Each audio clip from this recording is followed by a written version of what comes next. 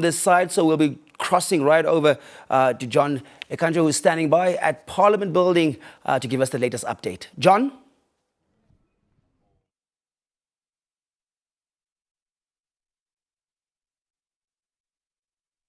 So much for joining us. My name is John Ekanjo and I'm coming to you live from Parliament this morning, of course, or rather this afternoon. We are, of course, in anticipation of the much anticipated State of the Nation address that will be made in just a couple of minutes now. Of course, the President already has made her way here at the chambers, rather at Parliament, and just in for a short briefing before she heads into the chambers, of course, then to start the parliamentary session. Already we have seen also a lot of members of Parliament already making their way here. Of course, what I can tell you is that a bit of a solemn, mood at the Parliament here. Of course, knowing, of course, talking about the late passing of the late, that is James Nandi-Ndaitwah, and of course, we have seen a lot of members of Parliament unite, also talking about what a strong leader he was. But I want to speak to one of the members of Parliament, also just to speak to us about perhaps what is expected today and what we can also perhaps also expect in the address of the President later this afternoon. We are talking to Honourable Velo Mtenya, who's of course a member of SWAPO party in the Parliament. Honourable, thank you so much. Very good afternoon to you. Thank you so much for joining us. First of all, talk to us firstly, the solemn mood that we are seeing at Parliament, the passing of Honourable James Nandi-Ndaitwah. How would you describe him as, of course, as a party member as well? Perhaps that's also your reflections on what you experienced after learning of his passing. Yeah, no, thank you very much, my brother. This is quite a difficult moment in which we are, as much as we then have to get the address from our President. Honorable James Nandi-Ndaitwah, that have left us, was really key and very much important young person in the National Assembly, whom some of us who have been advocating so much on youth to get on the desks of decision making. He has been one of our focused person that we could always point out and say young people can indeed do, and that is when he was appointed as governor by the late President, His Excellency Dr. Hage Geingob. And to see him have been in Parliament advocating, a very sharp gentleman with command in the manner in which he says his facts, very good debater, and to have lost him at this very difficult time, it's really disheartening us, and the mood obviously has really been affected. However, we have to move. The legacy that he has left us is that we need to move and pick up where he ended, and may his soul rest in peace. Thank you so much for that. Honourable, perhaps looking at the expectations of the State of the Nation address that is, of course, anticipated in just a few minutes, what can you say perhaps is highly expected, perhaps in looking at some of the priorities you have been also working hard towards, perhaps the challenges or experience in the past in the past 2 years? What would you say are some of the perhaps top tier address that you hope the President will address to this afternoon? Yeah, obviously this is the second SONA of Her Excellency, and obviously the first one she has informed us and the public as to what she expects to be done in the 8th administration. And one key thing obviously that has to come out of this one is possibly to give a report then of what the executive has so far then made progress on the decisions and directives that were given, and amongst them is the rollout of the free high tertiary education or subsidized higher education. Obviously, you would want to give an update as to how far we have achieved that. And the other thing is also the natural resources beneficiation that has been key to this administration as to how far we are unpacking the oil and gas industry and how the expectations that the society should expect in terms of the stages we are moving toward unpacking this industry. However, there's also a key thing that as a young person, as a young member of Parliament is looking forward is to hear from Her Excellency the President in terms of the fight against youth unemployment. What has so far has happened in the executives in all the ministries that we have, and the private entities as to how they have really come up in terms of fighting high unemployment, youth unemployment. employment. But we can't forget about rural development. The majority of our people are staying in rural areas, so the developments and projects that are taking place in rural areas in terms of water, roads, infrastructures, we have seen many roads have been constructed, groundbreaking has taken place. So we are looking forward to those reports, positive reportings that has really done and have taken across the Republic of Namibia. But one of it, which is key and best performance that we have done, is to see the groundbreaking of the sport fields, and most of them being taken in rural areas where our young people are really not provided with those opportunities. So a lot has been seen, the dust has been seen, and we are looking forward to the President to give us that report of what the executives have implemented and what possibly other things that we need to move forward, more especially after in this financial period. Going back to your earlier point, of course, looking at the debates around the oil and gas and resource beneficiation, there seems to have been quite tense debates, and of course seems to be not coming to a solution. Would you say there's been any progress made as far as that debate specifically on oil and gas and resource beneficiation is concerned? Yeah, no, we are clear. It is in agreement of everyone that in terms of our natural resources must benefit our people. That is value addition, where when we give opportunities to investors, being in mining, being in oil and gas, being in every kind of natural resources that we have, it's time that we ensure that value addition takes place in this country. That if we are producing copper, we're mining copper, we give an opportunity to mine copper, we must add value to it and produce copper wires within this country so that then we industrialize and create opportunities. So I think that is the understanding of everyone, and that is what we are all debating in agreement to that. That must be the route. However, surely we must then close the other loopholes that may not be so comfortable or others are not comfortable with. Those are the little things that we need to close up. Otherwise, all of us are in agreement, local beneficiation. We must make sure that industrialization takes place in Namibia. Absolutely. Honorable, thank you so much. Wish you all the best for the session. Thank you very much. Absolutely. Now, of course, that was the reaction we just got from one of the members of Parliament, just giving us a glimpse into what to expect, perhaps from the President's State of the Nation address. But for now, we just take you to studio to have, of course, some of the discussions, but no, not actually studio yet, but rather in the chambers to hear what the Speaker has to say, of course, in preparation for the State of the Nation address right here at Parliament. Stay with us. We'll be right. My humble, I implore all honorable members to remain standing until the President procession enters the chamber.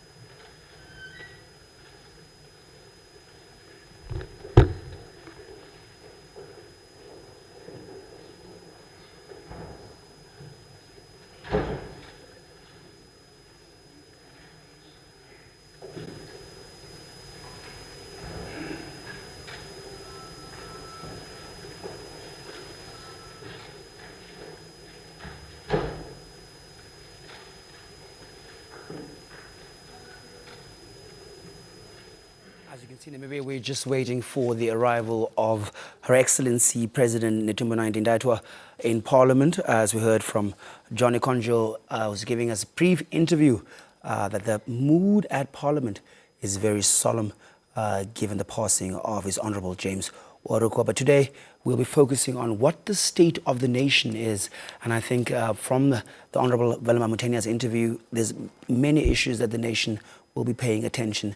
As you can see, the members of Parliament are standing, waiting for the arrival of Her Excellency.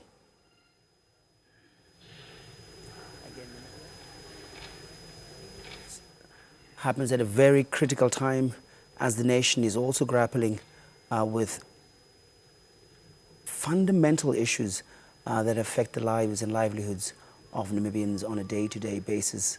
And there you can see the National Assembly members that are awaiting the arrival of Her Excellency to give us an update, as this will be her second State of the Nation address. After the State of the Nation address, you can join us back here in studio as we'll be giving you an analysis of the President's speech. We'll be joined by the youth activist, that's Mr. Gerson Nyombo, who's also a member of the Children's Parliament, as well as Mr. Mali Lukukela, who is an economist, as well as a young lady from the University of Namibia Political Science Student Department, Ms. Kaunalenga Kapewa. But this is the day where the President from the executive branch is going to give you a report within the legislative branches of the government. As you know, there's separations of power between the executive, legislative, and the judiciary. And today, the executive reports to the legislative. Namibia, Her Excellency, is ready to give the SONA for 2026.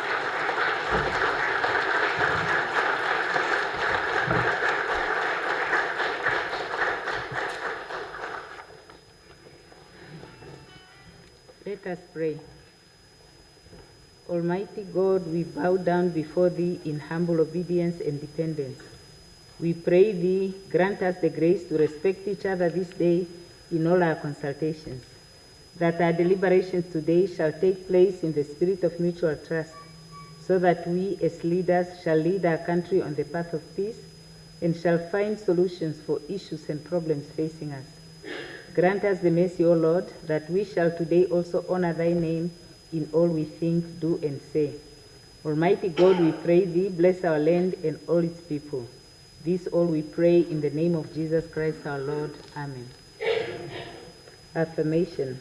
I solemnly affirm that I will be faithful to the Republic of Namibia and its people, and I solemnly promise to uphold and defend the Constitution and laws of the Republic of Namibia to the best of my ability.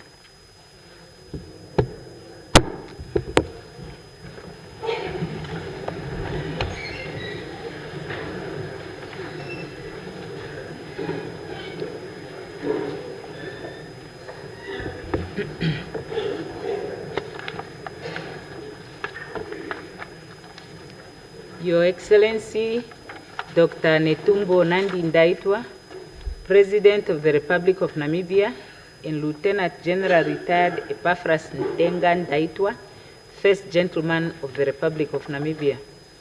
Your Excellency, Lucia Vetboy, Vice President, Right Honorable Elijah Ngurare, Prime Minister, Honorable Lucas Muha, Chairperson of the National Council, Honorable Philippus Katamelo, Deputy Speaker of the National Assembly, Honorable Emma Tangi Muteka, Chairperson of the National Council, Honorable Members of Parliament, members of the Diplomatic Corps, all invited guests, fellow citizens, members of the media, very good afternoon. Pursuant to Article 32, Sub 2 of the Constitution, the President and Cabinet shall each year, during the consideration of the official budget, attend Parliament. During such session, the President shall address Parliament on the state of the nation and on the future policies of the government, shall report on the policies of the previous year, and shall be available to respond to questions. Your Excellency, it is my pleasure to extend a warm welcome to you at this Parliament, and more particularly to the Chamber of the National Assembly. This occasion represents an annual moment of convergence that the Houses of Parliament look forward to with great anticipation, bringing together the legislative institution and the executive embodied in the person of our head of state and government. The President, who derives her mandate directly from a popular vote, is constitutionally called upon to deliver a State of the Nation address before Parliament and to engage in substantive dialogue with the elected representatives of the electorate of the Legislative House. Through this process, we actively sustain democratic accountability and governmental transparency that underpins our constitutional order. It is therefore in accordance with the provisions of Article 32, Sub 2 of the Constitution and the conventions of this institution that I now have the esteemed honor of formally inviting Her Excellency President Netumbo Nandi-Ndaitwah to address Parliament and the people of Namibia on the state of our nation. Your Excellency, you have the floor.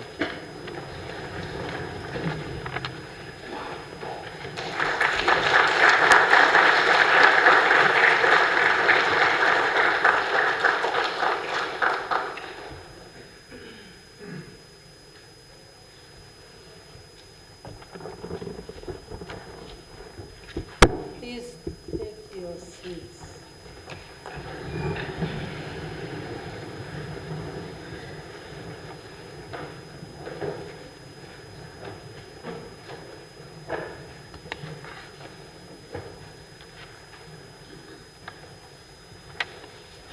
Honorable Speaker, honorable members of Parliament, we could have not foreseen that this address would be presided by such a profound grief. Comrade James Onomatha-Kwerikwa and his son, Veturo, tragically passed on in a car accident on the 3rd April 2026, leaving their family to bear an unimaginable loss. We wish those still hospitalized a swift and full recovery. The loss of Comrade Kwerikwa is a loss to his family, to the National Assembly, the SWAPO Party, and indeed the Namibian nation. He embodied Namibia's hope and stood firm for unity in this chamber. We are deeply pained by his passing and should commit to honoring his legacy in this august house. I now kindly ask that we rise to observe a minute of silence in their honor.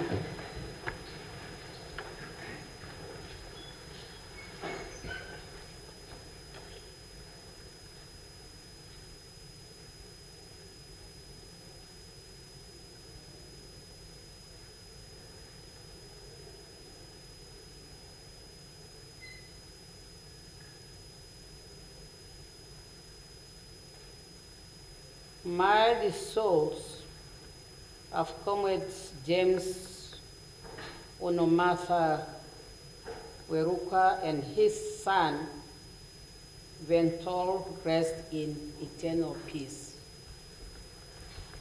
Please take your seats.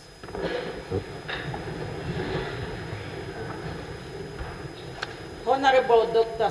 Sarah Kuongero-Amadila, Speaker of the National Assembly, Honorable Lucas Sinimbo Muha, Chairperson of the National Council, Honorable Katamero, Deputy Speaker of the National Assembly, Honorable Emma Muteka, Deputy Chairperson of the National Council, Right Honorable Elijah Ngurare, Prime Minister and Leader of Government Business in Parliament, Honorable Sophia Nango Shaningwa, Secretary General of SWAPO Party, Honorable Emmanuel Nashinge, Leader of the Official Opposition in Parliament, leaders of political parties represented in Parliament, honorable members of Parliament, our special guests, Her Excellency Lucia Vetboy, Vice President, Lieutenant General Epaphras Ndenga-Ndaitwah, First Gentleman, our service chiefs, Your Excellencies, members of diplomatic corps, members of the media, fellow Namibians. For 35 consecutive years, Namibia has honored the constitutional mandate for the President to deliver the State of Nation address as enshrined in Article 32(2) of the Constitution. The SONA requires the head of state to report to Parliament on national affairs, outline future policy directives, and account for the government's action over the previous year. I pay tribute to the vision and leadership of our founding president, of a father of the Namibian nation, and leader of the liberation struggle, His Excellency Dr. Sam Safishuna Nujoma.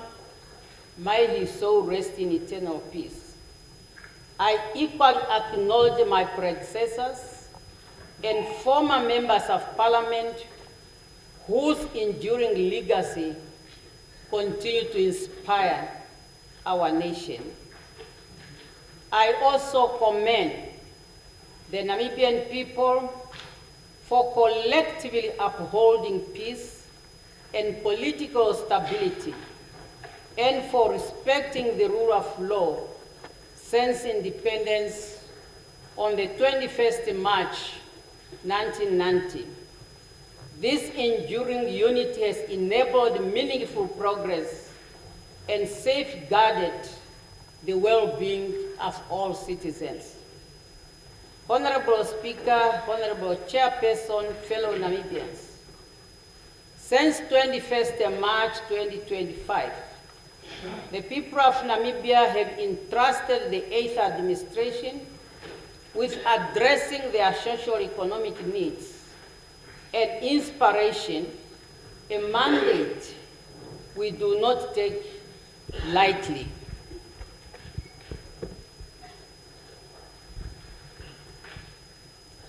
In my maiden SONA statement on the 24th April 2025, I committed to lead with integrity and accountability, and to diligently implement the principles of the SWAPO Party Manifesto 2025-2030, centered on unity in diversity, natural resources beneficiation,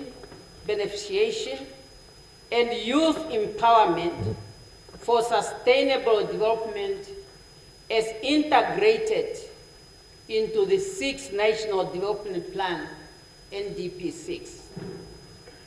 Through the relentless implementation of NDP6, we steadily advanced towards a conclusion of Vision 2030. This approach ensured that our policies remain coherent, focused, and aligned with our long-term national objective. Therefore, the theme of today's address, which is advancing towards the realization of Vision 2030. Honorable Speaker, Honorable Chairman, fellow Namibians, one of the major tasks of the year under review was the launch of NDP6 in July 2025. The plan will conclude Vision 2030 as enshrined, is anchored on 4 broader pillars. These are economic growth, transformation, and resilience. 2, human development and community resilience. 3, environmental sustainability. And 4, effective governance and public service delivery.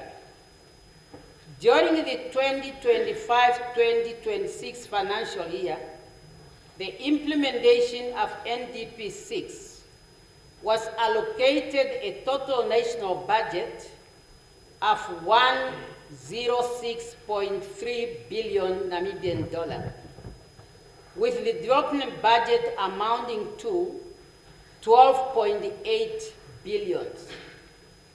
Of the development budget, around 9.6 billion was from the State Revenue Fund, while 3.1 billion came from the development partners, representing 3% of our national budget.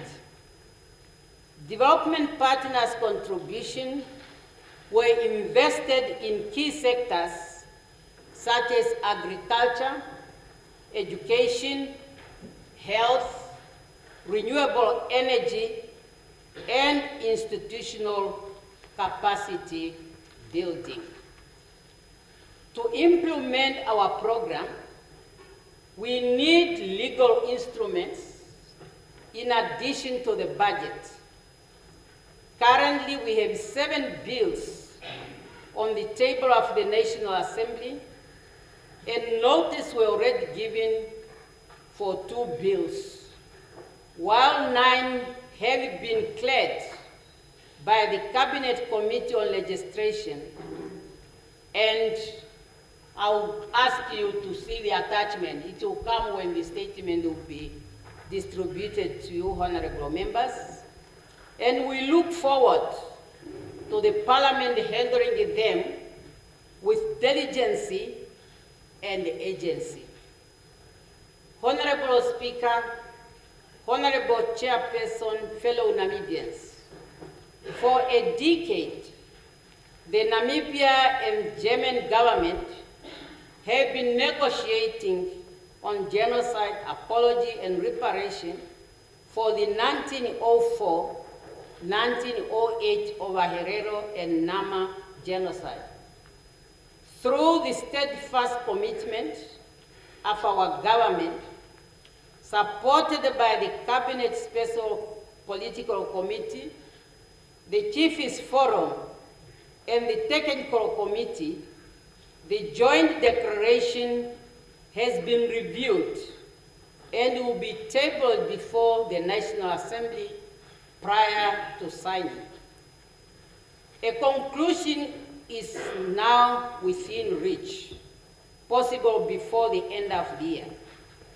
We count on our collective political will and to close this dark chapter and begin the long-awaited process of healing.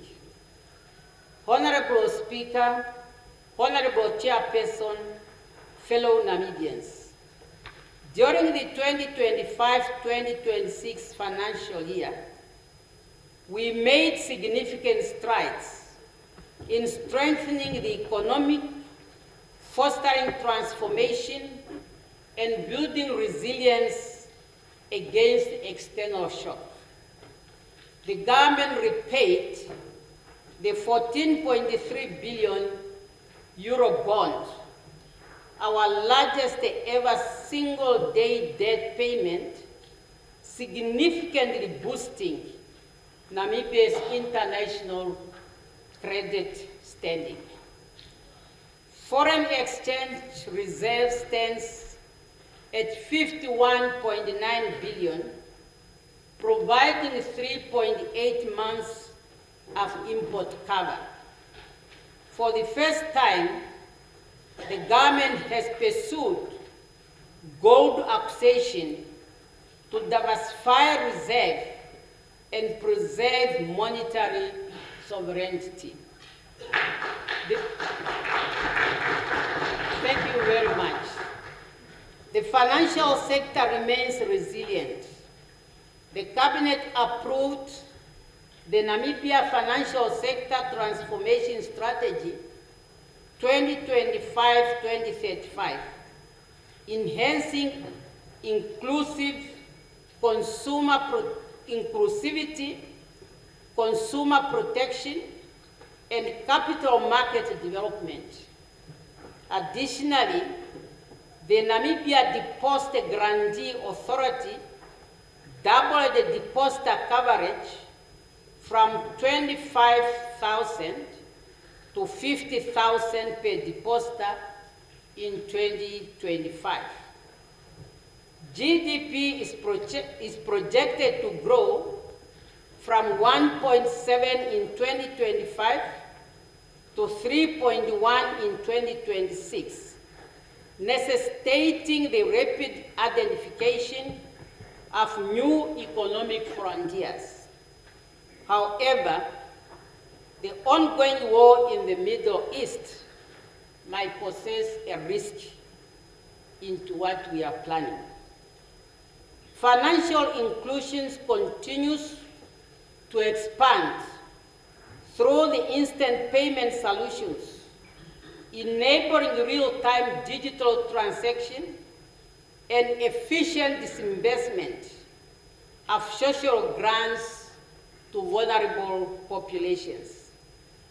In tax administration, significant strides have been made to speed up VAT refund with turnaround time reduced from 90 days to 30 days, thereby improving cash flow for businesses and supporting economic activities, particularly as we value the role of the private sector in our economy.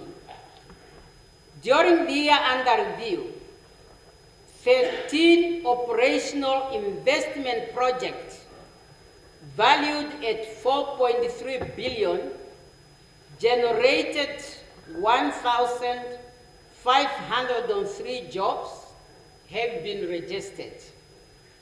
A further 15 projects worth 63.5 billion are underway, including the Osino Gold and Benamen Etango uranium mine, with 1,934 jobs already created, and 24,195 jobs are projected at full operation. In another effort to strengthen the business climate, last year I hosted the inaugural Namibia Public-Private Forum, which led to the formation of task forces on economic recovery, health, and housing.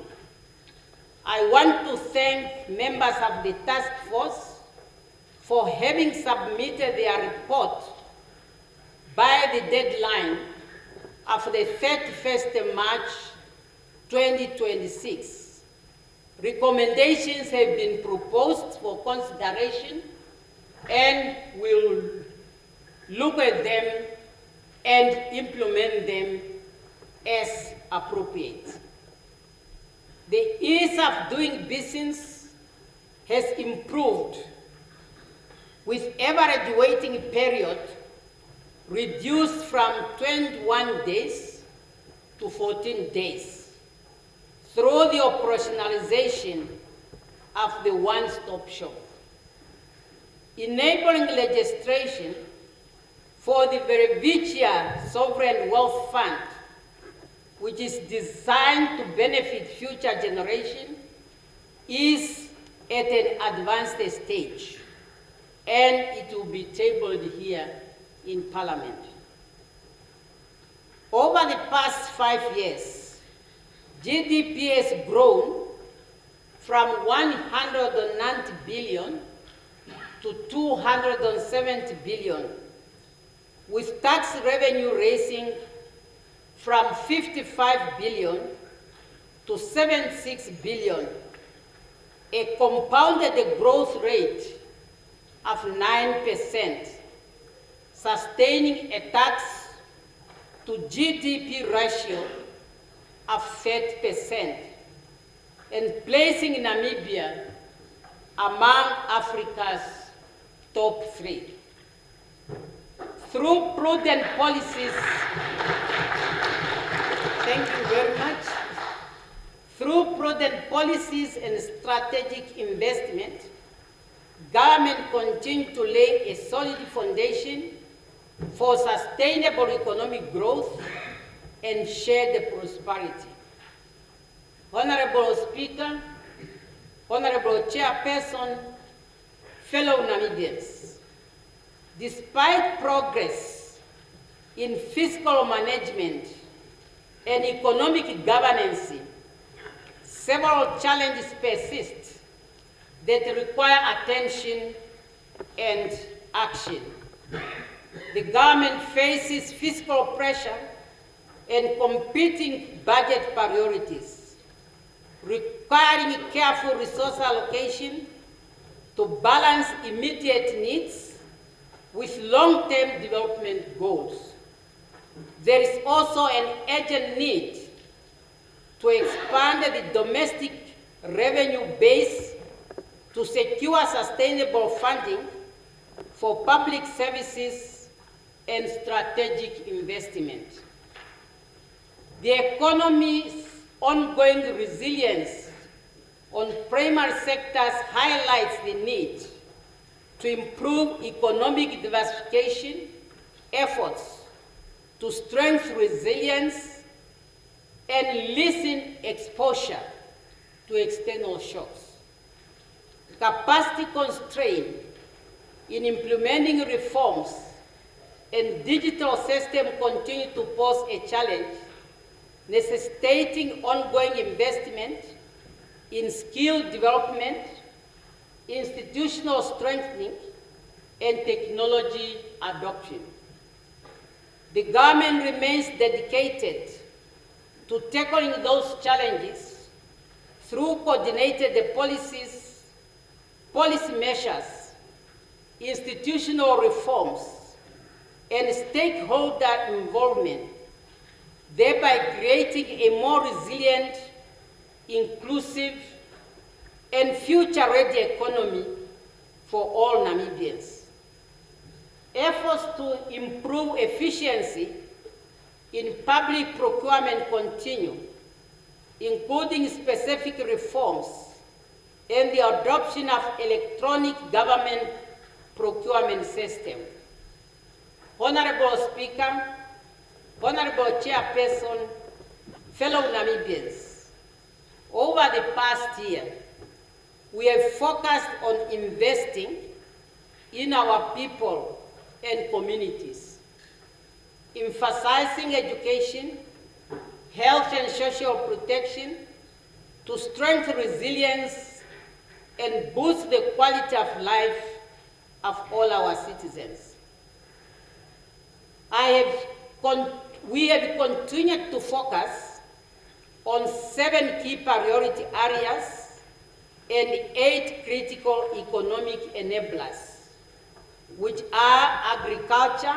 The priority areas are agriculture, sports, youth empowerment, quality education and training, creative industry, and quality health and social welfare, land, housing, and sanitation.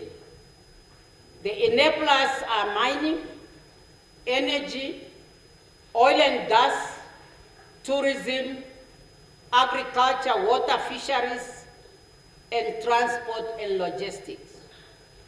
With agriculture, the 8th administration aims to make Namibia food self-sufficient by reducing the country's reliance on imported food items by 8% by 2030. During the period under review, Namibia exported agricultural products worth $2 billion, totaling about 90,000 metric tons. Of this amount, 62% consisted of table grapes, while 14% were tomatoes.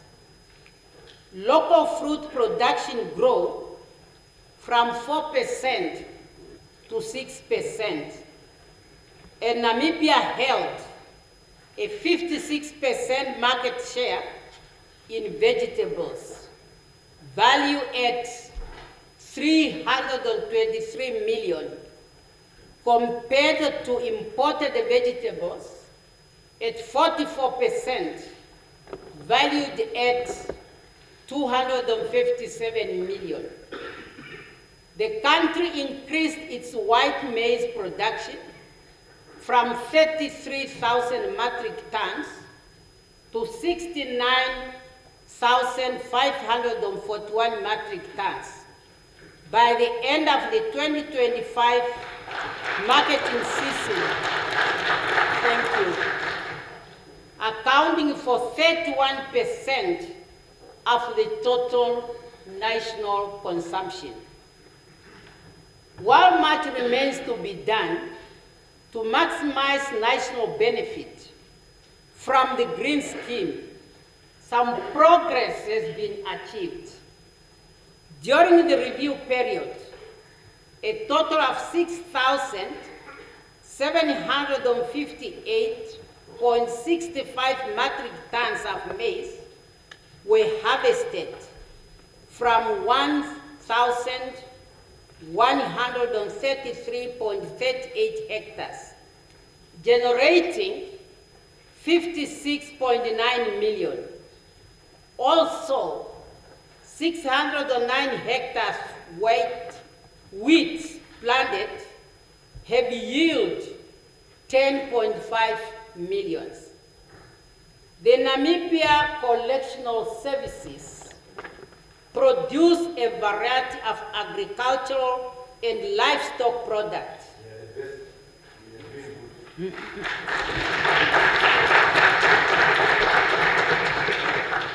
I'm happy they are being guided by a good president.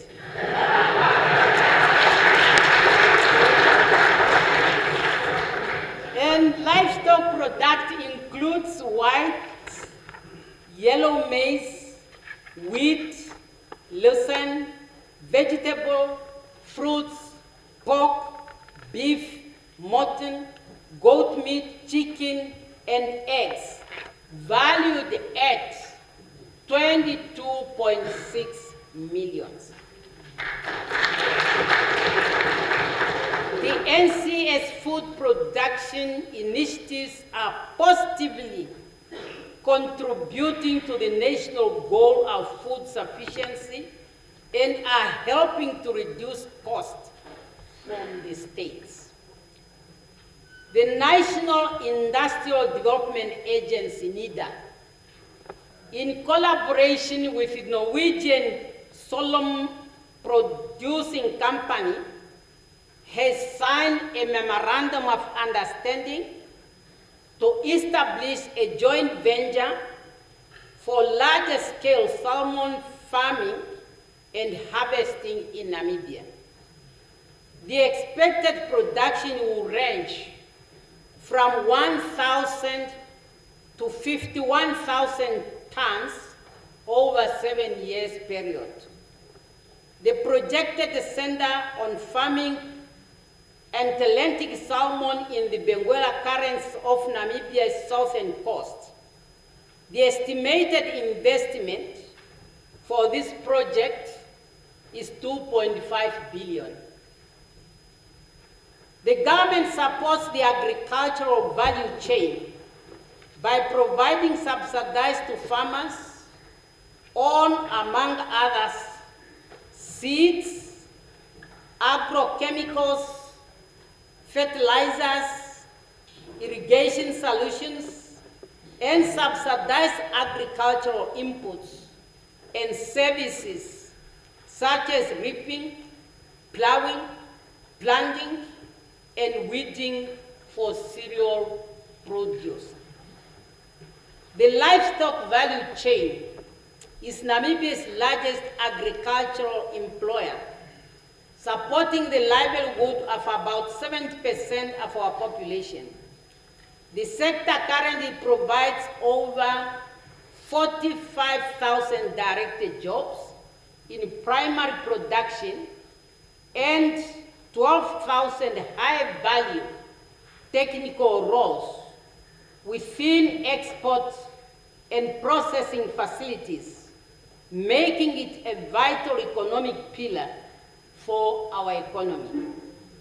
It contributed 3.5% direct to GDP, increasing to 6.2% when including manufacturing and value addition, which clearly demonstrates our growth at home strategy in action.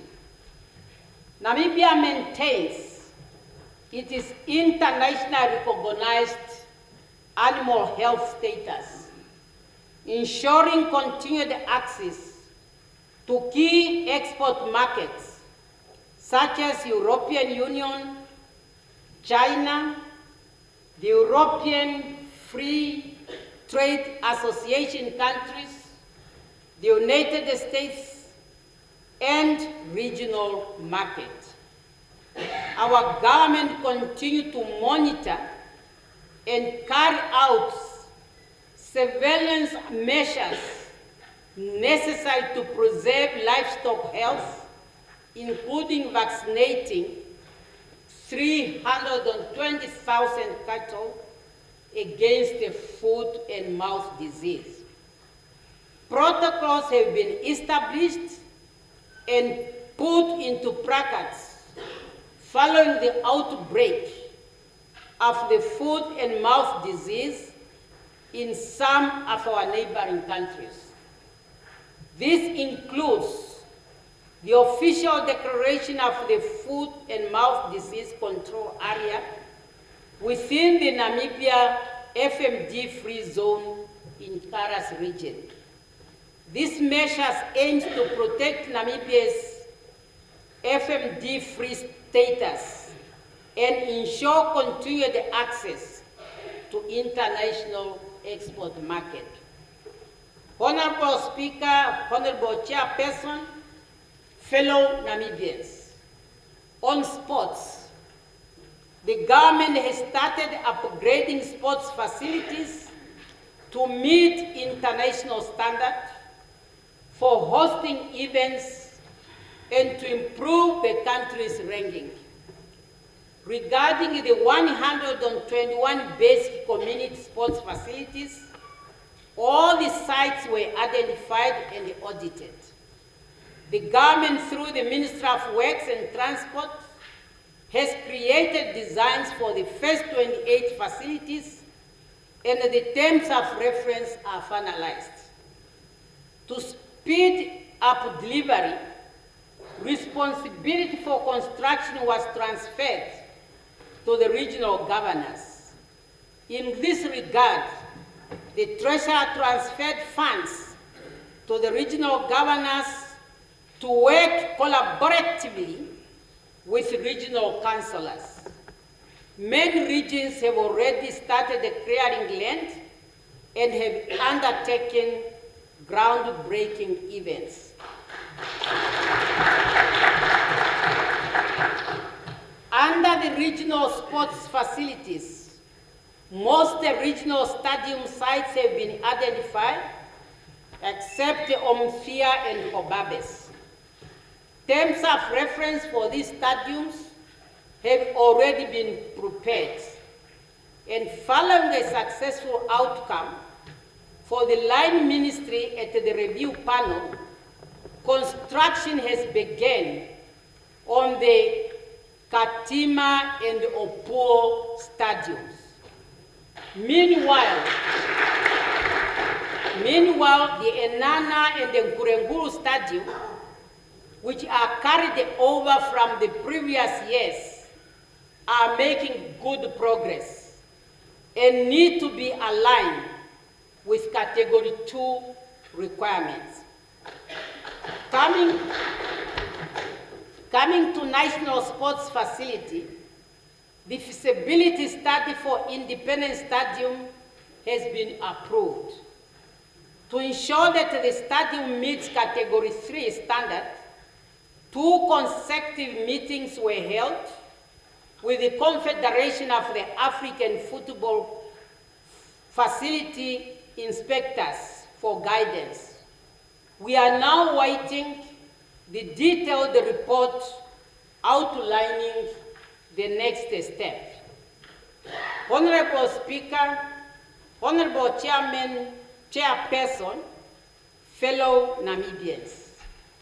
On youth empowerment, the government continues to prioritize youth development as a vital part of national progress. Consequently, there are several programs targeting youth from various perspectives.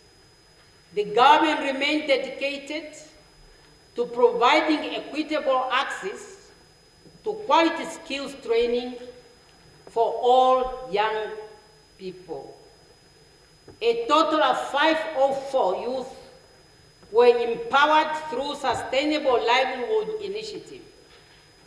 This includes 104 young people trained in mushroom cultivation across all 14 regions, with 6 regions already receiving start-up material and 400 youth trained in biomass production and prepared for deployment to the production sites.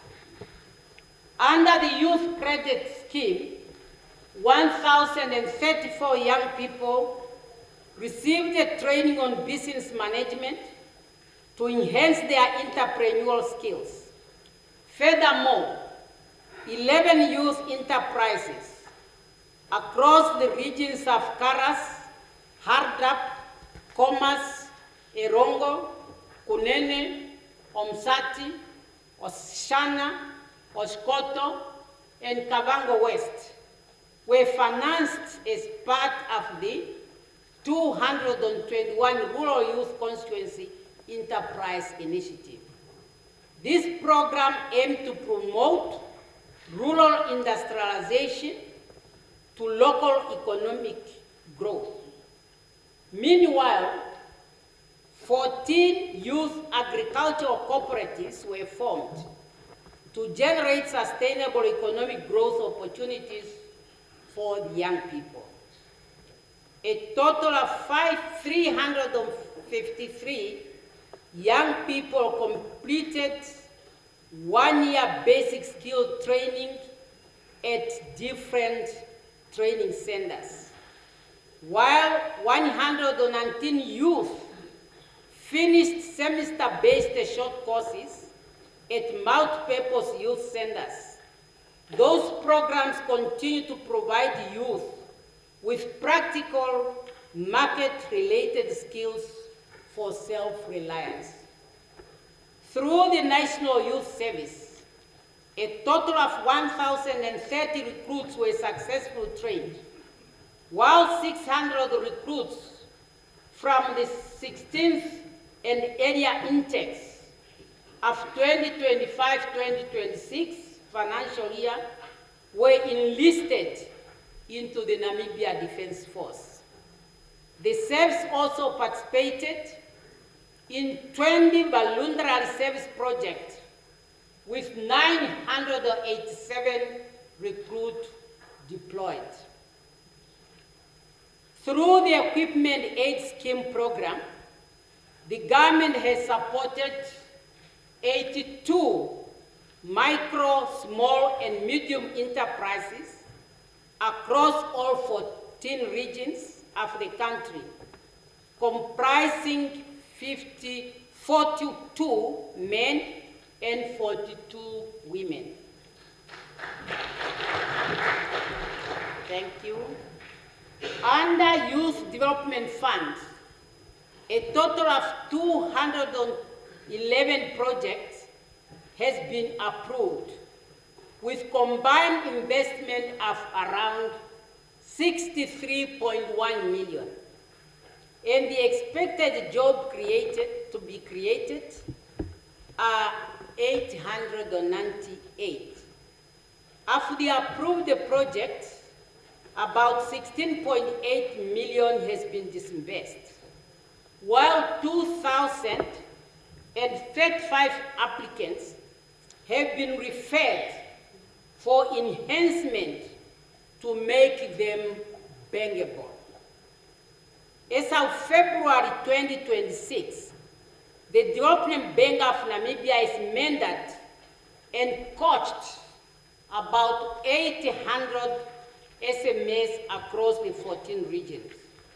This mentoring and coaching strategy aims to build the capacity of SMEs with skill to access capital.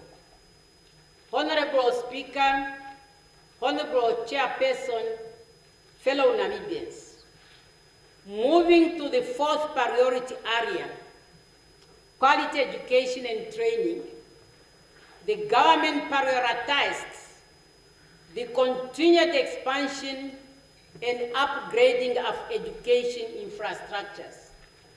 Subsequently, 237 primary classrooms, 172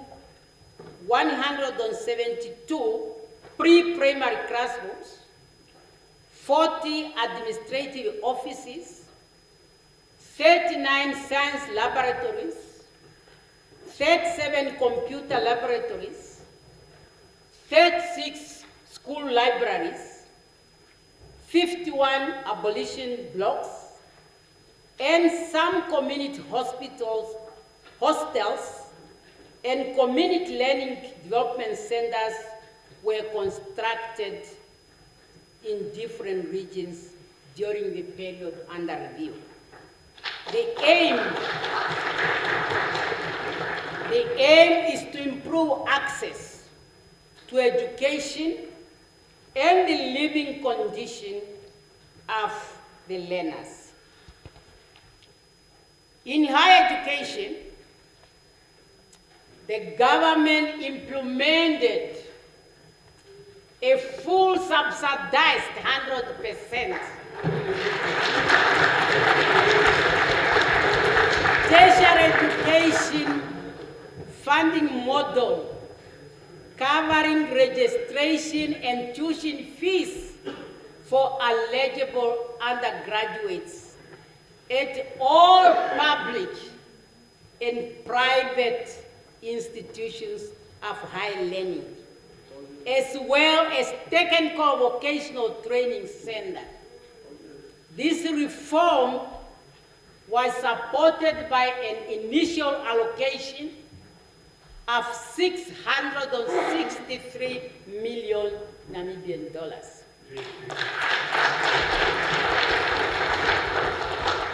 In the same vein, student support was broadened through the Namibia Student Financial Assistance Fund, which increased the household income limit for non-tuition fees to 300,000, thereby allowing more middle-income families to qualify.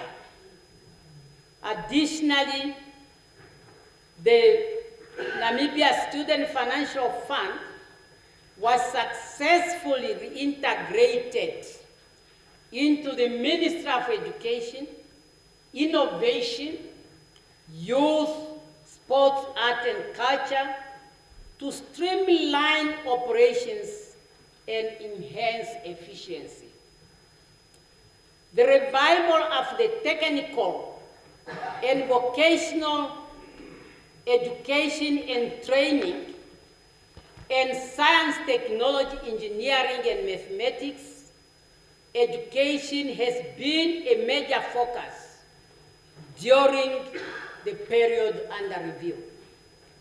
Initiatives such as the 2026 Science, Technology, Engineering, Art, and Mathematics, well known as STEAM, export and strategic partnership, including GIZ, Pro-Tibet program, have speeded up the integration of green and digital skills into vocational training curriculum.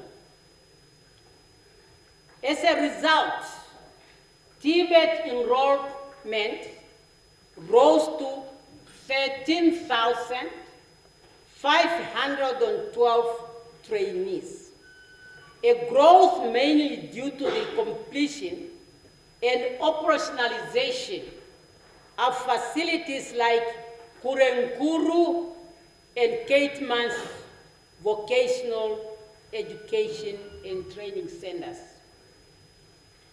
To better align education with industry needs, new programs have been introduced, focusing on green hydrogen, renewable energy, and other emerging industries, including oil and gas.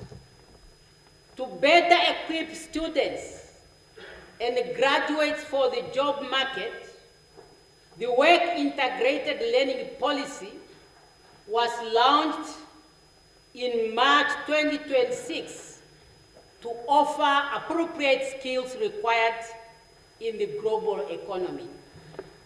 Improving teaching and learning outcomes at the school levels remains one of the government's strategic priorities. As a result, the school curriculum is continuously revised to stay relevant to current realities. In this regard, learners' performance at both the Namibian Senior Secondary Certificate Ordinary level and the Namibia Senior Secondary Certificate Advanced Subsidy has improved during the 2025 academic year.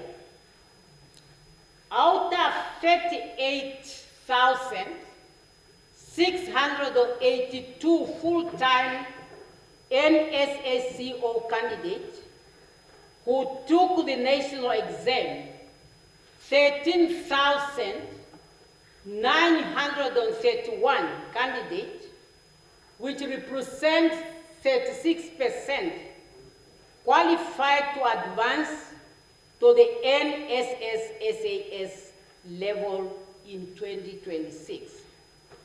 This marks an improvement from 12,031 candidates, which is 29.5%, who qualified to advance to the NSS-SAS in 2025. This improvement has shown that 40.5% of NSSCO candidates who took the 25 national exam meet the admission criteria for degree programs at higher educational institutions. Achievement under the 20-point target, which includes certificate, diploma, and TVET-related studies, rose from 53.7% to 60.2%, reflecting a 6.5 increase compared to the 2024 cohort. At the NCCSA level, a total of 11,968 full-time candidates took the 2025 national exam. The percentage of candidates achieving a required symbol in 3 subjects for university admission is 70%. Honorable Speaker, Honorable Chairperson, fellow Namibians. In the creative industry, from April 25 to March 2026, the country attracted 59 foreign film projects showcase Namibia's stunning location, while local filmmakers produced 36 films. Those activities created 1,240 temporary jobs in catering, transportation, hospitality, crew, cast, and producers, and led to the local high earning about 18.86 million Namibian dollars. Overall, both foreign and local film production contributed an estimated 47 million Namibian dollars into our economy. To further boost the industry's growth, the Namibian Film Commission invests 200,000 each year in skill development program through a 3-year partnership with the University of Science and Technology. This investment aims at upskilling, enhancing local talent, and positioning Namibia as a competitive player in the global film industry and in job creation.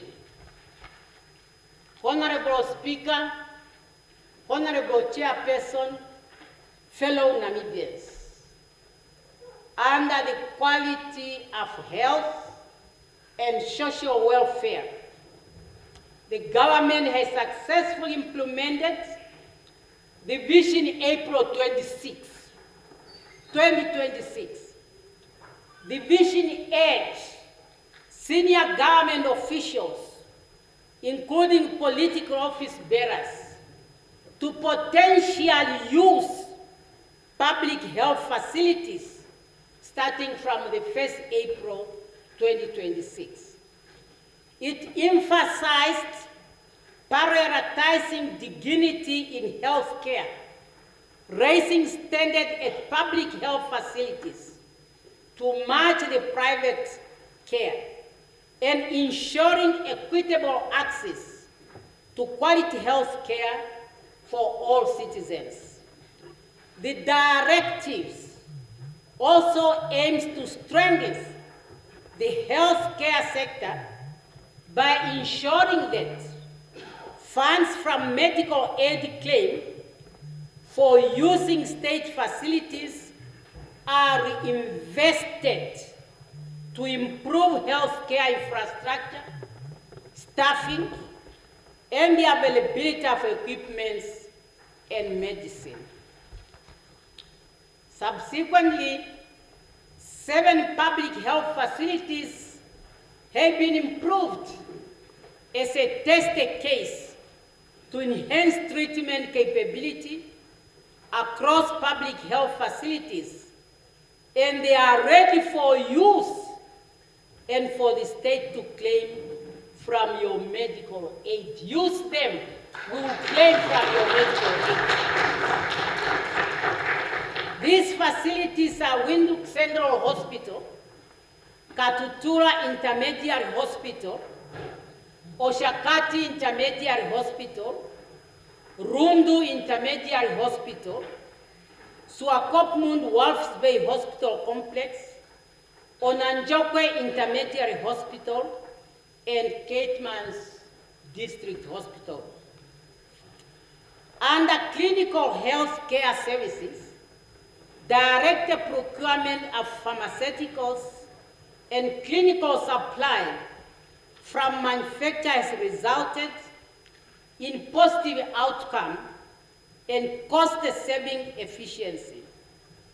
By directly procuring medicine from manufacturer, the medicine service level has increased to 57% across the system, up from 49% before those efforts began. Savings from the procurement method have been redirected and reinvested into the system by buying more medicine.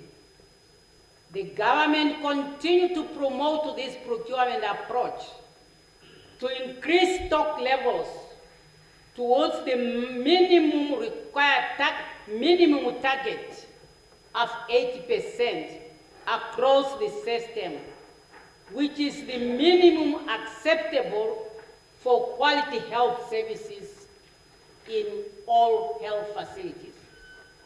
The government has also extended this procurement dispensation to include medical equipment. This cost-effective model aims to fulfill significant gaps in equipment supply at the state facilities. An award of 164 million has been granted at one well-known medical equipment, renowned medical equipment manufacturer for deliveries which to be done in the next 3 months. This delivery include, among others, the CT machine designed for Caitmans Hospital. It will be the first in Caitmans.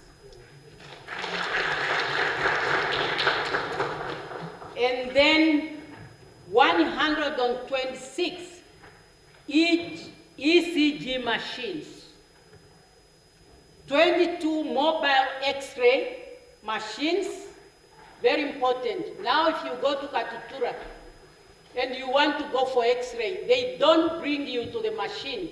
If you cannot move, they bring to your bed, and it's just as good as you are going to the X-ray room. I saw them, I was there.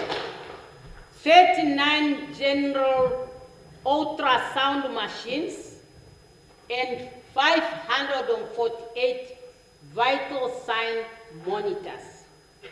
Furthermore, 36 ambulances were purchased and distributed nationwide to ensure emergency health care services.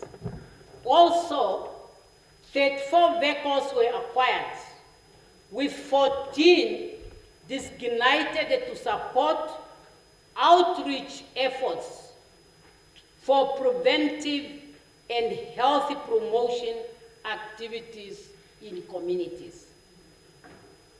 Regarding human resources for health, the government has hired 3,471 employees. This rapid recruitment has led to a better service delivery and shorter waiting times at health facilities. Go to Katutura, you want your medicine, if you stay longer, it's 15, 20 minutes. During the year under review, over 51,000 people with disabilities received assistive device, and a vital step towards ensuring mobility and full participation in society. And more than 1,235 wheelchairs were purchased and distributed. I'm pleased to report also that 4 clinics and 1 health centers have been completed. This is the Onangulo Clinic, Ompunja and Onamkulo clinics, as well as Mambushe clinics. At the same time, the Osin Care Health Center was also upgraded. The Makulili Clinic in Okuryongava Health Center in Windu, the Makulili Clinic and Okuryongava Health Center in Windu are now opening 24 hours, including weekends. Also, 5 specialized units have been completed and they are full operational in the following hospital. Katima Murilo ICU is functioning. Caitmans, Katima, and Walfish Bay, you have functioning kidney dialysis. And the neonatal intensive care unit in Swakopmund is also functioning. The Walfish Bay Oncology Center, the first oncology center and chemotherapy facility outside Windhoek, was inaugurated in February 2026. A new 120-bed maternity ward at Onanjokwe Intermediary Hospital is open, and a 17-bed intensive care unit at Oshakati Intermediate Hospital have been completed. Go and see it. Honorable Speaker, Honorable Chairperson, fellow Namibians, the government successfully contained the cholera outbreak in Opuo and Mpox outbreak in Swakopmund and Crimea Congo hemorrhagic fever outbreak in Hobabes. An 89% nationwide vaccination rate was achieved against the circulated vaccine-driven poliovirus type 2, which was detected in Rundu, Windhoek, and Hobabes. In our efforts to enhance service at public health facilities, the government has restored hot water at Windhoek Central Hospital with a budget of 6.4 million after 15 years without water. It was very sad. And we are busy now with the Katudura Hospital. Hot water is hot water. You have it everywhere you go. How do you want it? Just go there, it's there. Hot water is hot water all over the world. How you heat it, it's hot water. I'm sure you are enjoying it and you know it's a big success. Thank you very much. Honorable Speaker, Honorable Chairperson, fellow Namibians, under land, housing, and sanitation, a total of 14 townships were approved and proclaimed as now towns. This is the Brock Horus and Caitmansop, they were proclaimed. Marinda Extension 5, and many others. You will see them also in the books. Other newly proclaimed towns include Onipa, Utapi, Extension 20. Similarly, development occurred in informal settlement areas, such as Okanjegedi, South Extension 2 in Oshakati, as well as the greenfield areas like Etati in Opuo, Block D in Rebot, and the Rundu Extension 44. Progress has also made in servicing plots, including providing water, sewage, roads, and electricity. About 604 service events were delivered in Ochuarongo and Omaruru through partnership with community-based organizations. Land servicing initiatives have begun in Windhoek with 5,000 events, and in Walvis Bay, Rundu, Oshakati, and Caitmans, each 1,200.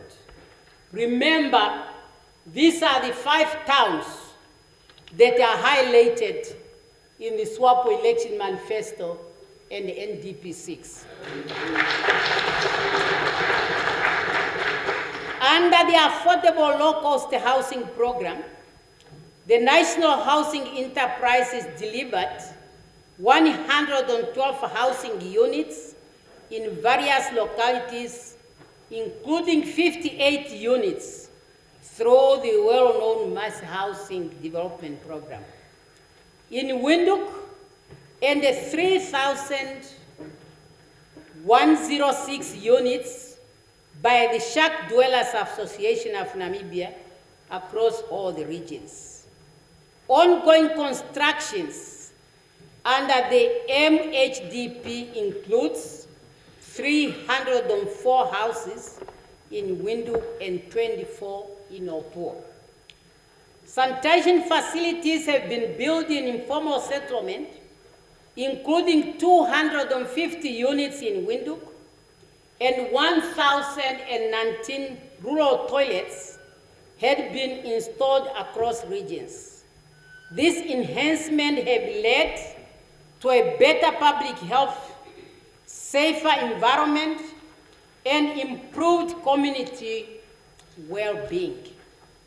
The government continues to promote equitable land access through comprehensive land reform and resettlement program. In this regard, 24 farms were purchased in 2025-2026 financial year at a cost of 238 million. 10 farms for National Resettlement Program, 11 for general farmer workers and farmers in corridors, and 2 farms for the resettlement of Botswana of Namibian descent, and 1 farm in the vicinity of Nectra Dam. We have resettled some 52 people during the period under review, and the program is going on. Honorable Speaker, Honorable Chairperson, fellow Namibians, as I reflect on the government's performance during the year under review, I'm pleased to note that the 8th administration's policy intervention through the 8 critical economic enablers are also producing promising results. The mining sector continue to significantly contribute to the GDP, foreign exchange earnings, and job creation. During the 2025-2026 financial year, the sector generated over 64.7 billion in export earnings and collected 1.4 billion in royalties, while 508 jobs were created. The uranium and gold subsectors have surpassed the diamond due to their global demand and high price, while diamond prices have declined because of the influx of labor-grown diamond flooding the market. At the 2026 Investing in Africa Mining Indaba, held in Cape Town, Namibia officially became a signatory to the Rwanda Accord, an industry-led initiative aimed at protecting the natural diamond category through coordinated global marketing and consumer education. A study on strategies for the sustainable use and value addition to Namibia's strategic raw materials and critical raw materials has commenced. Work on the developing The mineral beneficiation policy has also begun, and the Prospection and Mining Act of 1992 is under review to meet the sector's current needs. Honorable Speaker, Honorable Chairperson, fellow Namibians, regarding energy, our efforts focus on ensuring sustainability and reliabilities for all our citizens.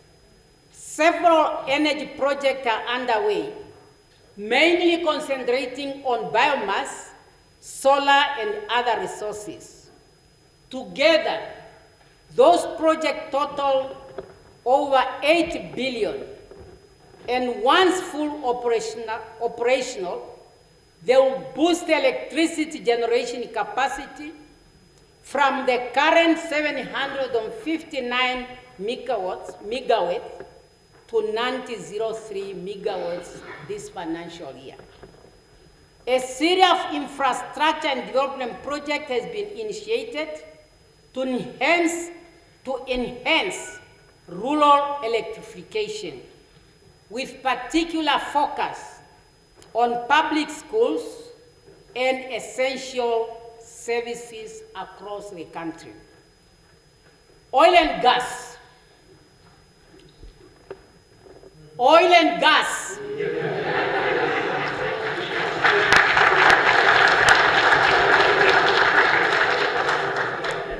I want to emphasize that this is a strategic sector worldwide. If it is not properly managed from the beginning, it could become a curse for our country, as we have seen in some nations around the globe. That's why I have, as your president, decided to oversee it directly under the presidency.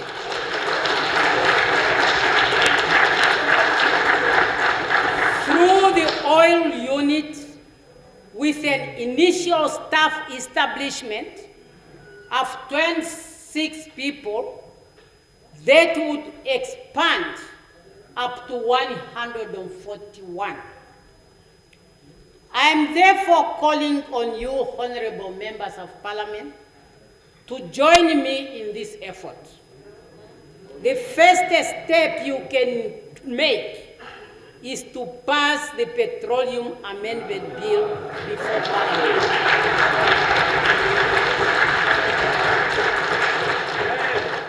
As 1 year is already lost since its establishment, the oil unit has conducted successful benchmarking visits to Guyana, Angola, Norway, and Algeria.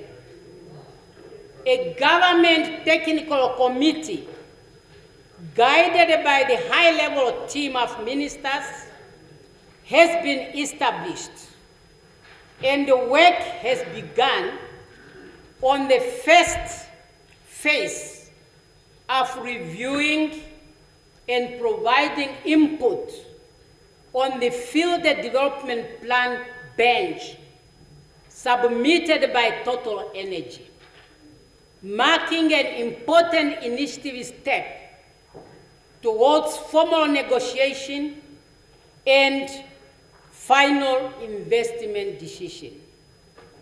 At my request, the government of Norway has agreed to provide us with technical support. One of the Norwegian delegated officer, who was part of the team that drafted Namibia Petroleum Act of 1992, visited Namibia for a week last month, and they are currently in contact with the oil unit in the presidency. Honorable members, if need, the oil unit is ready to engage the relevant parliamentarian committee for more information, as negotiations are not conducted in the chamber. I really ask you for that. Moving forward, the government has completed the regional consultations on local content policy to gather public inputs and prepare a comprehensive legislative review before presenting it to this House. Honorable Speaker, Honorable Chairperson, fellow Namibians, tourism positions our nation as a top destination. In this regard, our national park brought in a total of 183 million from entrance and conservation fees. Conservancies earned a total of 109 million in 2025 through joint ventures, concessions, and conservation funding. Regarding infrastructure development, staff houses and offices at Hardap Game Park, Namtoni, Caitmans, and Danfreyun Game Park have been renovated at a cost of 4.4 million. Furthermore, 183 kilometers of Etosha National Park has been upgraded with an additional 15 kilometers, and of course the Mahangu Park has been also upgraded with 13 kilometers. This is aimed at improving tourism infrastructure, conservation efforts, and wildlife management, while reducing human-wildlife conflict and promoting biodiversity conservation. Honorable Speaker, Honorable Chairperson, fellow Namibian, water. Securing water resource remains a key priority for the government. During the reporting period, rural water supply coverage grew from 83.5% to 84.9%, thanks to ongoing investment in this resource, which is a life. The government completed drilling 94 new boreholes, installing 135 water supply installations, rehabilitating 51 boreholes, and constructing 55 distribution pipelines, enabling 2,886 household water connection in rural areas in Namibia. In November 2025, I inaugurated the 250 million Ohangwena 2 well field, supported by the African Development Bank.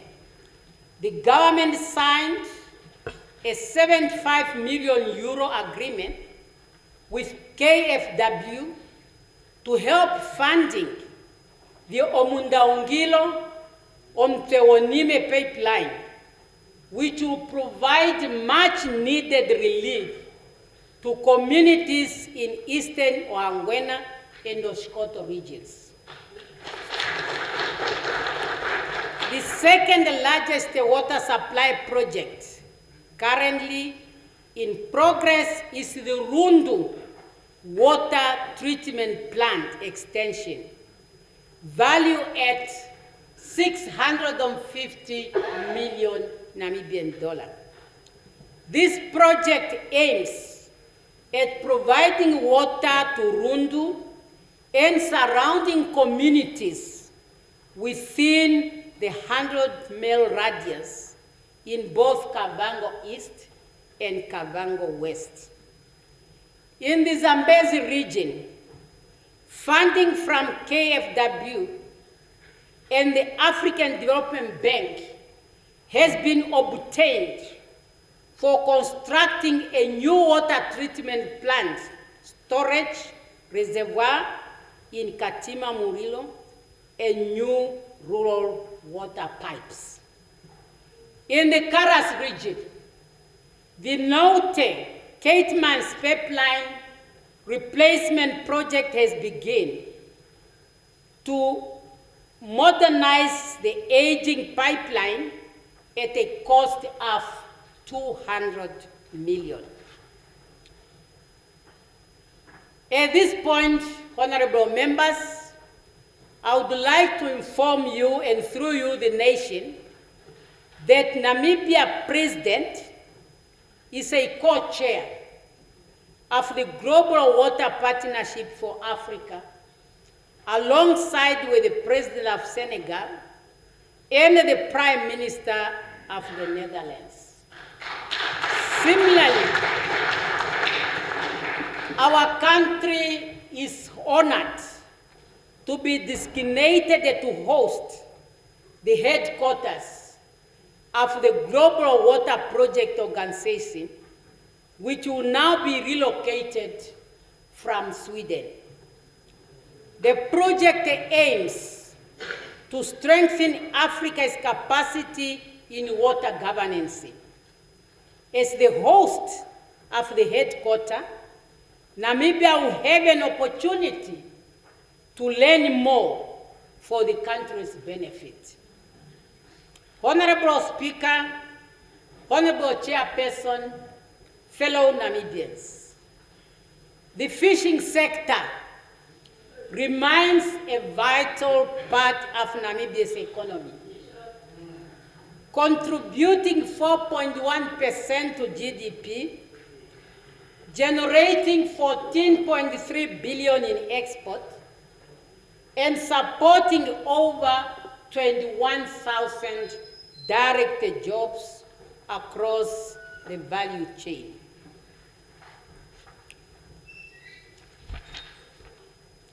The government promotes local value addition through the 70-30 policy ratio, which requires that fish quotas be processed on shore to maximize employment opportunity. We are currently at 100% for Mong and 80% for hake. And sooner, the latter will also be processed locally at 100%. However, there's a general downward trend in the main regulated species for total allowable catch, raising serious concerns about the sector's long-term sustainability and productivity. While the country continues with science-based fishery management, recent stock assessment reveals that several key commercial species are under increasing pressure. This highlights the urgency of adaptive management and strengthen conservation efforts to safeguard the future of Namibia's fisheries and the livelihood they support. Accordingly, a review of harvesting control rules for all subsectors has begun. And also, we are working on developing management plans for all TSE regulated species. Honorable Speaker, Honorable Chairperson, fellow Namibians, on transport and logistics, the government demonstrated its commitment to improving transport infrastructure by completing several key projects. This included the construction and completion of the RT 9/1 dual carriageway from Windhoek to Osea-Kutako International Airport, covering over 48.5 kilometers. A D4119 gravel road of 23 kilometers from Omlondo to Oshuli in Ohangwena region. The upgrading and maintenance of railway infrastructure across the country is ongoing, and 98 young people were trained in railway maintenance. The procurement process is underway for the Trans-Zambezi Railway project and the Ondangwa-Oshakati Northern Railway Extension Phase 3. Meanwhile, the Trans-Kalahari Railway project is at feasibility study stage. To strengthen this sector, 137 new recruits and 57 interns in engineering, quality surveying, and meteorologics have joined the Ministry of Works and Transport. Honorable Speaker, Honorable Chairperson, fellow Namibians, in our efforts to enhance safety and security in our country, a total of 1,779 cadet constable graduate from the police basic training courses intake of 2024-2025 fiscal year and were deployed countrywide. Additionally, 426 officers were appointed to the Namibian Correctional Services, while 404 recruits are currently undergoing basic training.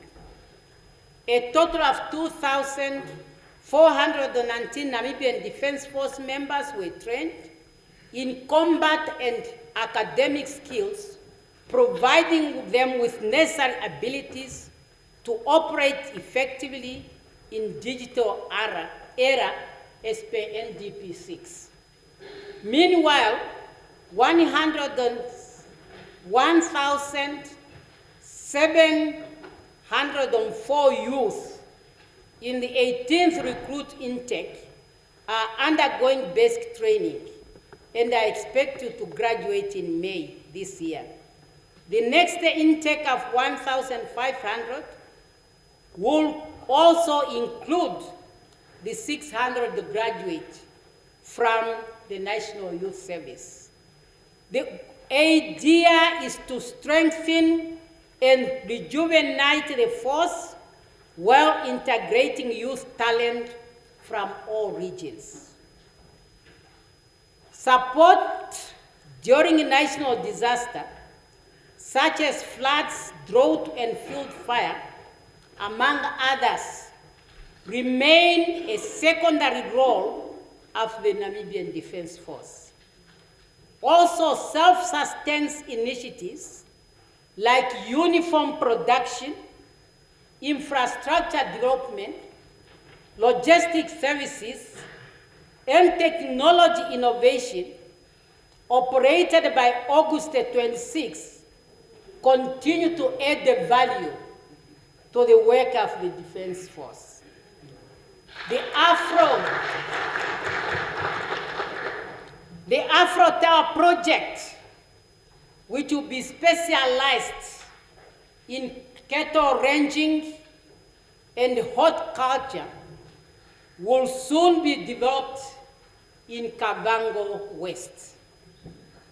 Home Affairs and Immigration, since the visa on arrival system became operational on the 1st April 2025, closer to 344,000 visas were issued.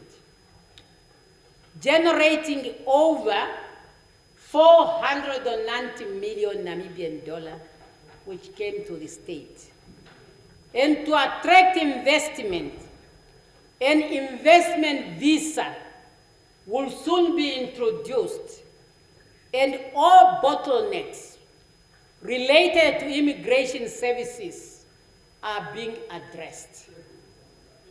Honorable Speaker, Honorable Chairperson, fellow Namibians, regarding social welfare, the government continues to honor the sacrifice of the veterans of the national liberation struggle and support the dependents of deceased veterans.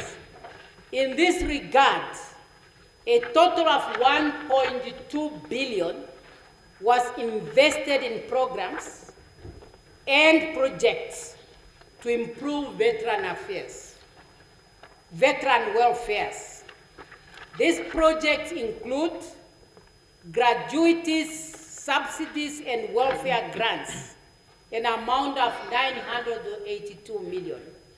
Funeral assistance, 2.1 million. Medical support, 800,000. Individual veteran project, 1,770 veterans were assisted, and the amount of 300 million was used. Psychosocial support to all veterans, exhumation of remains of foreign combatants, particularly in the regions Kunene and Ohangwena, are also part of these programs. Through these measures, the government emphasized its dedication to protecting veterans' dignity, welfare, and recognition. On disability affairs programs, 217 students have benefited from educational support programs across all 14 regions, totaling 7.8 million.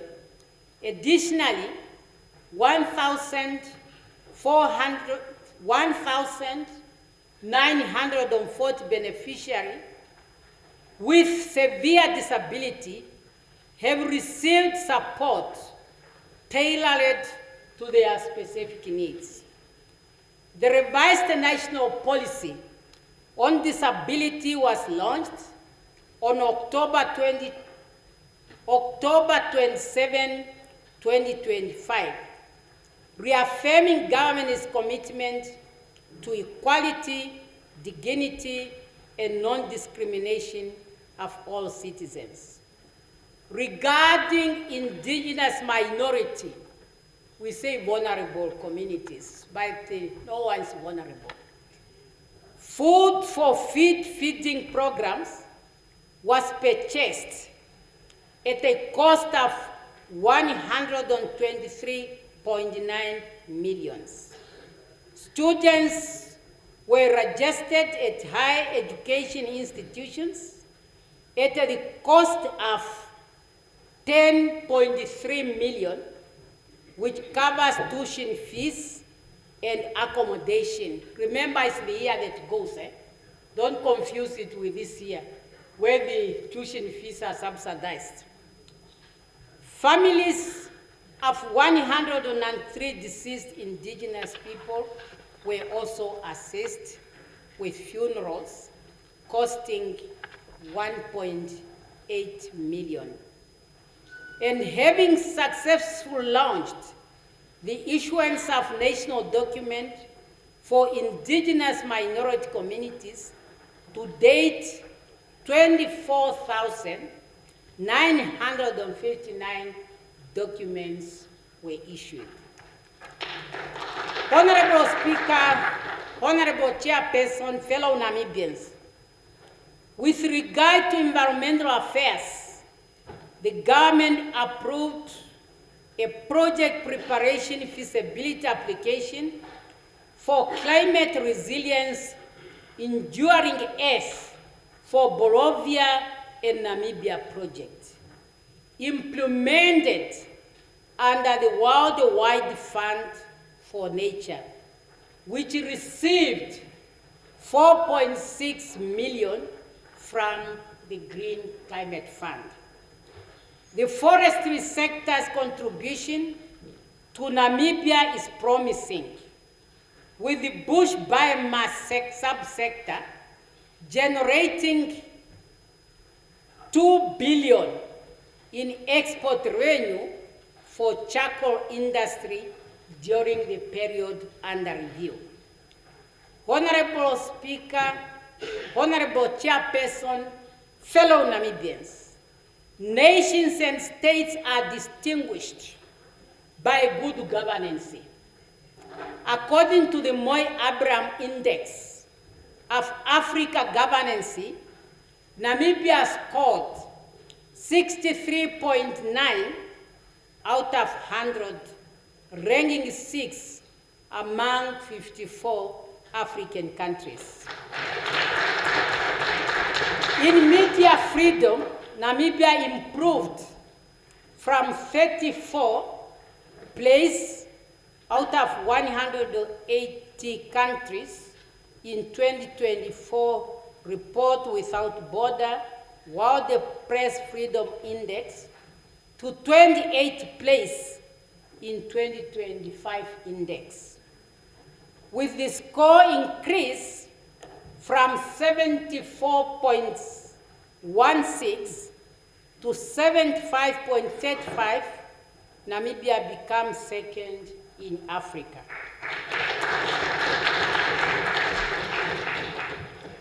Now, in terms of corruption perception, the Transparent International Index ranked Namibia with a score. Namibians, we must listen here really. With a score of 46 out of 100. 46 out of 100. At a position 65 out of 182 countries in 2025. A decline of 3 points from the previous year. A decline going down.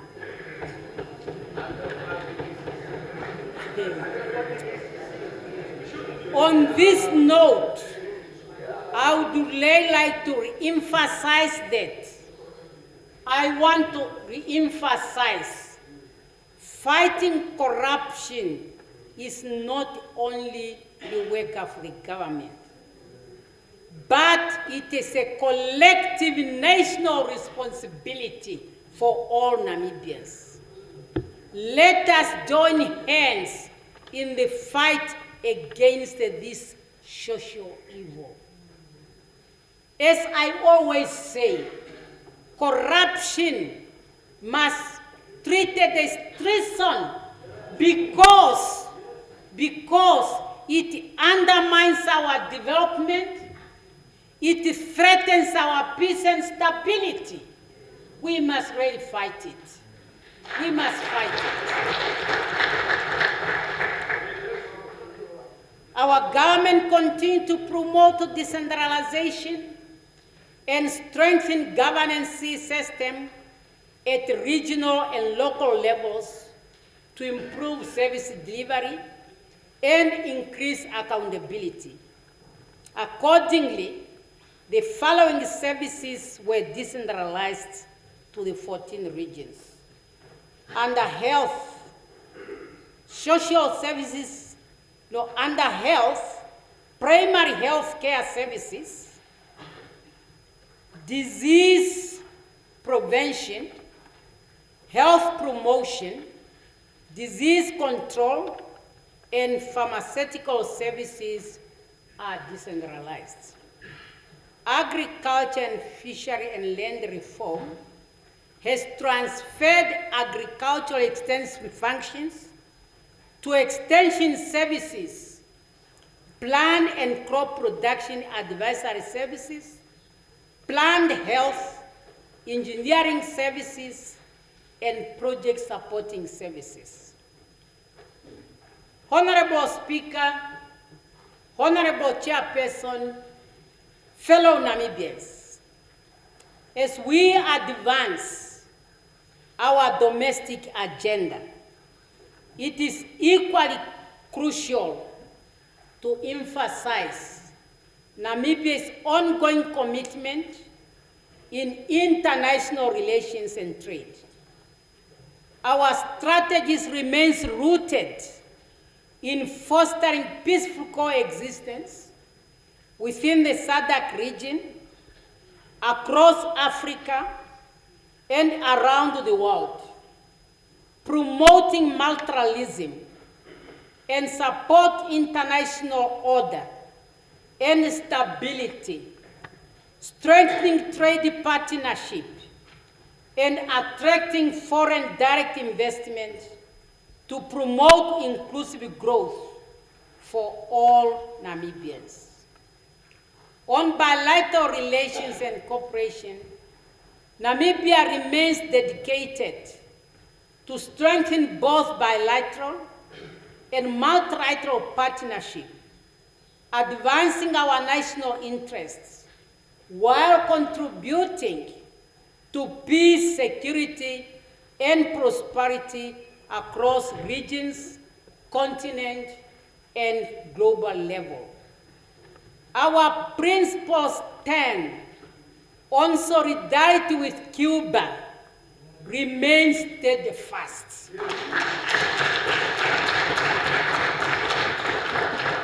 We also continue to reaffirm our support for the right of the Sahrawi and Palestine people to self-determination and independence,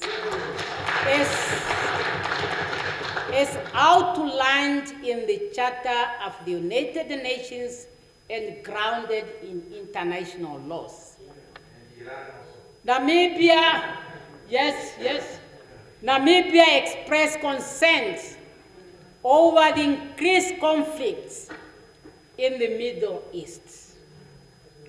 We reaffirm our support to the sovereignty and territorial integrity of all states and uphold the principles of non-interference in their internal affairs. You must have observed our voting at the UN and other forums. We welcome the just announced ceasefire in the Middle East. We are encouraging all parties to continue engage in dialogue without preconditions so that this ceasefire become a permanent solution to ensure that peace is back in that region and stability generally is retained in the world. We are all affected. That's not a secret. In keeping with the SADC tradition, Honorable Speaker, Chairperson, fellow Namibians, upon taking office, I made official introductory visit to Angola, Botswana, Mozambique, South Africa, Tanzania, Zambia, and Zimbabwe. His Excellency Prime Minister Narendra Modi of India also made his first visit to Namibia, coinciding with the 35 years of diplomatic ties, marking an important milestone in strengthening Namibia-India cooperation in trade, investment, energy, and technology.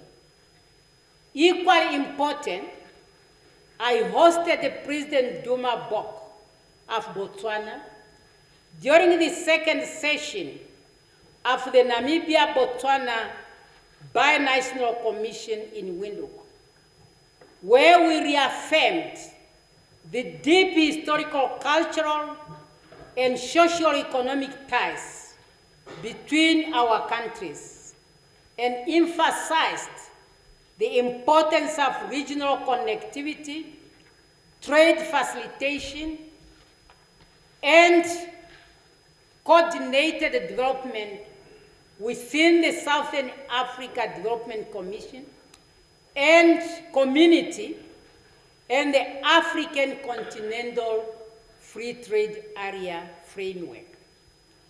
Namibia continues to advocate for reforming of the United Nations system to improve coordination, responsiveness, and legitimacy, while pushing for Security Council reform that ensure Africa's rightful representation. During the year under review, the government carried out extensive national outreach program across all 14 regions to boost Namibia's involvement in the Africa Continental Free Trade Area. Those business consultations united the regional leadership, the private sector, small and medium enterprises, youth enterprises, and financial institutions, offering crucial platform to promote awareness of the opportunities available through the Africa Continental Free Trade Area Single Africa Market. Namibia exported its first shipment of 45,000 tons of salt under the Africa Continental Free Trade Area in June 2025 to Nigeria. This marks the start of a new market for Namibian product.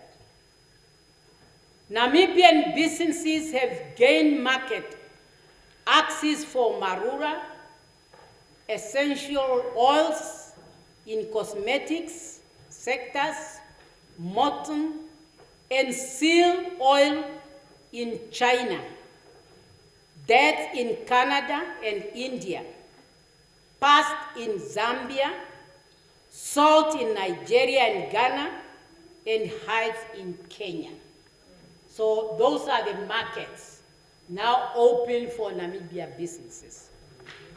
Honorable Speaker, Honorable Chairperson, fellow Namibians, as I come closer to the 2026 State of the Nation address, I must say, under our call, no business as usual. The 8th administration has made progress across all sectors, reflecting a collective effort towards the vision of prosperity, inclusive, resilient nation. I thank all my colleagues in the cabinet, from the Vice President to all of you. I thank our members of Parliament. I thank the Namibian nation. Of course, I thank my party, SWAPO Party.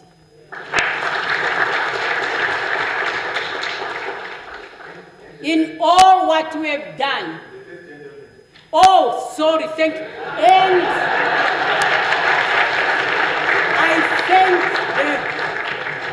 I thank the first gentleman. He is doing a commendable job. That's why this year the boy child become on top in schools. Thank you, first gentleman.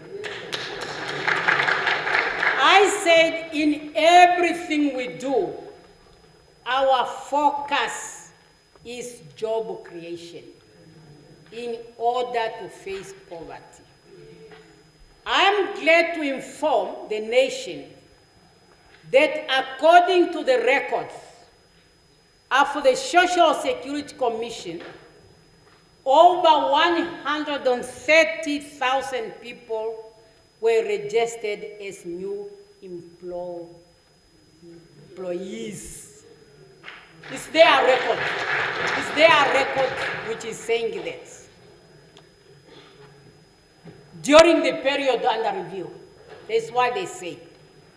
Those achievements are noteworthy, but really the journey towards true national development remains ongoing and requires continued engagement. We must continue to engage as a nation. At this point, I truly want to tell you how much I value the engagement I have had with most of the political parties represented in this parliament.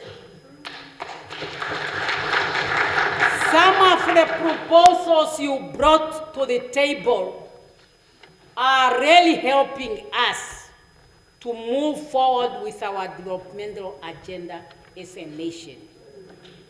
As elected leaders, we must always find time for face-to-face talk outside the chamber. We need that. As we approach the conclusion of Vision 2030, Honorable Speaker, Honorable Chairperson, fellow Namibians, let us work diligently together with one purpose and a shared vision to build the Namibia we desire. A nation characterized by opportunities, fairness, and progress for all, with one heart and one mind. Truly, we are too few to be poor. Long live the Republic of Namibia. I thank you for your kind attention.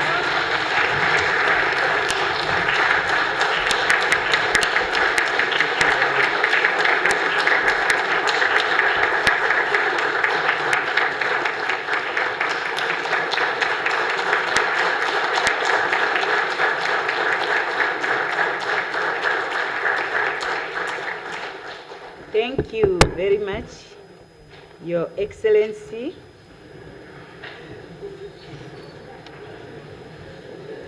On behalf of the Chairperson of the National Council, and indeed on behalf of all parliamentarians, I wish to convey our heartfelt gratitude for the comprehensive, enlightening, and inspiring address Your Excellency has delivered. The address has provided valuable direction and a clear articulation of the government's priorities and commitment. Honorable members of Parliament, Her Excellency the President is now prepared to receive questions from the floor, and I wish to draw the attention of the honorable members to the fact that during the interactive session with the President, the proceedings shall be governed by Rule 199 of our standing rules and orders. I believe we all have brought our standing rules book. I will, as per tradition, allow a set of questions to Her Excellency at a time, and today the questions will be 4 at a time, after which Her Excellency shall be accorded an opportunity to answer those questions before another set of questions is put. Now I invite questions, honorable members, and I would like to encourage us for the sake of equity that we allow the leaders of different political parties to come first to make sure that every party has an opportunity to pose questions, and please indicate what political party you are representing so that we are able to keep record. Now I start with the Leader of Official Opposition in Parliament, Honorable Nashinge. Thank you very much, Honorable Speaker. Your Excellency, thank you very much for coming, and thank you very much for the comprehensive State of the Nation address. Very well done. Clarity provided in certain areas. We truly appreciate that.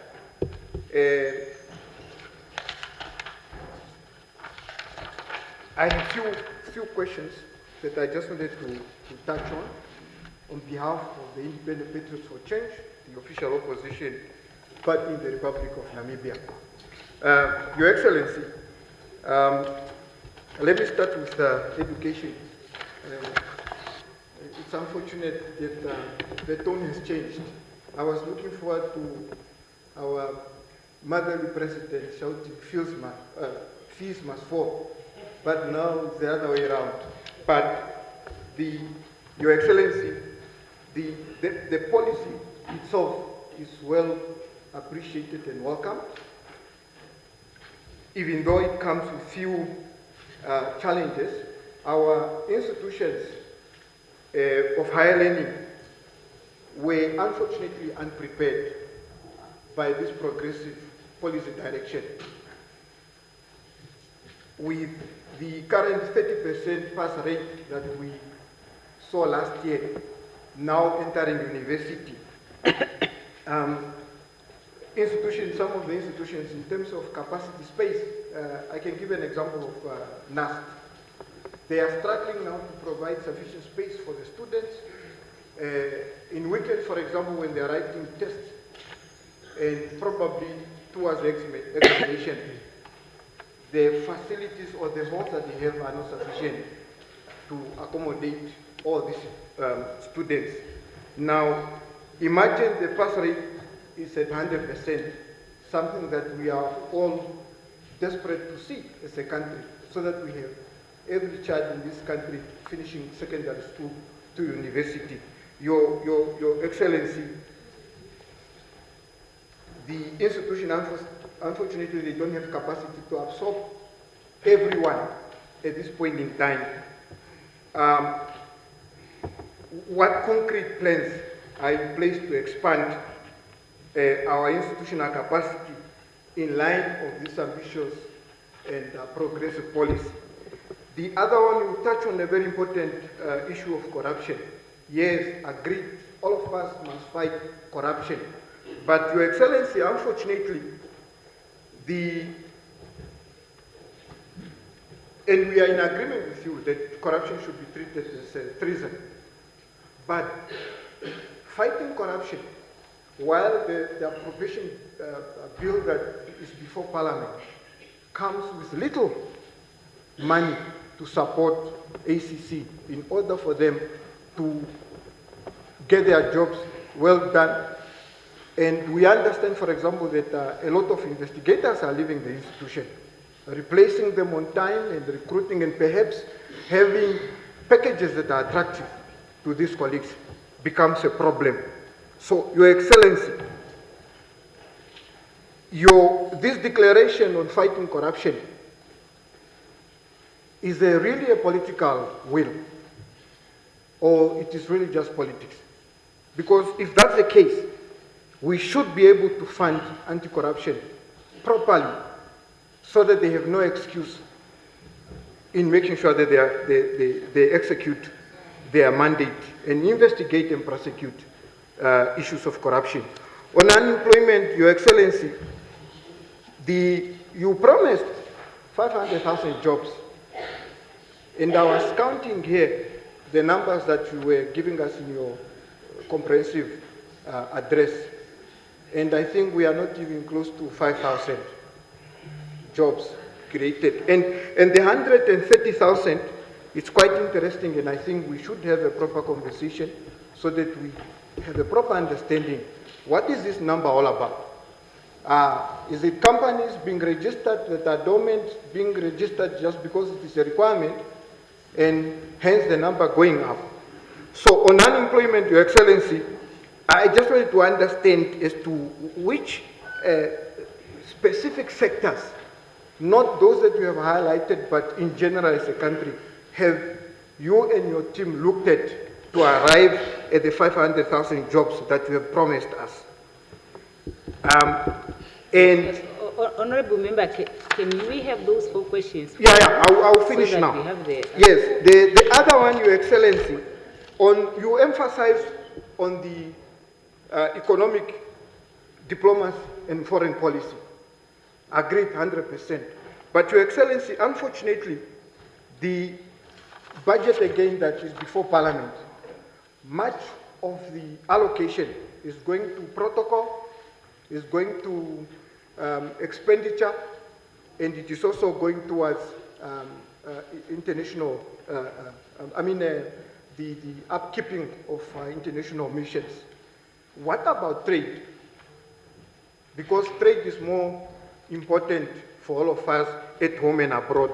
And the last one, Your Excellency, final one, okay, on Honorable oil Member, and gas. Can you just hear from me yes, for a moment? final one. I know, just hear me out. You are now going to 6 questions. Now, if I'm to give 4 members, okay, and they are to ask 6 questions each, it's 6 times 4. That's the total number of questions. So, Honorable, the ones that are following Honorable Nashinge, can we agree to make it not more than 4 questions at a time? There can be another opportunity, but the questions will become unmanageable unless if the President has to answer after every member has spoken. Because she can't have 15 questions at once. The last one, please. Yeah. Yeah, you have another opportunity. Your Excellency, on oil and gas, Namibia expects first oil before the end of your term. And yet today in April, last year, today I mean, the Vivacia Sovereign Wealth Fund, I know you touch a bit on it, but I think it's worth mentioning. This fund has not enabling legislation yet the unit is up and running already. And I saw we have allocated 20 million to it. That is now the upstream unit operation, which is operating without a statutory authority and about 101 of your own office. And the PEL 104 was transferred in a manner the Minister of Mines itself declared unlawful, and the Petroleum Amendment Bill proposes to centralize a licensing power under the presidency. Your Excellency, Madam President, will you tell this House and the Namibian people today by what authority is your office currently issuing, transferring, and administering petroleum licenses, and on what date will you table the official fund bill to the rules governing our oil wealth exit before the wealth itself? Thank you very much. Yes, thank you. Honorable Benani. Honorable Speaker, the strangers of the House, Vice President, First Gentlemen, Service Chiefs, Excellencies, Plenipotentiaries of State, Madam President, there is a hymn in my language that says, Yuandorondiro, Nuhishebi Kuro, Muhona Wanje. The hymn says, this is the day of death. What shall I say, my Lord? Quote unquote. Being a day of death, I don't want to quarrel with you, Madam President, rather than to raise a few issues that I think are very important for our national interest in our country going forward. One, Madam President, as a former Foreign Affairs Minister, a renowned, respected diplomat, our foreign policy is very mum and quiet when we see our neighboring country, South Africa, being bullied by the United States of America. I do not hear the sound of SADC, the sound of our country, at protecting a fellow country being bullied by a superpower in the world. Why are we mum on that issue? On the economy, Madam President, national interest drives the party that I lead. We can not push this economy forward if we are not bringing around transformational leadership in the economy. Uganda is growing at 8% this year. We are growing at 3%, 1.13%. What are you going to do with stimulation of rural economy by making sure that the properties that are in the rural areas also join the property regime to double the output of our economy? Is it something that your government is ready to engage in order to double the output of our economy? Jobs. Madam President, if there is something that gives me sleepless nights in this country, is youth unemployment that is hovering at 47 to 50%. The only industry that can salvage young people to access jobs is the agricultural sector. And I've been lamenting this issue in private and in the open with you. The agricultural drive that this country is pushing is to deliver the jobs that we need for our young people in this country. We are the less users of our perennial rivers. We don't have an irrigation policy at this point in time.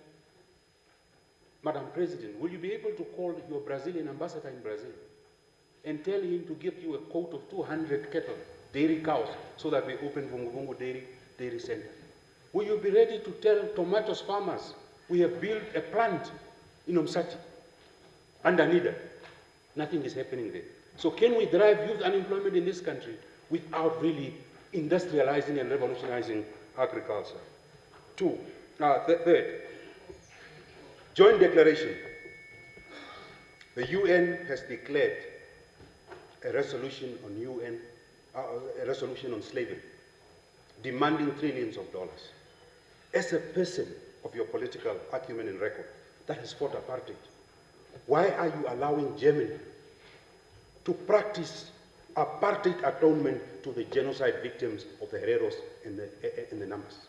The Germans are paying the Jewish every year 1 billion for the last 80 years. They have paid 90 billion. Every year they pay $1 billion to Jews, but they want to pay Namibians 1 billion in the next 25 years.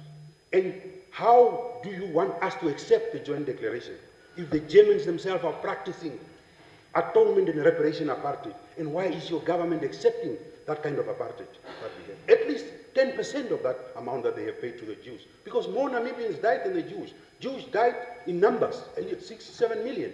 But in terms of percentage, 60% of Namas were wiped out. 80% of Hereros were wiped out. So is the government ready to really position the negotiations so that we get a fair deal for these communities and that we don't allow apartheid atonement and reparation to be given? Lastly, Madam President, one of the things that worries me is housing, sanitation. Madam President, this is a country that has a square kilometer of over 845,000 square kilometers with a population of 3 million. Namibians don't lack the capacity to build homes. Namibia lacks the access to land. How are you going to revolutionize access to land in a country where we have a biggest land mass? This country is 8 times bigger than Germany, but yet we cannot give land to our people. How are we going to expedite land availability to the people of this country? That's my first round. Thank you very much. Yes, Honorable Ampanda. Thank you, Honorable Speaker. Your Excellency, a few days ago, I sat at the table with colleagues from the German embassy, and a heated argument emerged between those colleagues and some members of parliament. One of the members who was leading the conversation was Honorable Werikwa, and James and Honorable Venani were really taking it out on this German diplomat, and he felt attacked. So I had to intervene and say, no, that's how they speak.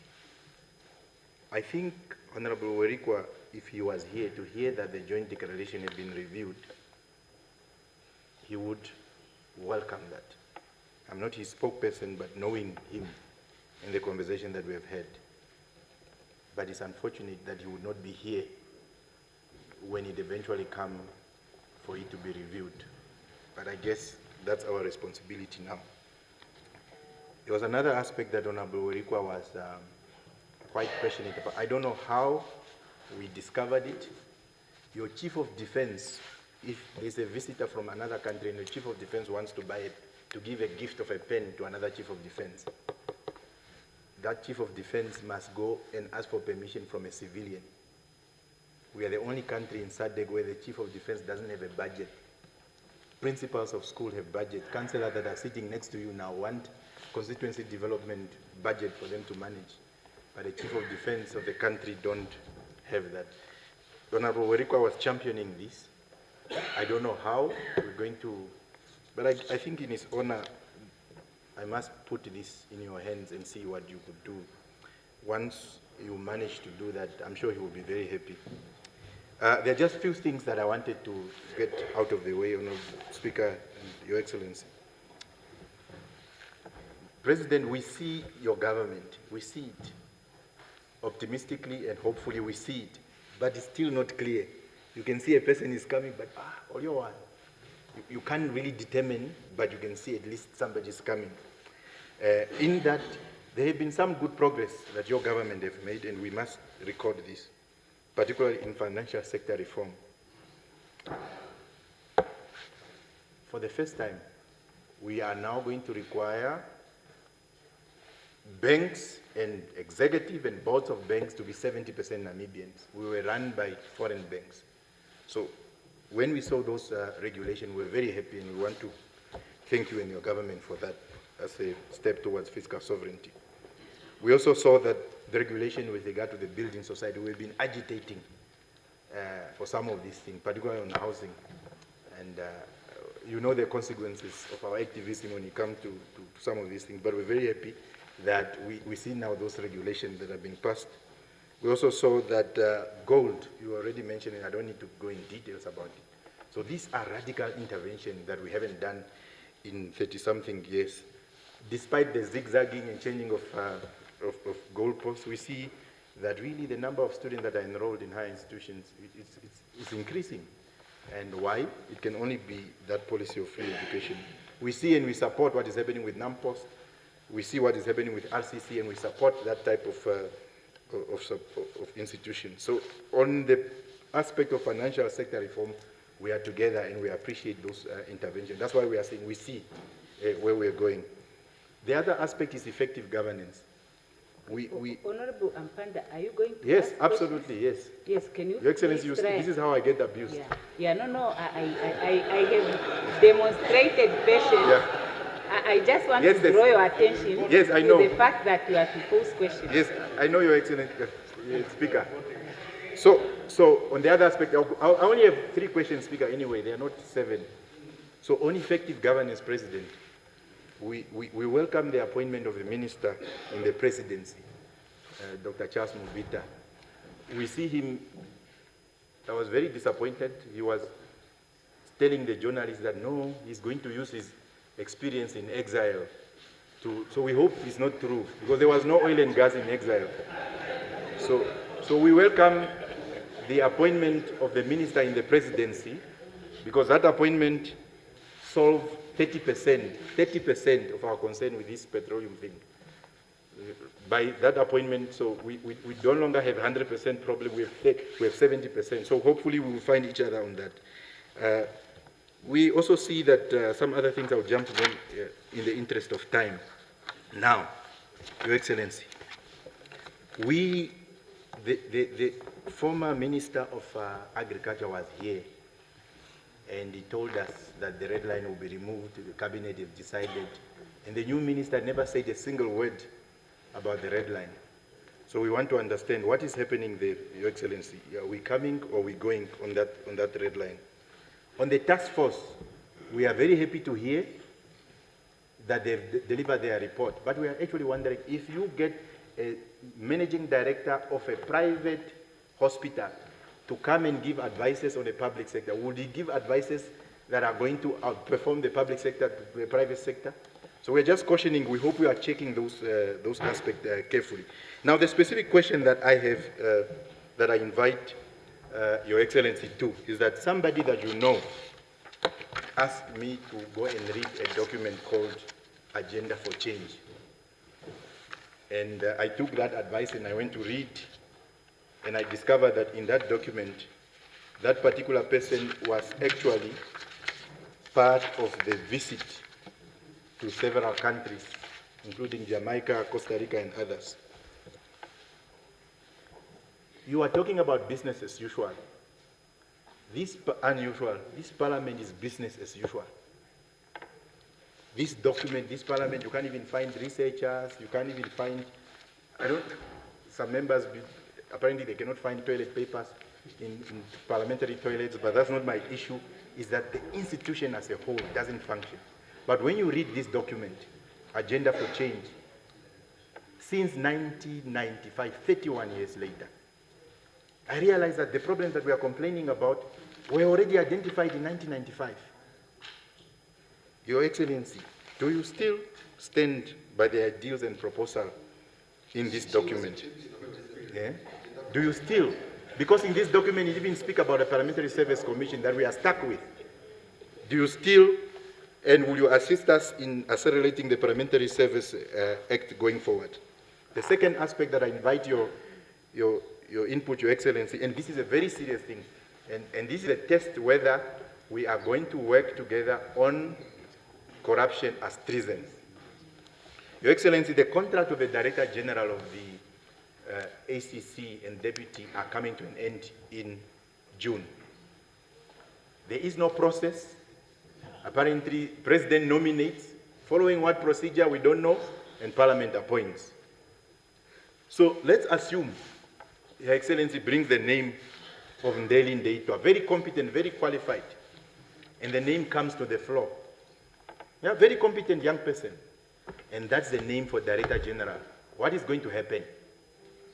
Are we going to approve or are we not going to approve? Because there's no framework. The President can get any name from anywhere. But there is a solution in line with your PME, one of the interventions that we can explore. Because Article 63(2)(h), Honorable Speaker, says that Parliament can debate and advise the President with regards to matters that the Constitution allows the President to.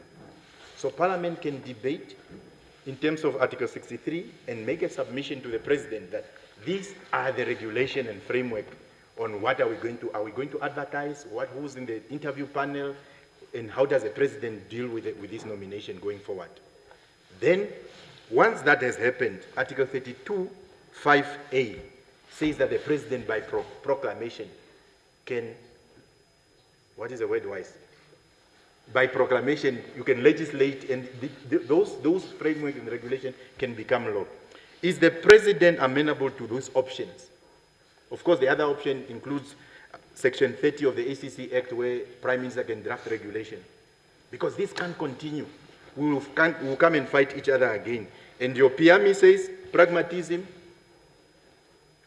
integrity, accountability, meritocracy, and inclusivity. The current process of appointing ACC Director General is not pragmatic, doesn't have integrity, doesn't have accountability, doesn't carry any iota of meritocracy, and is not inclusive.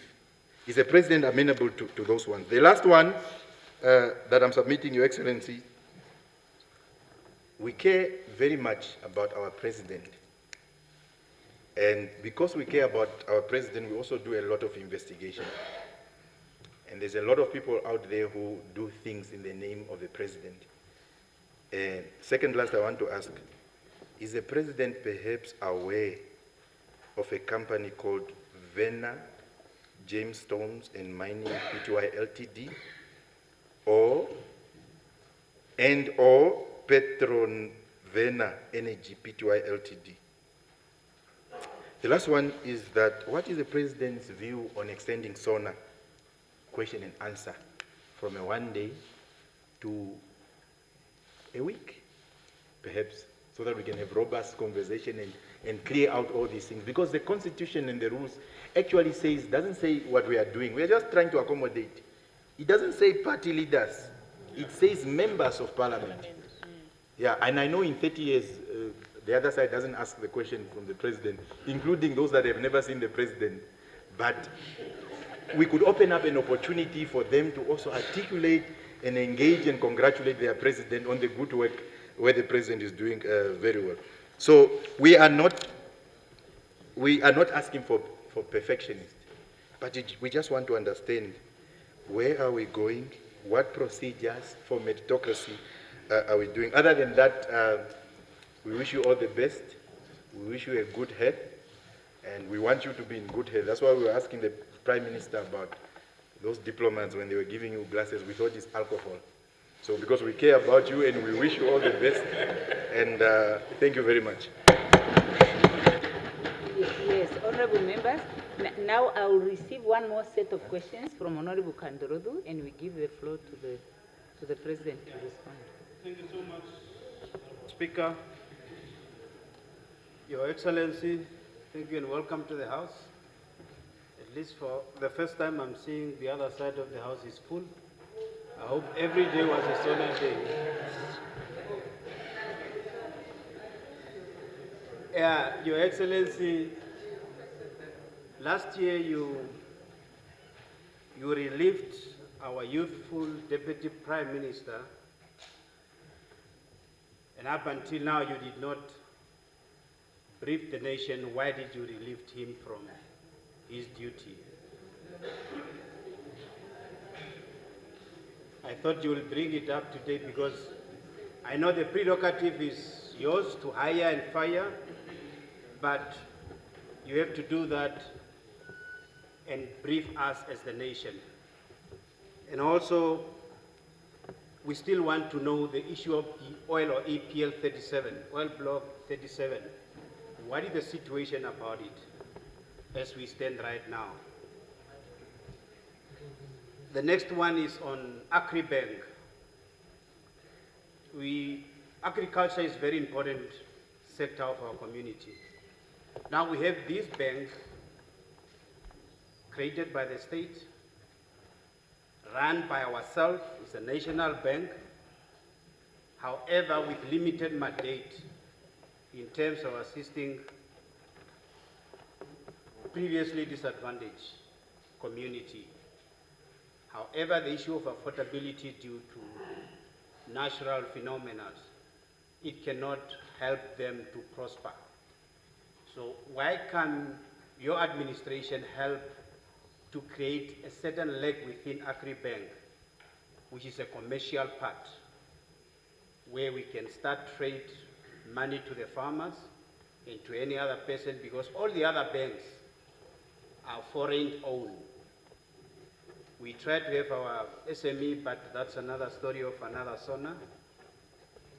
However, what we want is AgriBank to have two legs so that it can make more money in order to have lower interest rates for the affirmative action loan beneficiaries. So that, and also to minimize subsidies from the government. And the money that you use to subsidize AgriBank can be diverted to other needs. The other issue on agriculture, we have a very institution called MIDCO. And recently we saw a very moving business deal of 3,000 cattle exported to Mauritius. It's an opportunity cost. However, in terms of the size of the cattle that were exported on hoof, at the end of the day, if these transactions continue, it will also affect MIDCO, which is value addition and job creation within Namibia. But farmers also need to benefit from this transaction. What is your take with regard to this opportunity due to the that have been created due to the FMT in South Africa. There was an issue of Cape Freer and Kauko Freer Smart City. People have been registered. Over 100,000 people have registered across the country to participate in job opportunities of this very important project. But we haven't had any position of the government with regard to this Cape Freer or Kauko Freer Smart City. So we want to hear from our mother.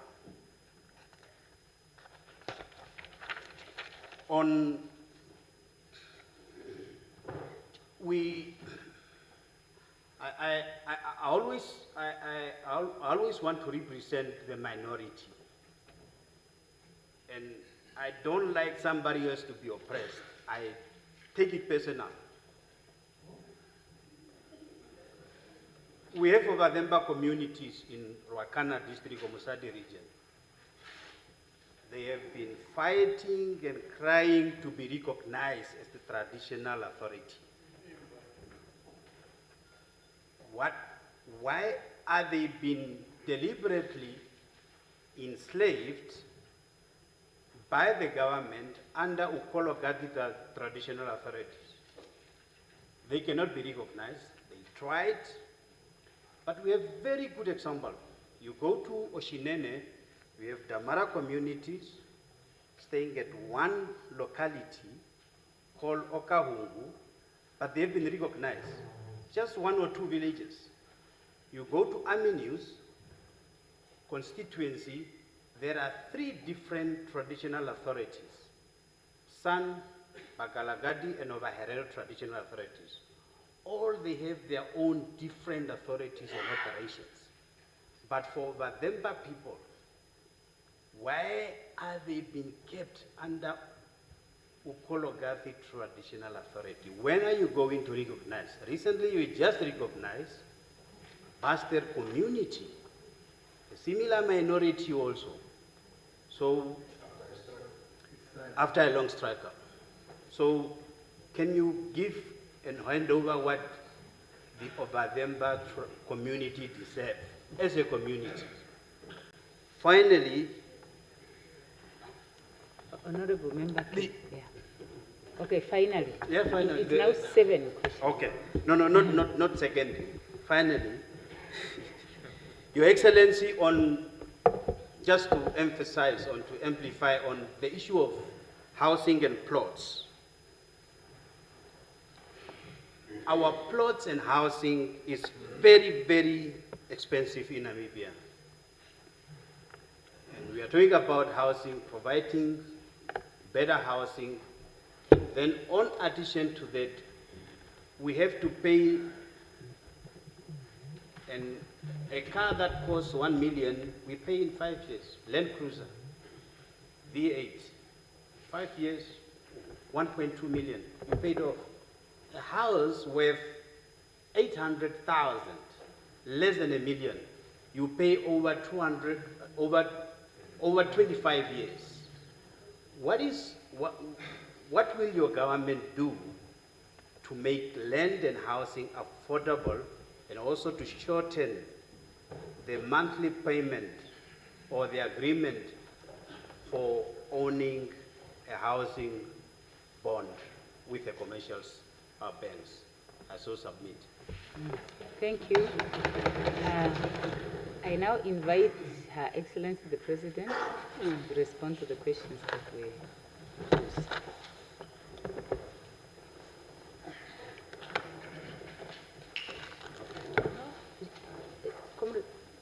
I sit. You can do that.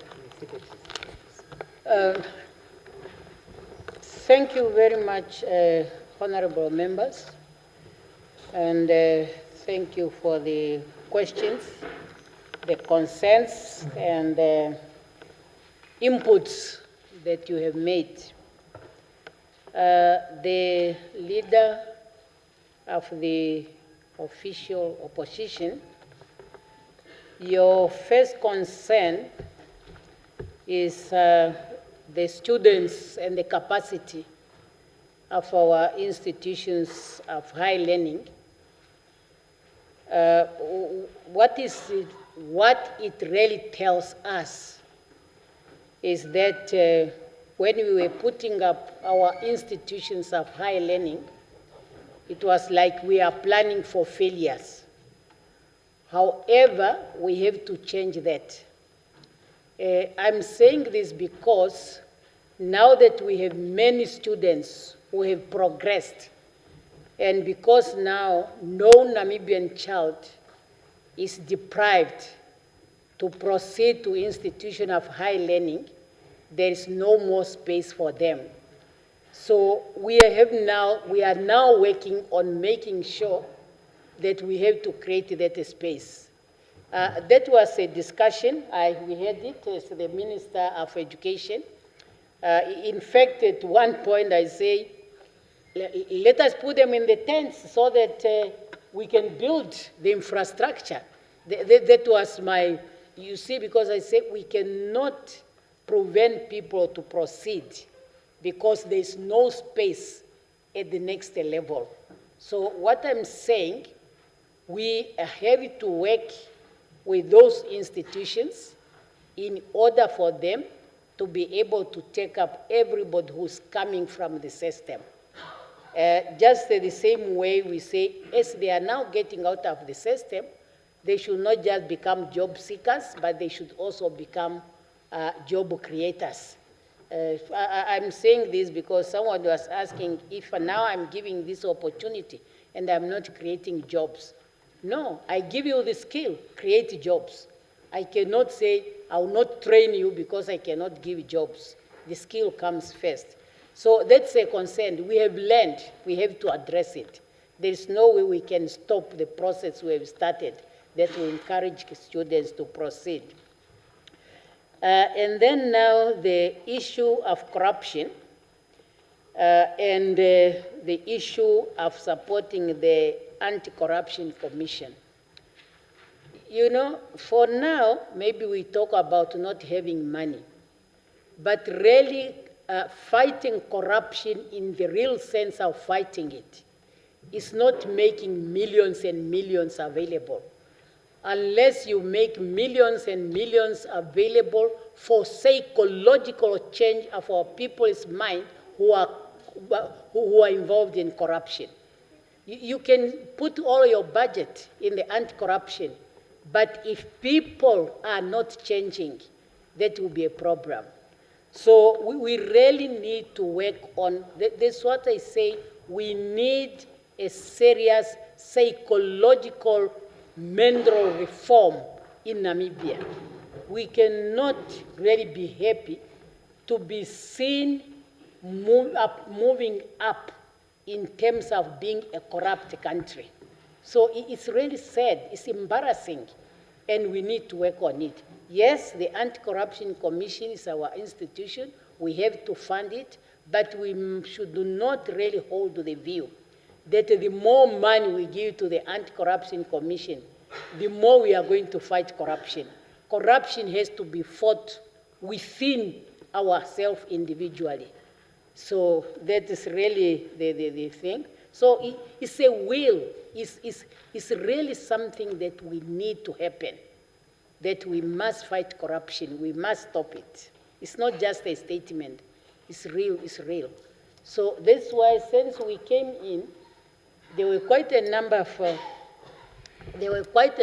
officials who were shown the door in the public service. That happened. So maybe not mention is fine.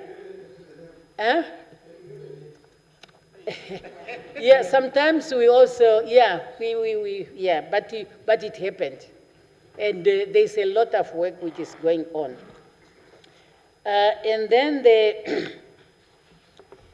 the issue of the job, the number, the 500,000. Yes, when we say we have looked at how our economy should grow, because in fact, not all these jobs are going to be created by the government.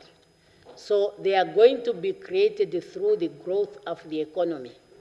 And when we talk about all these projects that they are coming up, like when I talk about the 15 projects which are coming up, and the others that we have not mentioned, we are checking on them because they are the ones to create jobs. Before the end of this year, we must have our policy clearly on value addition. And through value addition, we are going to create a lot of jobs. I agree with Honorable Venani on agriculture, and we've been saying this. And the same program that we are having, which is now to revive and to boost our agriculture, the people we have been talking about, the NACTRA Dam.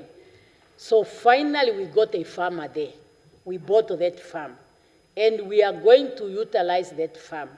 And that farm is going to take up many jobs and many others that we have. We have also another farm when we say we are going to have mega farms, super farms. Already we got one. And very soon, last cabinet has decided we are advertising it, that super farm. And we already want how it should be run by those who are going now to be taking it up. So these are some of the activities we are going to, and just help us that when we bring things here, start them quick, let them come out for us to work, because some things we could have already started, but because we are stuck here, it's a big problem. One talked about Uganda. Yes, they are doing things because their laws are not like our laws. Our laws are real inhibiting. There you got it.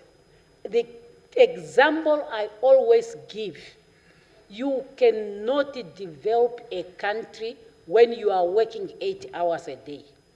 You cannot. But in Namibia, it's by law. You have to work 8 hours a day. After 5, you have to pay extra. So we have so many of these laws that are really a handcut. And you do it, somebody goes to court and all these things. It's a problem.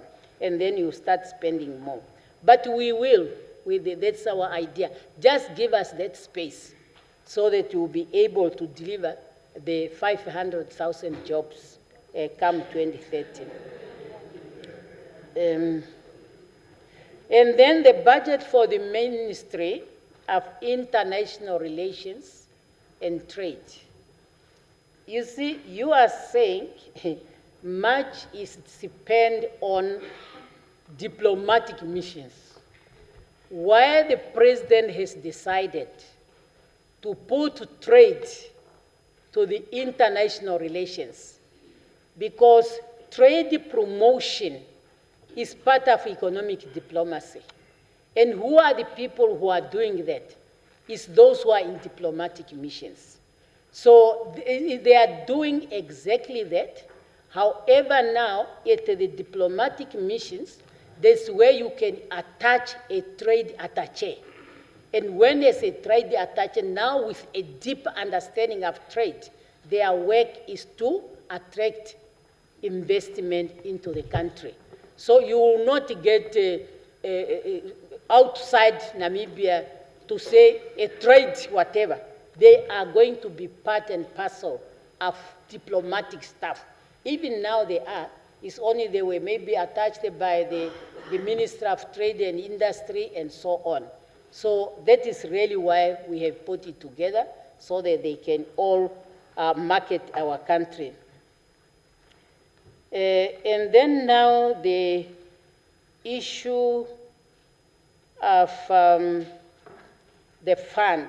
I think here it was not clear, because you were at one point you are talking about the oil and gas, at the other you are talking about the Vervicia fund. And you say that the law is not yet there, but the fund is there. You are right, the fund is there. The fund was established, I think, 3 or 2 years ago. but there is no instrument. So that's why now we have started to develop the instrument that is going to oversee or to manage the fund. The possibility you and me who are here might not even benefit from that fund unless some terrible disaster happens or whatever.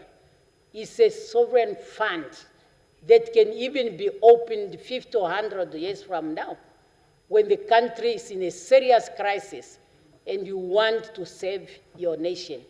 So that is how the funds are run. It's not a normal fund that when you feel you want to build a road here, you go and withdraw. You want to build a school here, you go and withdraw. That's not how they work. Yeah?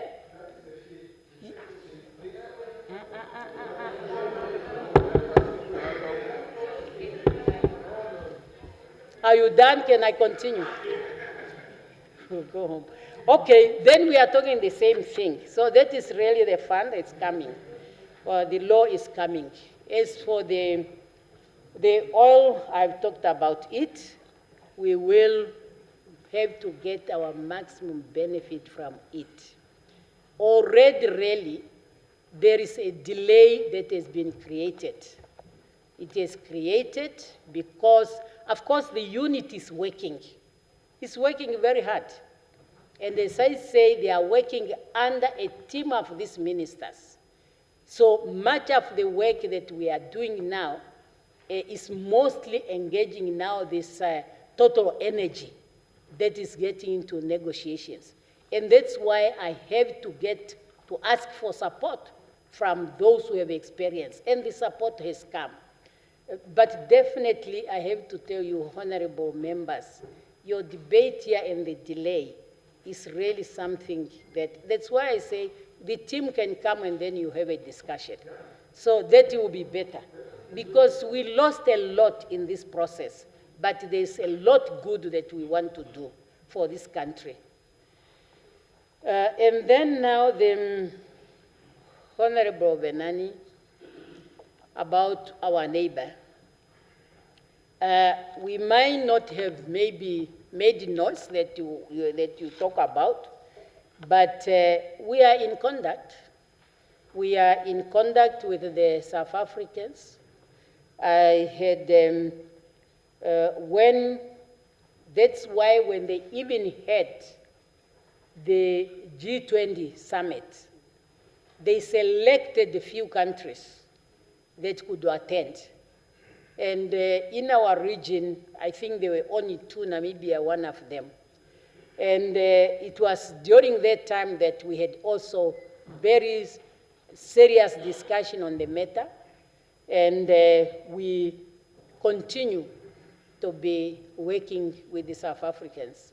It's our big neighbor across, and our two economies are really interlinked, and we cannot afford not to be following what is happening. And then the economic transformation that you are talking about, with particular reference now how we can, if I understood you, how we can add the value to the properties outside the towns. The whole of Namibia to have a value so that the transformation of the economy can take place. You are very much right. The problem we have to do it slow because that communal areas can end up in the hands of the foreigners using the indigenous people. It is quite possible because they will go in, because now it's getting that value. Next time you hear, they have given their shares or whatever to the foreigners. And what is going to happen is like our fishing industry. But it's something that we are discussing how we can put value. And that's why we even say, as a person who's working, have the right to your property in the rural areas, whereby you can even borrow with it from the banks in order to expand. But currently, there are also some who are finding it easy that when their economy starts to be difficult, they can quickly rush to rural areas because there could be no attachments. So that's why that we have to do it very carefully, not to backfire in the way we want it to be. And then agriculture, we talked about it. You mentioned tomato. I mentioned also in my statement, which is true, that we have even increased the export of tomatoes in Namibia. Where we are now to create real jobs is through agro-processing. The people want to produce. People are producing. And that's why now we are on putting up processing plants. We have to plan them together. I'm faced a situation whereby people are saying, yes, we have our things here, we heard you talking about it, now where are we going to sell them? So that is really where we are. And this time is no longer, this year is not the year for planning, cabinet ministers. That's the year for implementation. Because we have looked into all those things now in the past year when we were getting into our offices. So we have now to find a way how we can really do that. And then now the joint declaration. Yes, I'm aware of the resolution that was passed recently. We supported it. Maybe you saw my statement and how we supported it. And the Germans, why they are doing to the Jews. So when we first brought the joint declaration here, you remember there was Article 21? 21 that was talking about closing the chapter. And that's where we say, no, this we cannot. It cannot talk about closing the chapter because we know where they started with the Jews. They started not at the level where they are now. And that's exactly we are saying, let us start, but then we must leave that open. That is why it's now open in the joint declaration. So in the review of the joint declaration, so that we will continue to really, in the same way they are treating the Jews, they should also treat us. Hence that opening that we are now having, instead of to say, once we give this 1.1, then everything is closed. So the healing, which we say long-awaited healing, is going to be a real healing that have to take a process. So that is where we are, honorable members. The housing and how we can make land, access land. First, we have some municipalities which are really a good example. Ochuarongo, one of them, where they give land to their residents, they build their houses, and then the services and so on comes. And what we have decided now, and it will be in our policy, we should no longer allow municipality to give services land to the private sector. Private sector should be given virgin land. The ones that we are servicing as a government, it must be given direct to individuals who can build their houses.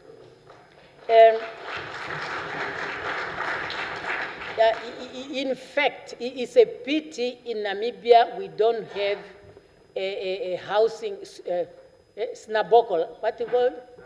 Nasbokol, Nasbokol. We are thinking of that at the government level, that we need an institution or even a window that is specifically to fund those who want to build their houses. We are also looking at the alternative affordable or alternative housing building material. Yes, there is that one I saw in Katutura. Maybe you saw me on the screen. I'm highly impressed. And they are telling us that the durability is just the same as the bricks. And they are cheaper. The house I have seen is a 2-roomed house with a toilet and a shower, which they build in 5 days because the first 2 days is to lay the concrete, and then they allow it to dry. And then they put up a house in 2-3 days, it was done. And they were selling it, Minister, where are you? Oh, he went out. Yeah, so they were selling it 30-something thousand. Now they say that is expensive because the material are made in South Africa. But land has been found in Ochuarongo so that the factory can be brought to Namibia.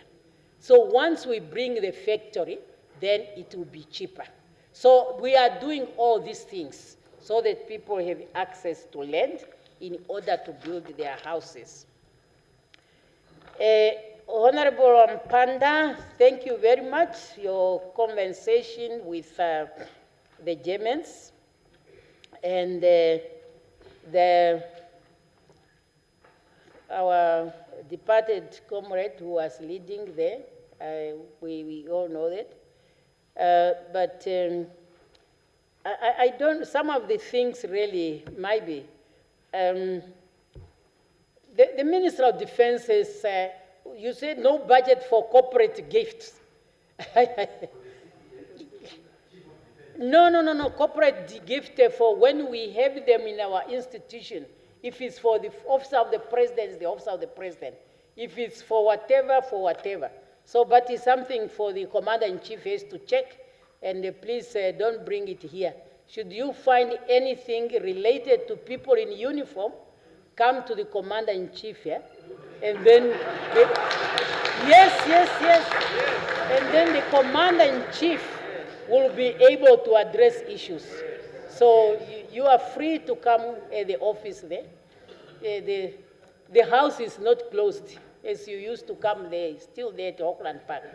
So you can come. And then now okay. Yeah, thank you. We are doing this in order really to strengthen all the things that you mentioned, like the whole host of the policies. Thank you for supporting them. And we will just continue to improve on them. And then then your main issue is the red line. Because all this really is issues that we appreciate the response of the citizens. And it's really our hope that we will do more. Yeah, the red line, even if you say you remove it, in the situation where we are, in my statement, we have already reactivated the red line on the south because of the foot and mouth disease. And we always say, unless really we control the mixing of our animals at the border, it will remain difficult to do it. And if you go to the people who are grazing there, once you do it, then you're in trouble. You remember sometimes back we even put a fence there. It never slept. It was cut off. So let us really talk things that we know they are meant to help us to grow our economy. Now we have found the market for the animals on the other side of the red line. And what we need is a market. And they are not 100% closed off. Because when you quarantine them, you do this, you can still export them. So that is really what it's really happening in as far as this. So in country, you have always to have areas where when crises come like what we have now, you have to reactivate them, you have to use them. But in the question of the North, we have to work with the World Animal Health Organization that has to declare all those areas to enable us really to come to the level where we want. And then, yes, the task force, thank you very much. They have done their work. We say that they reported exactly on the 31st. We had the Easter there, but now we are reading that.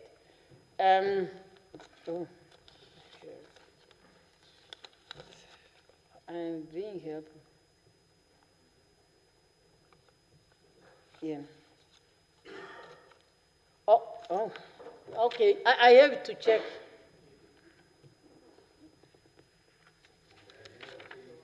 No, I'm coming to it. Just in case what information I'm getting here are things that,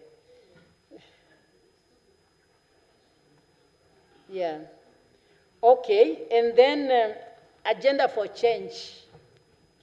Did you review the debate? Did you review the debate in the National Assembly? Yeah, but you could also review them voice by voice. Okay, it's my document. Let's make it clear to everybody. The National Assembly, because that time, as deputy ministers, you could be part of the parliament committees. I know I was in the parliament committee on Commonwealth, and yeah, it's coming in. And then you could also be delegated into parliament delegation. So as a deputy minister then, I was delegated to lead a delegation on benchmarking with other countries on how we can reform our parliament, and as well as, parliament, both the National Assembly and the National Council. So one of the achievements that came there is to give staff members to the National Council, to have offices to the National Council. So it was a good learning exercise. I believe in what I have put there, but it was a serious debate in this House. But when you debate, what comes out at the end of the debate is what one has to take. And the result of that debate, I say when I was preparing it, is because I was putting things that I believe they were necessary. But after the debate, decisions were taken differently, and that's why some of the things that are there are not being implemented. But reviews are done as time goes on. You might still find some that you might find can be used, but you might still find some that is not time to make use of them. So that is my agenda for change. I was the chair.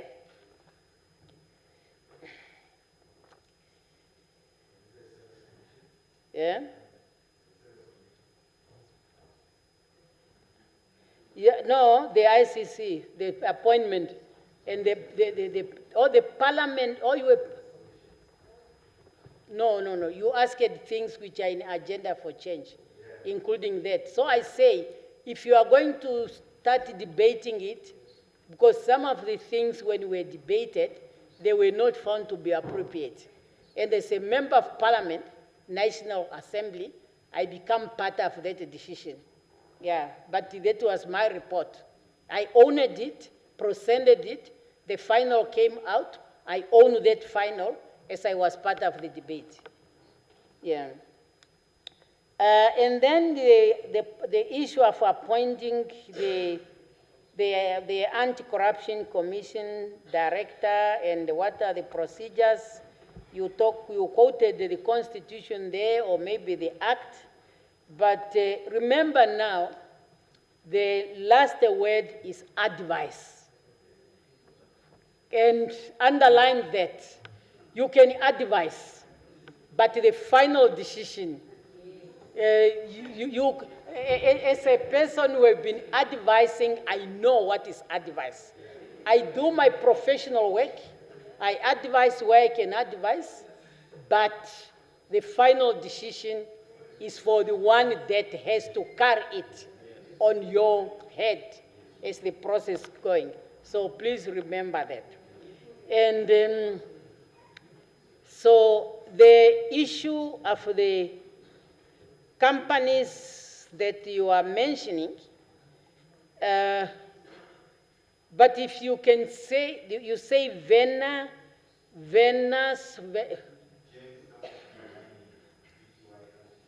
yeah, I really don't, but if you give me full, I can check with the BIPA. If you want me to know more, I can find out from BIPA as to what company is that. Yeah, which is in the Jamestown and something. So, yeah. So, Honorable Member, on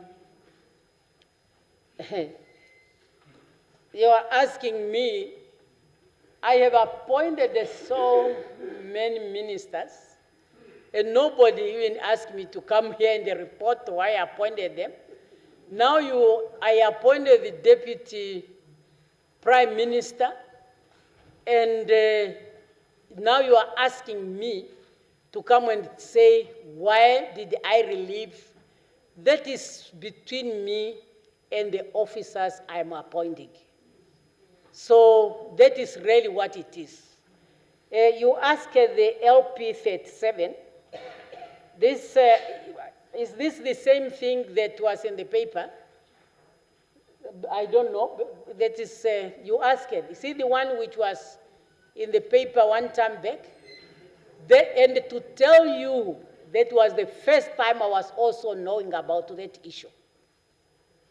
When it appeared in the newspaper, that was the first thing I was hearing about it.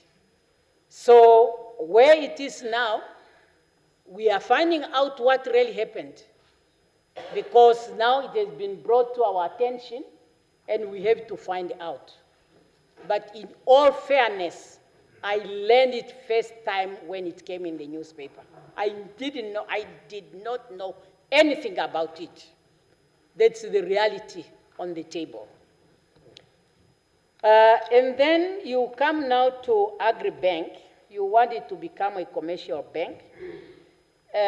These are the things sometimes it really needs a deeper reflection, because that is where we create institutions and then they lose focus.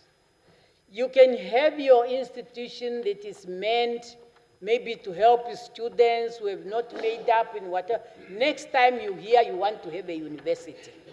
And these are the things that we need to focus. So if we are finding a problem, we must try how we can solve such a problem, and not necessarily maybe the way we are thinking immediately when we are saying we should just make it to have an agricultural and commercial bank. So what are the real issues there? Because you might end that it becomes more commercial than agricultural. And then the agricultural part that is our priority is going to suffer. What we have to look at is how we can make it work as a truly agricultural bank, because we want to pay special attention to agriculture. And then to the meatco and the animals that were exported to Mauritius. Yes, we have seen the reaction. We are even now knowing how much we are losing, starting the auctioneers, starting to those who are supposed to buy such animals. But we have been looking at this when we were selling to South Africa. I know in South Africa we sell a mix, the winners, but also mature. Because when, I'm a farmer, when you go to the auction, sometimes you take the big cow, they are also auctioned. And you find people who are auctioning there, not necessary to sell it in Namibia. Sometimes they also take them together with the winners. So I think here, those who sold, they found a situation when now South Africa is closed because of the foot and mouth disease, and then they find an opening. But we remember we were discussing and we agree also that incrementally, until we come to 100%, we should stop selling live animals outside Namibia. So that is really how we have to handle that particular situation. Selling the cattle now, it's now also telling us that South Africa is not the only market. Who knows if Mauritius also want to buy the winners? Should they ask winners? Can we say no? Are we only reserving our winners to South Africa? But the most important, we want to reduce the selling of live animals so that we can develop our beef market. Cape Free. Cape Free has been a project of our founding president. We had it, I had it. I had it, that the Cape Free. If now you are telling me there are people who are registering registering because of Cape Free. What I'm telling you, our people have to be very careful. When people are coming, particularly if they are asking you to register, maybe pay money and what and what. I'm getting many people talking about those projects. Some of them, I looked at them, but I'm not convinced.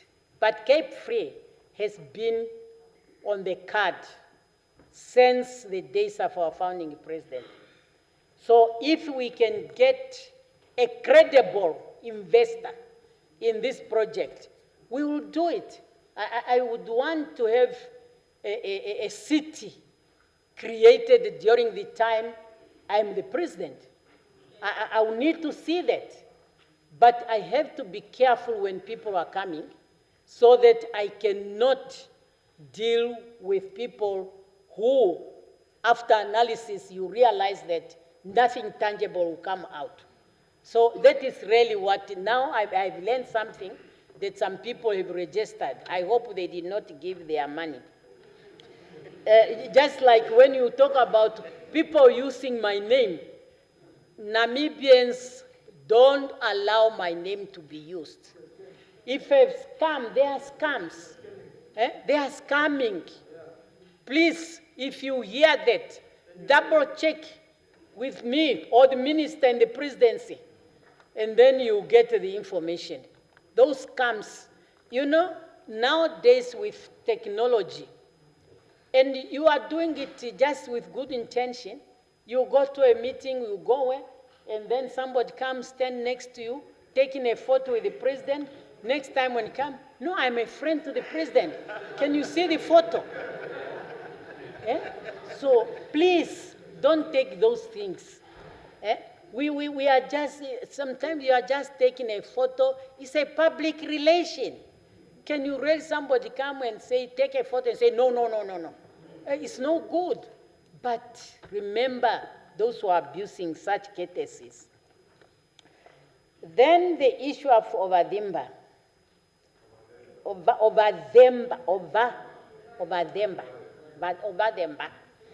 Yes, comrades, this is not the only issue that we are dealing with in government.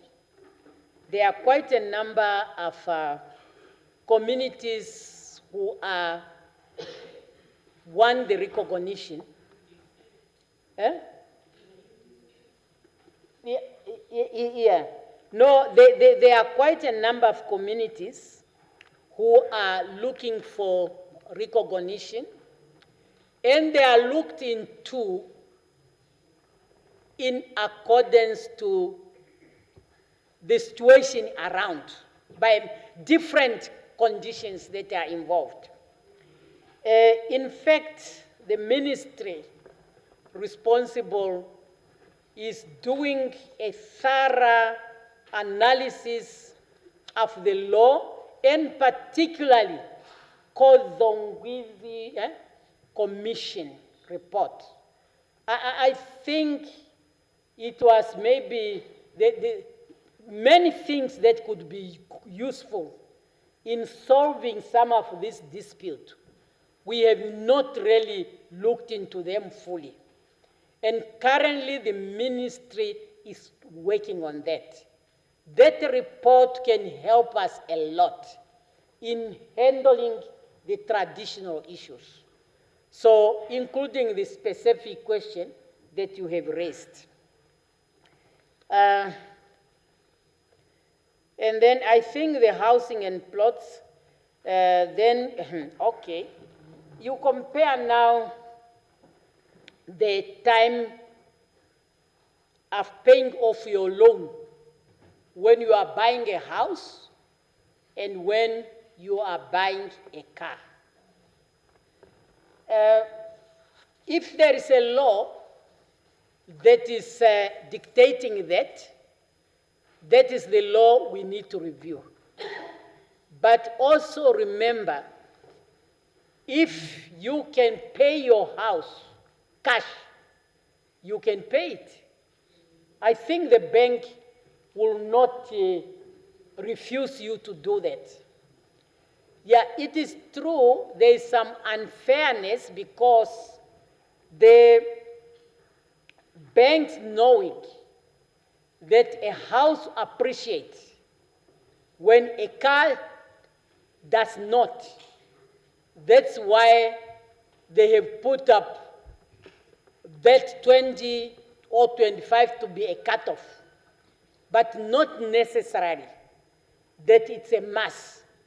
I think if you can borrow your money, you want to buy your house, and you say, I want to pay off my house in 5 years or 10 years, they will say no. But one has really to be careful, and that's where we have to look. Because of the appreciation of the house, they might have a different calculation when they want now to calculate how much you can pay per month and for the house and how much you can pay for the car. But otherwise, I don't think it's a must that you must go to 20 or 25 years. Nevertheless, we must find a way how we can make housing accessible and affordable to our people. Everybody wants to own a house. Thank you. I think that was the last on this first round. Thank you, Your Excellency. Now we continue to give the floor. The next member is Honorable Bundu, and he has the floor. Thank you very much, Honorable Speaker, for the floor that you have given to me. As you said that we have to introduce which political party you are representing. From Republican Party. Welcome to the People's House, Madam Dr. President. It's good to see you again, following our productive engagement.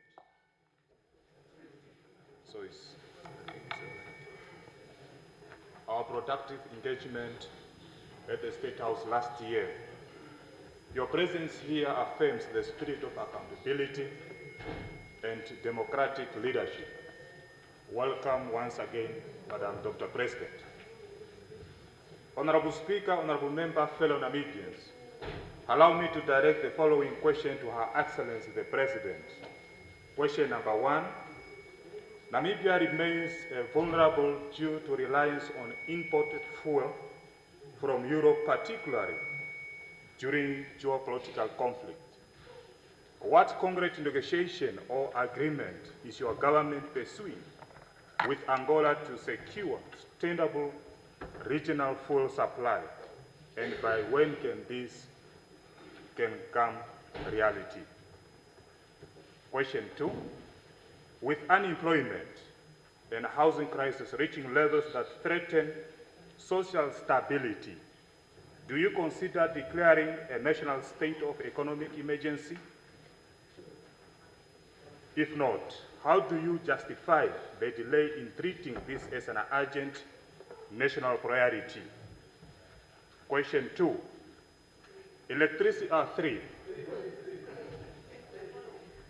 Three. Electricity costs continue to cripple household and business.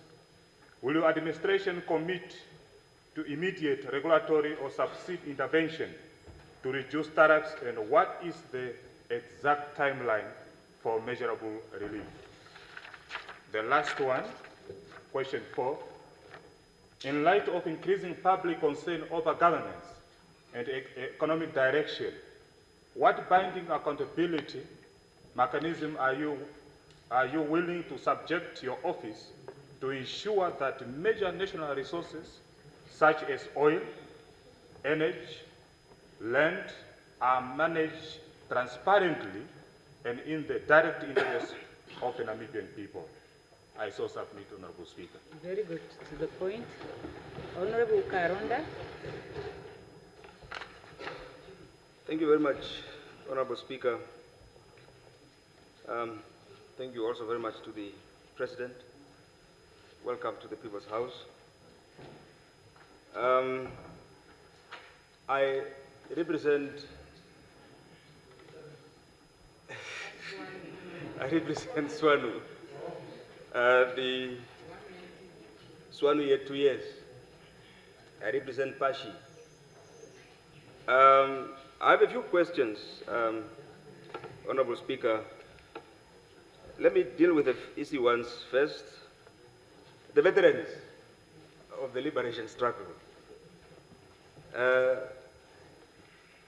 There's a growing enthusiasm in what was once hinted by the then Deputy Minister of Veterans, specifically regarding the $5,000. And the veterans are asking if this would ever come to fruition and how soon. They want the allowances to be beefed up to at least $5,000 a month. There's also one that pertains to veterans, but these are people who we feel have been, for some reason, neglected or overlooked. And I'm referring specifically to the contingent of NANSO leadership, NANSO membership, very active in the fight against foreign domination throughout all our years. And for some reason, the NANSO leaders and members do not feature anywhere. And the question is, what will the President's stance be to favor NANSO's group claim to be recognized as veterans? The next, that's the first question. The second one pertains to employment creation. It appears as if, also for some strange reason, there is nobody specifically responsible for employment creation efforts. So the question is, who drives the agenda of employment creation on a daily basis? And who do we go to ask if if employment opportunities were created or not? it appears as if everybody is responsible, but there's nobody accountable. So how do we address that? We would want the president to be directly accountable. Of course, with the various ministers perhaps responsible, but we would want a central place where this is engineered with the same vigor that the presidency has given to petroleum. GIPF, workers' pension money, it just disappears, north of billions of Namibian dollars. What is going on? What is the president's take on the disappearing money of workers' pension? And yes, and yes. We have also learned recently that the Bank of Namibia, again also for unexplained reasons, made a loss, again, close to $1 billion Namibian. It appears as if we don't have a problem with money in the country. There's plenty of it, except it goes into the wrong holes. So when do we get to hold, especially the GIPF colleagues, accountable? When do they begin to answer? And what is the president's take on that? This is money we are losing that can be used to develop our country.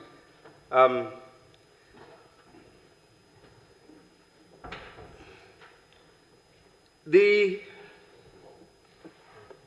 resettlement program, I must be honest and brutally so.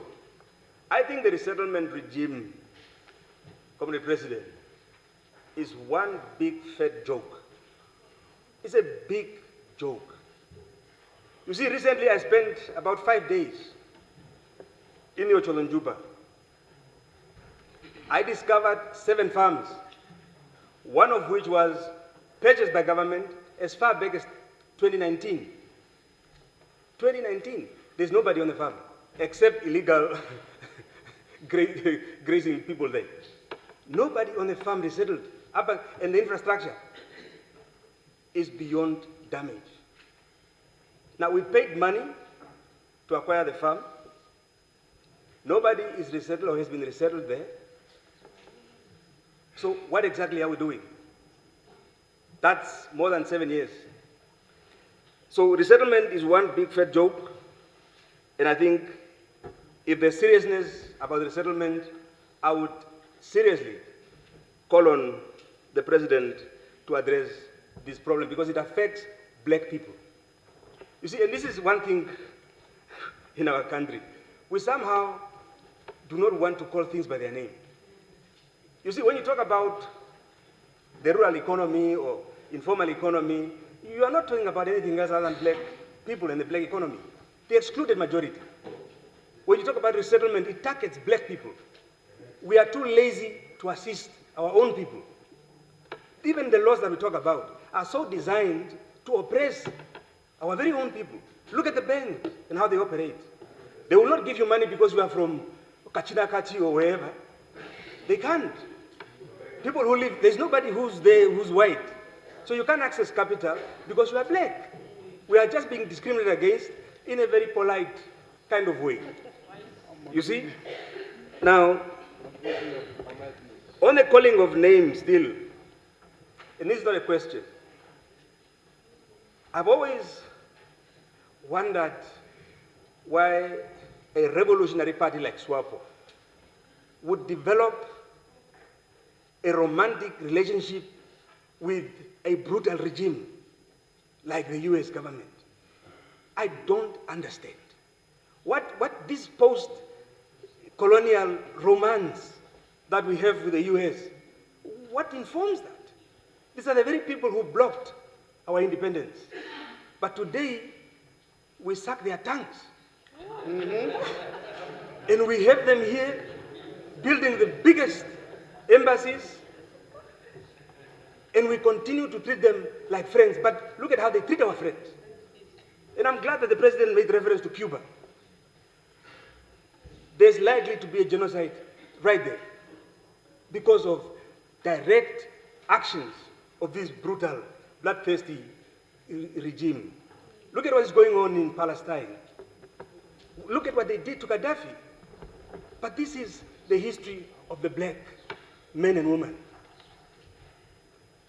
Let's call these guys by the name that they deserve. They're bloodthirsty, and what we see going on is nothing else but naked terrorism. I thank you. Yes. Honorable Kalimbo, Honorable Ipumbu. Yeah, thank you very much, Mr. Speaker, Your Excellency, Madam Netumbo. Let me take this opportunity to appreciate a very comprehensive statement that you just put forth this Parliament, and also appreciate your leadership for the first 12 months during hard times, that you stood firm and really do it in the interest of the Namibian people. I also want to take this opportunity to appreciate you taking up the co-chair of Global Water Partnership for Africa, where I want to draw you to the attention of water being a human right in other nations, even though in our Constitution it's not necessarily a human right, but drives us to human right, because if you don't drink water, then you ought to die. So water is life, Your Excellency. And we had been talking of the Ohangwena Aqua fire. Aquifer, yes, that word. Yeah, that word. That word. Professor? Yeah, that word. I think, Your Excellency, it's higher time that we declare Ohangwena Aqua Fire a national strategic asset, so that we fast track this development. And maybe here I should then ask a very straight question to say, who is holding up? And what measures can we take to this person that is holding up so that this development can take up? It's very necessary that we help our people, that we stop hearing people are not having water. Water is life. Secondly, Your Excellency, it's a very straightforward question, and this is from our background as a representative of the Namibia Economic Freedom Fighters. When are we going as Namibians? When will we stop the labor hire practice in this country? And allow our people to get permanent jobs? Why are we allowing our people to be exploited? It's a very, very simple question, and to us as leaders, we need to act in the interest of our own people. Why do we have to please other nationals in the expense of our own people's life? Maybe we don't know. Let's go out. Let's find out how much our people are being paid. Let's go out. Let's ask these young boys, young girls that are working for these people. We know them, Chinese and Indians. What is a 600, Your Excellency? Honorable members, leaders. What is 700 in this current economic situation?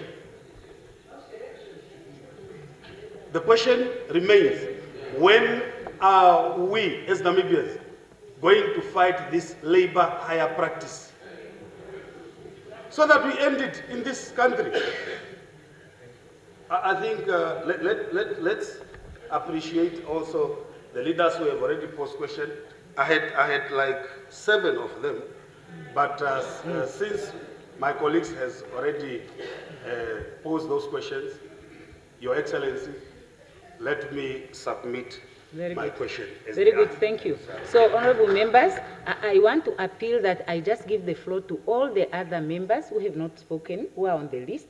There will be more than 4, so probably 7, so that the President would have the opportunity to hear all the questions. Let's please try to be to the point, so that we can put the questions that we have, all the questions that we have. Now, the next is Honorable Kumbwa. He will be followed by Honorable Thomas, followed by Honorable Lucato, followed by Honorable Hoa Baib. Yes, unfortunately. Yes. Honorable Kumbwa, you have the floor. Speaker, for the floor. And Your Excellence, welcome to the joint sitting of 2026. I have 2 questions, and it's very short, from All People's Party. The first question is, in connection with Mukwe constituency, looking back into the history, currently we have Honorable Augusta Gatembo, which is now the 8th councillor of Mukwe constituency since independence. 3 decades and a half. The population is growing, but Mukwe constituency still stagnant with almost 40,000 inhabitants with 1 councillor for 3 decades and a half. In terms of Article 10, it's a deprivation of equity, and which I could say, if not, is discrimination to that constituency to have that economic opportunity grow. So it's a concern. Your Excellency, the President of the Republic of Namibia, why does government maintain Mukwe at this current status quo? Question number 2. Again, in terms of Article 10, in the State of Nation address, I listened very careful, and I stand optimistic that where there is progress, even there is little progress, it is due to acknowledgement. I acknowledge the little that we have as progress since your tenure, Your Excellency, even though we are not 100%. But applaud is due to you, as we are trying our best together. We can make it. But then, in the same statement, the former plant combatants was mentioned here and their dependents, how they get benefits. Forgetting that, during the struggle, mine workers of Namibia, that time South Africa, who worked at CDM, TCL, you mentioned them. There is a public outcry whether Your Excellency, to your knowledge, that people are crying because they never received their benefits after retirement. Some of them still alive, some of them gone already, but their dependents go hungry as I'm speaking, especially from Zambezi region, Kavango region, and also other regions. These are just 2 examples. Your Excellency, what is your intervention? Where is the money of these people supposed to get after retirement in terms of their benefits from Social Security and so on and so on? Who was the Provident Fund manager that time during South Africa and after independence. So these people are suffering hungry. So this is my two questions, Your Excellency, and I'll be happy to get the answers from the mouth of the host. Thank you, Honorable Speaker. Yes, thank you, Honorable Thomas.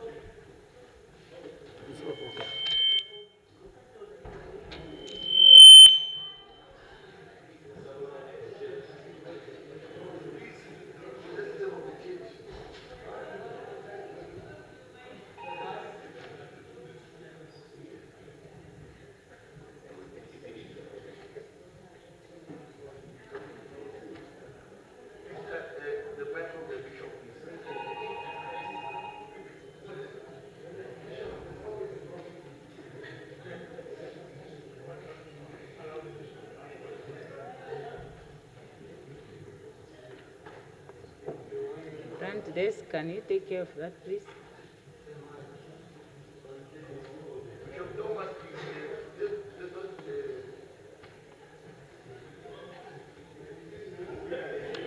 Thank you. What is there? They are working on it. I don't know what is the cost of it. Oh, that one. But this one is out.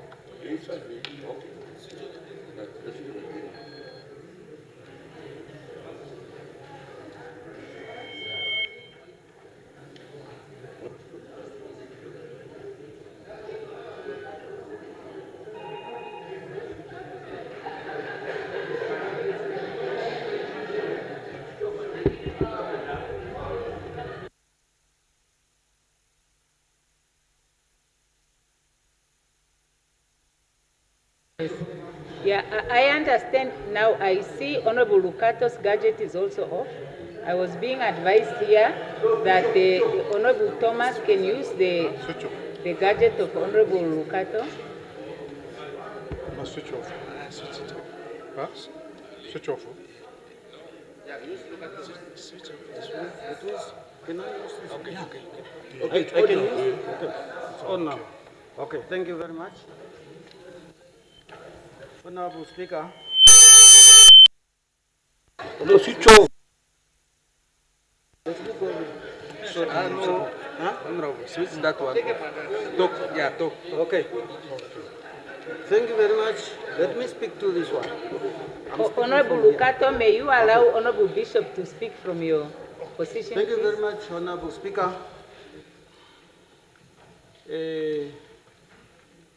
Your Excellency, the President of the Republic, allow me to greet also our law enforcement there,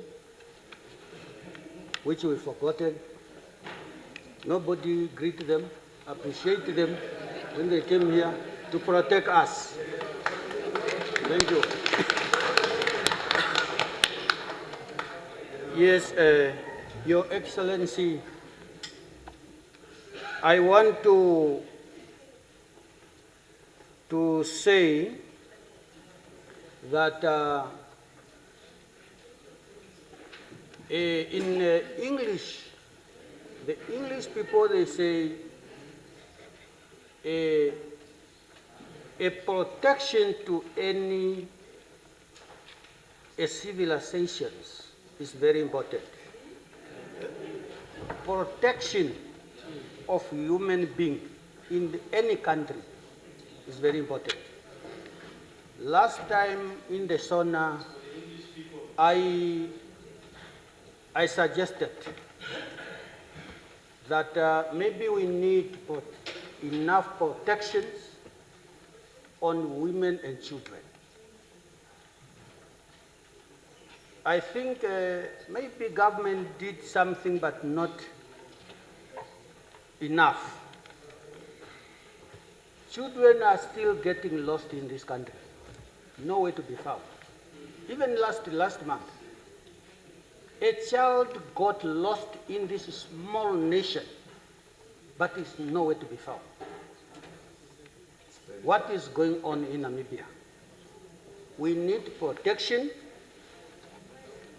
for our children, our women, children between the school and home. Children are getting lost. And we are losing the nation of the future. That is one. Secondly, Madam President, here in Namibia, there are some or a certain nation called Nyemba Mashaka who are not recognized in this country. Nyemba Mashaka. They are here in Namibia. Here is the one speaking here. I'm standing here. I'm also a descendant from Nyemba Mashaka. Nyemba Mashaka, they came here, it's almost now 90 years. We went together in a reparation struggle. We come back home. We thought maybe now our government is going to recognize us. Yes, we appreciate that some traditional authority has recognized headmen of this tribe. But the problem is we don't exercise our culture. Although our traditional authorities, they are there, but we are exercise other culture and norm of other traditional or other people. It's not right. We want our culture, Nyemba Mashaka, to be recognized. They are under Oshikwanyama, Hangwena region there. We are even at school. We are learning other people's language. In Kavango is the same. We have got teachers, well educated, we've got lawyers, we've got a magistrate in this country, but yet no way recognized in this map of Namibia. That is the second one. The last one, Madam President, we have got a problem. This is a problem on the veteran office. I'm talking about those who are recognized and receive their benefits as a veteran. But after 2 or 3 years, that person pass on. That money or that fund stopped there. And this person,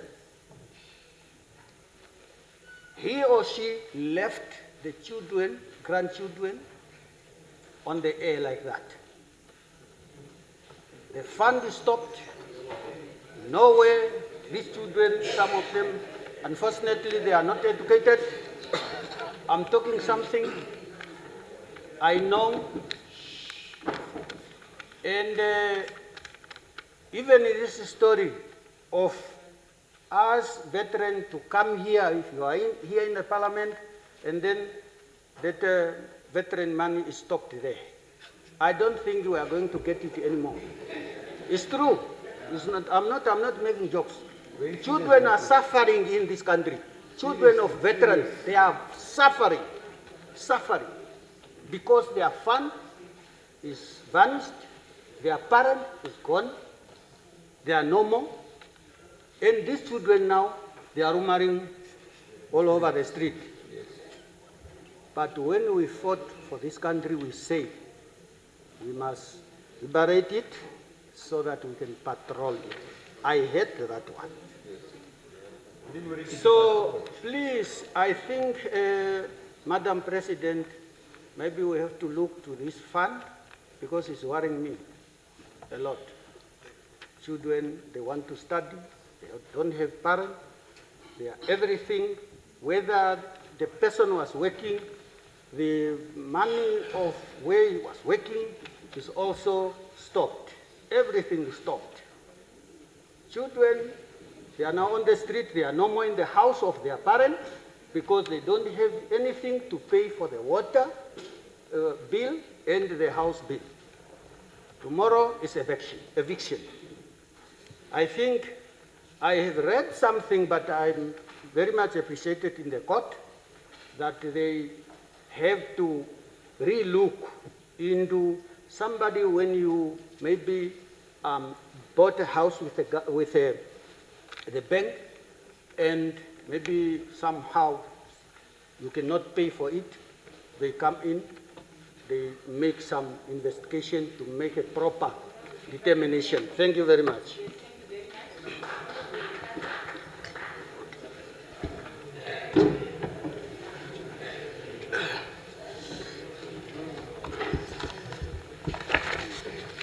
My relative sister, Honorable Speaker, Your Excellency Dr. Nandi-Ndaitwah, the President of the Republic of Namibia, the First Gentleman General Ndaitwah, the Vice President Vetboy,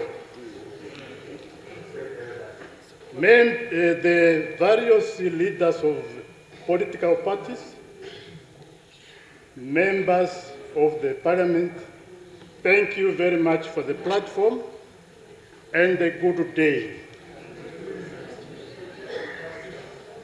On behalf of the National Democratic Party, NDP, with the powers vested on me, allow me, Your Excellency, to pose some few questions to you. And I'm having a lot of questions, but after, I'll just read some few of them, and then the rest I'll submit it to you, Your Excellency. Your Excellency Dr. Netumbo Nandi-Ndaitwah, the President of the Republic of Namibia. This is an NDP contribution on the State of the Nation address by you today on the 8th April 2026. Your Excellency Dr. Netumbo Nandi-Ndaitwah, the President of the Republic of Namibia, let me take this opportunity to address this august silence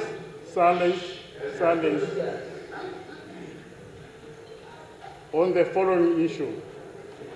I should be understood that the role of the opposition is to hold government to account, to test its ideas, to expose its weakness, and to offer credible alternatives where it fails.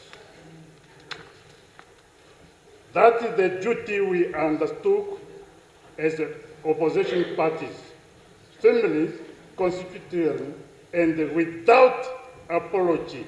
Let me clear here now and then that where the government brings forward legislation that Guinea says the public good, the National Democratic Party will engage.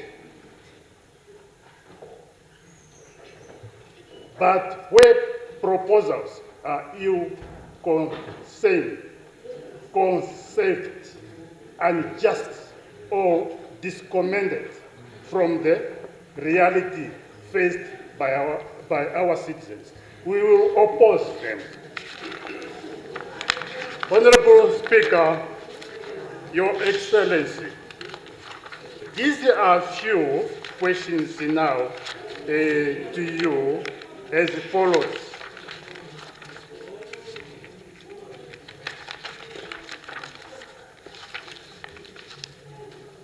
Number one, how is the government going to address the issue of 3,000 Namibian dollar, which was promised to our senior citizens? Number two, the issue of the exploration of oil is busy drawing mistrust from the office of the head of the state. Can Your Excellency inform the nation about your your family's involvement into the oil deal. Number 3, few of the ministers are doing pretty well in trying to deliver services to the electorate, but unfortunately others are failing dismally. What steps are being taken by Your Excellency to make sure that they are also deliver on the promises made by governments? Number 3, how are issues raised by the youth in this country in terms of unemployment being addressed soonest? Number 4, the state of some national roads and some streets in towns leaves much to be desired, as they are full of potholes. A good example is the road from Rundu and Katima Muliro. What is the government doing to rehabilitate these roads? Number 5, the issue of war veterans is becoming a burning issue in the Republic of Namibia, including in the Zambezi region. Some of those who greatly contributed to the liberation struggle of this country are being left out on that wave. But the controversy is that those who contributed, those who've been accommodated, they are having a question mark. Number 6, why the government cabinet, since it came into power under your leadership, unable to resolve the issue of the Electoral Commission of Namibia to have 3 masters instead of a single master, those including your office, which is the office of the sitting president, the Minister of Urban and Rural Development, and the office of the Speaker since the establishment of this electoral body. Number 7, Namibian resources has been vanishing from the state treasuries and the coffers through corruption, theft, mismanagement, stolen without trace. Therefore, what is your plan, Your Excellency, to recover the stolen resources? Number 8, as you normally mention that you have sister countries that assisted Namibia during the liberation struggle of independence, which we are also aware of it. Some of those countries were fighting in different situations and they're known as former liberation forces, but after gaining independence, they have established permanent reconciliation resolutions to make sure that they are included in all benefits, while Namibian government still exclude other citizens, especially those who fought for independence from other sides. What is your plan to make sure that you include and recognize them as the liberation fighters? The last one, number 9, can you explain with silence, Your Excellency, can you explain with clarity in those countries with civil wars and the conflicts under your respected leadership, do you consider involve Namibia by sending troops to assist sister countries to go and fight on the other side rather than fighting as the neutral forces? Thank you. Honorable Speaker, let me say, may God bless Namibia, Parliament, the Namibia nation, the continent of Africa, and the world at large. Amen. Serinako. Let me end. The last one. Now, thank you. Now the last one. The last one. Honorable member, it's okay. Yes, honorable members, the last one is Honorable Gao Baeb.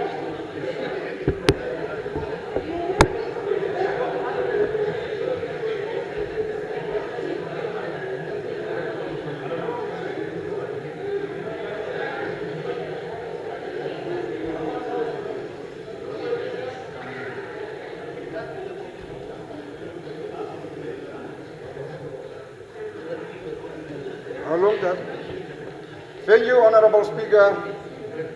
Your Excellency, President of the Republic of Namibia, as you have alluded, we were having consultative meetings with you and we engaged you at that consultative meetings as UTF party. But, Your Excellency, I want to touch on 4 issues, not 4 questions, Honorable Speaker.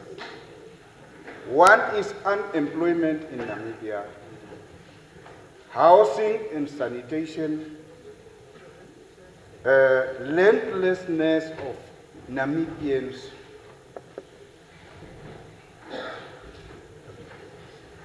and what was the 4th? And the poverty in Namibia, Honorable, Your Excellency. Your Excellency, we said now we are 36 years old as Namibia. Housing shortage in Namibia, together with sanitation, it's a very ugly thing. Our own families, those subjects whom we are leading in Namibia, how they are staying in those sites on unserviced land is a very ugly thing, and we need to address it urgently. Landlessness in Namibia, look to what has happened during the Odendaal Commission, how this land was allocated to those who were in power those days. Now, in Namibia, we are trying to make this law and another law and another law. Currently, we are sitting with a land bill in Parliament of Namibia. And I don't know, I studied it, whether we will address landlessness of Namibians through that bill. Instead of taking serious actions, make amendment to our constitution, especially Article 16. Then we'll address the issues of Namibians' landlessness, Your Excellency. Your Excellency, on these issues, which I said, it's 36 years. Why can you not declare a state of emergency on those things? Unemployment, landlessness, poverty, and housing and sanitation. At last, Your Excellency, decentralization. Ministers are thinking ministries are theirs. And keeping back decentralization. Mining license, a prospective license, prospection license, person traveling from Erongo, Kunene, or Puo to get that license is here in Windu. Why can't it not be decentralized? Challenge at a local level, conservancies are there, ministerial offices are there. But why is Ministry of Environment keeping community-based natural resources program in Windu? Decentralization, Honorable. Your Excellency, we have learned from other African countries. Look to Kenya. It have give brief chance to certain cities in those Kenya. Decentralization. Here we are doing decentralization of functions. Fiscal decentralization, Your Excellency. And I want you to work on it so that these functions then will also address rural-urban migration. So we have means to address these issues, but we are sitting with the same issues.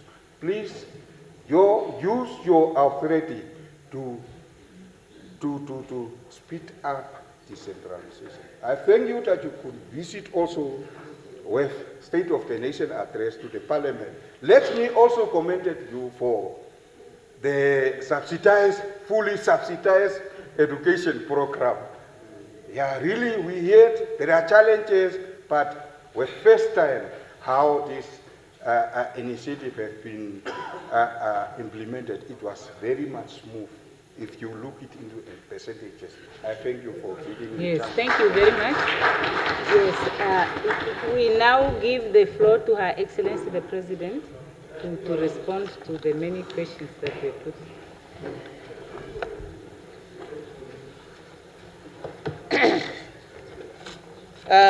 Thank you very much, honorable members. The first one was the Republican Party, and who has put 4 questions. One was on alternative way of ensuring fuel availability and assuring security in the country. And he has a concrete proposal of why can't we look at countries like Angola. In fact, what one has to look at is also to have them, because Angola is an oil-producing country, but also they export the crude oil, and only a certain percentage that is refined locally. So what you are saying is, why can't we look maybe in expanding refineries in the region?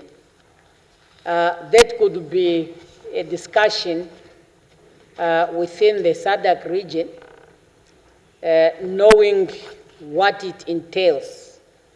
And also considering that we ourselves, we are in the process of becoming an oil-producing country. So the issue here really is the refinery for long-term purpose that we have to look at. And then you talked about the unemployment, and your recommendation is to declare a state of emergency of economy. You know, I don't know how we really understand when a state of emergency has to be declared, because I'm really seeing that many of our things that are happening, because I fully understand the desperation that we have, we think of declaring a state of emergency. Are we really saying, because a state of emergency, for example, if a heavy flood comes and then is declared a state of emergency, is because you also want the whole world to come in and help you to deal with the state of emergency. So I don't think if that's what we mean. We really need, as a nation, to develop our own mechanism of how we can address the problems that we are facing.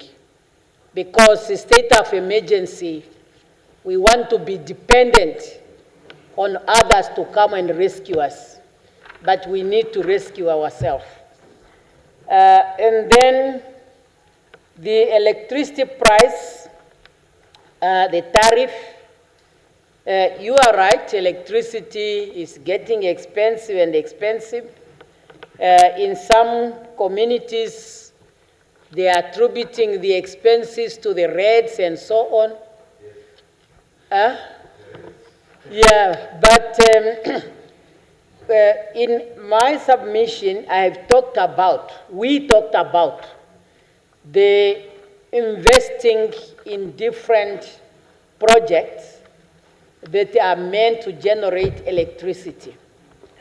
We are also doing it very, very carefully, because if we do it in a manner that the private sector, which is profit-driven, comes in, it might also increase the prices, because finally who should pay is the end user. But we are really trying how we can manage the price of electricity. We are also in discussion with Angola there is a project that we are running, we are discussing with them, so we will see how far it will take us. But electricity, which is also driven by other commodities, for example, oil. We know that once oil goes up, everything in the world goes up, because almost everything runs on oil. So these are the challenges that we are facing in the global economy. And there are things that are completely beyond our control. Nevertheless, we have some cool things that we have, like the electricity fund, different funds, but sometimes they can also be under heavy pressure. Because, for example, the situation where we are now, if we did not cushion the oil price, it was going to be more expensive than what it is today. I believe Namibians really appreciate that when you even look into the neighborhood. So this is really the challenge that we are having in managing in this global economy. And then you are asking me as to what strategy do I have in order to ensure that the major national assets have benefit the Namibian people. One of them, I will say it really with a very clear mind, is when I say oil gas is a fundamental strategic resources all over the world. And no one can doubt that. And that's why when we are here where we are, my strategy is to oversee it. And hence the amendment I gave to you as parliamentarian. I have lost 1 year, my hands tight in how I can move in protecting these strategic natural resources. So help me to implement those strategies. Of course, I cannot in this chamber to say and elaborate on them, but I want to tell you, I'm not doing things blindly. I'm doing them in order to fulfill the mandate the people of Namibia have entrusted on me. And I want you as also elected representative to help me to fulfill that mandate, and not for the lack of the word to keep me hostage. And I can do for all others. Like now I have mentioned, for over the years we were depending on diamond. But now diamond price has gone down. We are here now looking at our hard natural resources to get the maximum benefit. Our uranium, our gold, all of them, we are now looking on them. And that's why we are working as a matter of urgency on our policy of value addition. That's why also we are now reviewing the Mineral Prospecting Act. It was done in 1992. It's too old. Things have changed.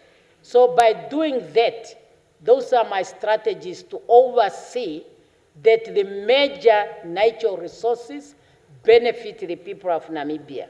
So that is really, I can say, my colleague from RP.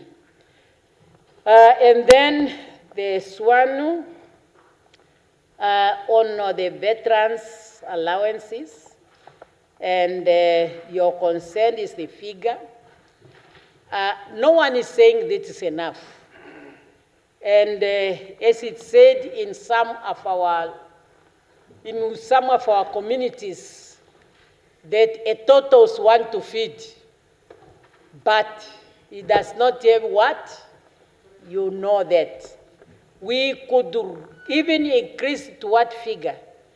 But as I mentioned, the challenge we have as a government in allocating resources is to look at the immediate needs while we are also looking at long-term investment. So when we reach at that point, if we can, we can. And we are not saying we are not going to increase. However, I cannot tell you when, because it will all be determined by how we are moving in terms of our economy. You talked about some veteran from NANSO. You know, when veterans are benefiting from the veterans funds, they do not benefit as a group. They benefit as individuals. And they are being assessed as individuals. Unless you want to tell me, and I don't want to believe so, even if I don't have the list here, unless you want to tell me no single NANSO veteran is a beneficiary. And I believe that's not the case. So they are helped individually and not as a group. And then the employment creation will keep coming up, and the response will remain the same. And it's us.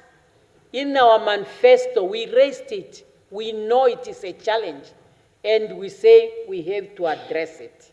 So that is really, I can say about the employment. The money which is flying out, you say disappearing from GIPF, you say they are disappearing from the Bank of Namibia. This one, to me, it smells corruption.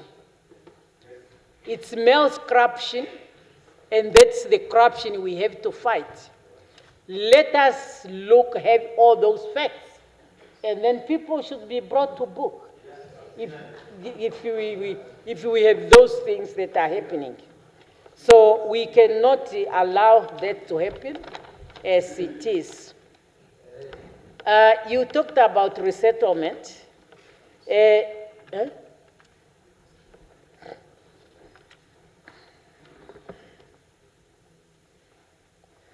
Yeah, you are talking about the resettlement in general. And the resettlement process has been also reviewed in a way because you find, at one point, I was a chair of the Cabinet Committee on the implementation of decision on land and land-related matters. And one of the focus was to look into the resettlement. We really found that because our resettlements are in two categories. You have individual resettlement and you have group resettlement. I went to 4 regions where I say in each region I want to visit 4 resettled farms. The one considered successful, I mean 2, one considered successful and one considered poor successful. And I tell you, I found that those who were resettled individually, they were successful. The group resettlement was not successful. And the problem is also the capacity and the support that we had to give to the resettled people. Because when people are in a group, they start fighting. And that really became a challenge. You have also mentioned 2 farms that you say you have vested. I'm telling you that it's true. Those farms were purchased, as you mentioned, and now they are now reserved. They are now going to be also to add to the ones that were bought this year for the resettlements of the Botswana, Namibia, Botswana of Namibian origin. Descent, yes. So that is the one you mentioned. So we are in that program. And then you talked about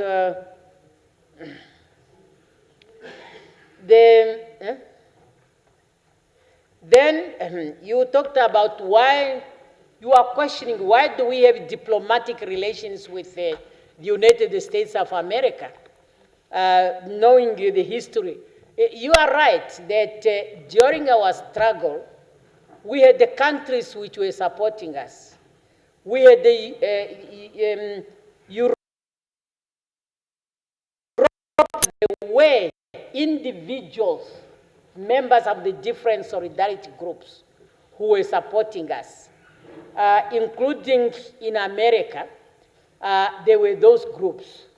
And when we were coming closer to our independence, we know that the resolutions of the Security Council have been adopted, and most countries, or if not all, they bought in.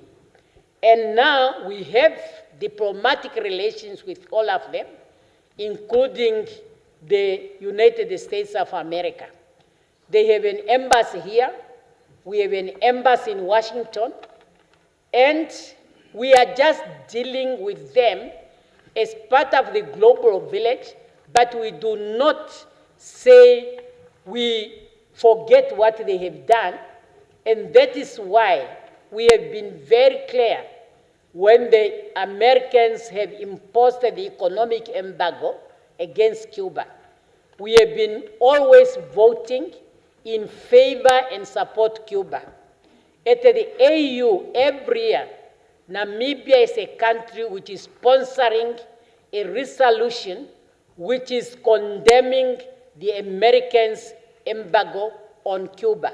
So we are just working with them, but it does not mean we agree with what they are doing. So that is really the situation which is at hand. And then we come to the NFF. You are right, water is a human rights issue. Water is life. And specifically, you were inquiring on Hangwena Aquifer. Yes, I told you in my address that last year I had inaugurated a project which is called, which is called the well field. So that water is coming from that aquifer. So it's already being utilized, but we have to utilize it more. And the areas that could be beneficiary is mostly the eastern Ohangwena and Oshikoto. And that is what now going to feed the pipeline that is being under construction that I have mentioned in the address. Labor hire.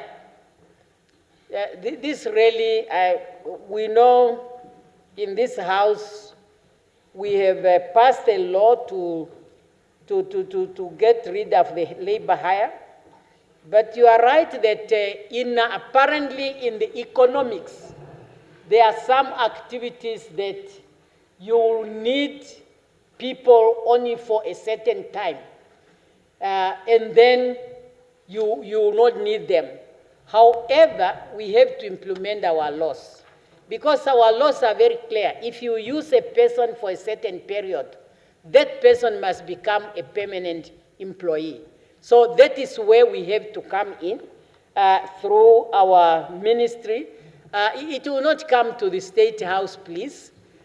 We have the Ministry of Justice and Labor Relationship, and that is where also we'll be able to monitor the employment progress and the unemployment.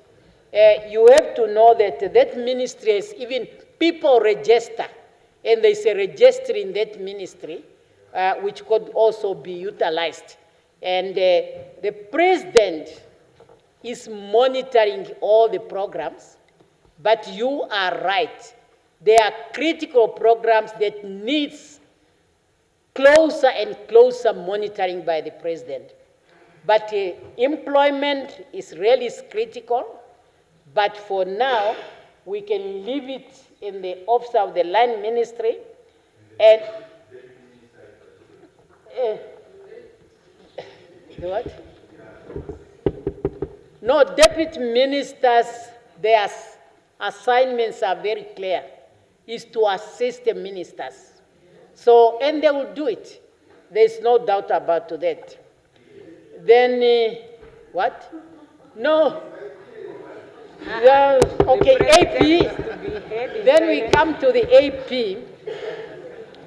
Mukwe constituency. When I'm listening to this discussion, it's like talking about the work to be done by the Delimitation Commission, isn't it? When I'm listening. But we just had it last year, I think, a year before. And the report, the president will pronounce herself on it.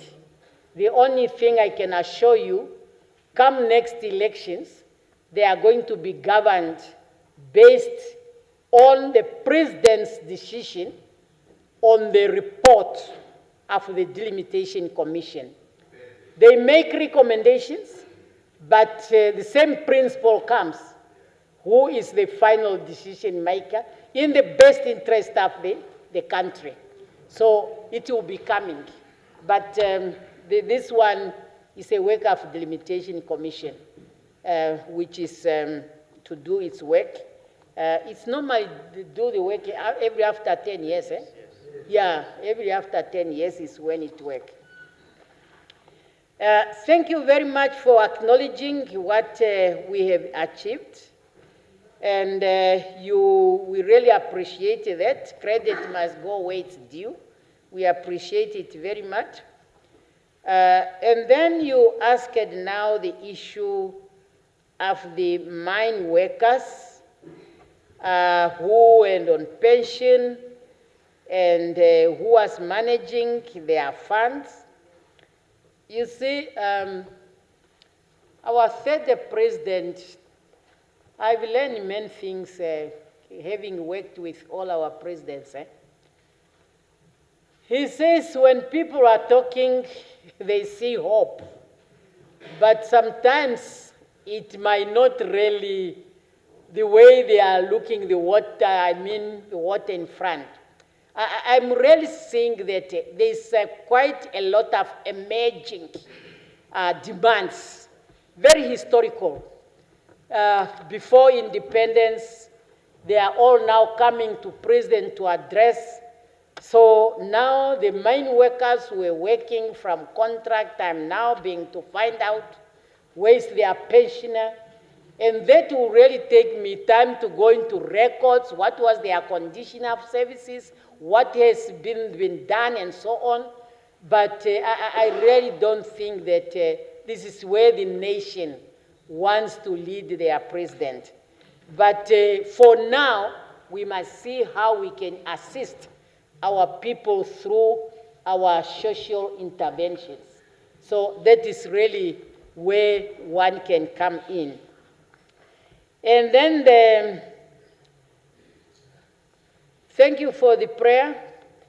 Then the protection of our children. You are right, we have to protect our children. Really, things that we are seeing in our community of children disappearing between home and schools. They are making us as a country really to see how best we can avoid such a situation. If our communities were better concentrated, we may introduce the system of school buses, whereby the children in different localities, the parents drop them at a certain hour so that they can be picked up by the bus, and then the parents make sure At a certain hour, they are there to pick up the children. Because for the law enforcement, it will not be visible to say they will be able to patrol and to be in all the streets which are used by the children when they are going to schools. There will be patrols, but not all of them. And you know, these people, they also watch.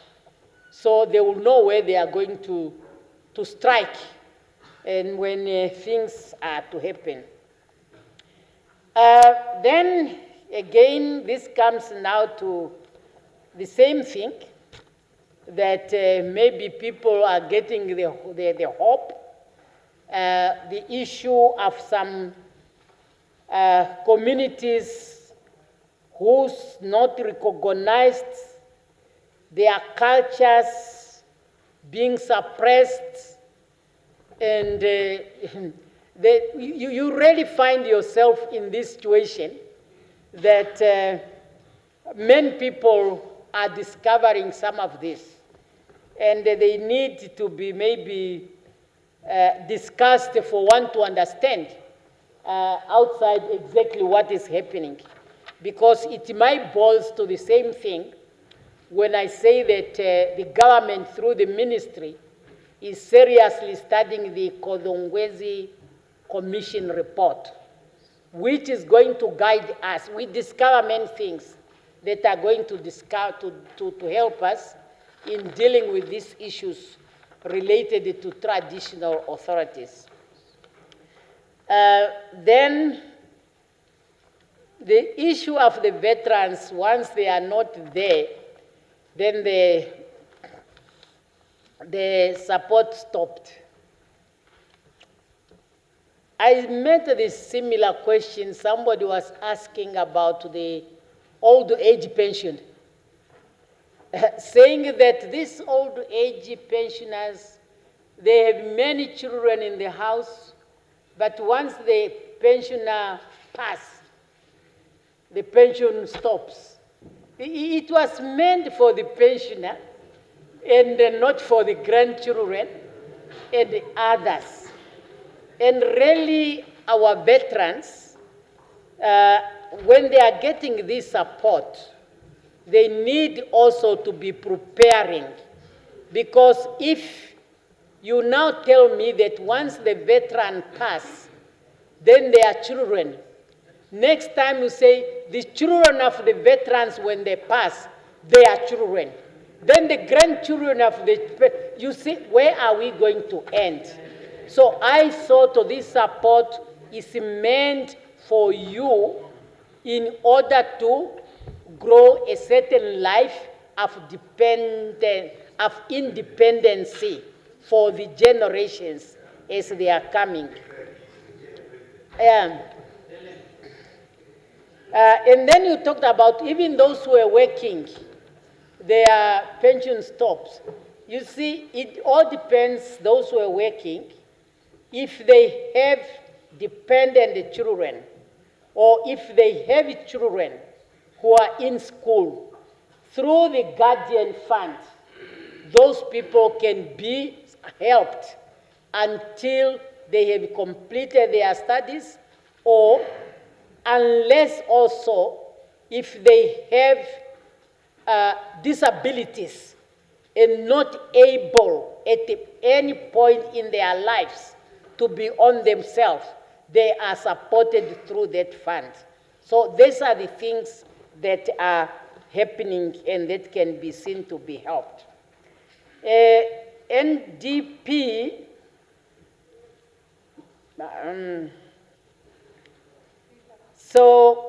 it's what? Uncle Lucato, the 3,000, we are going to reach there. You see, the problem, when things are mentioned, we need really to understand. The third president says we are going to get to the 3,000. And really, he was very clear that incrementally, we are going to reach there. Of course, last year we did not add. This year we add 100. And I go back to say we are dictated by what is available. No one wants another person to suffer. But we must really be able to share the little we are having.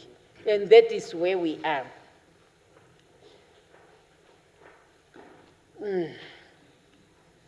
And then when are we expecting the oil to be delivered?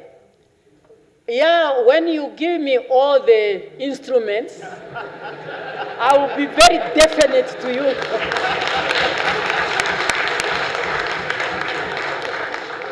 You give me all the instruments, I'll be definite to you and say when is the first oil is going to be delivered. Don't delay the process. The more you delay the delivery. And then, thank you, ministers, you hear yourself. There are those who are delivering. There are those who are not delivering. Please deliver.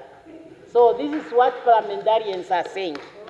So, and you remember, in one of our engagements, it was said, those who are not delivering, I am going to be informed by the party, and they will tell me how we can work together to make them to deliver. So we need to work together.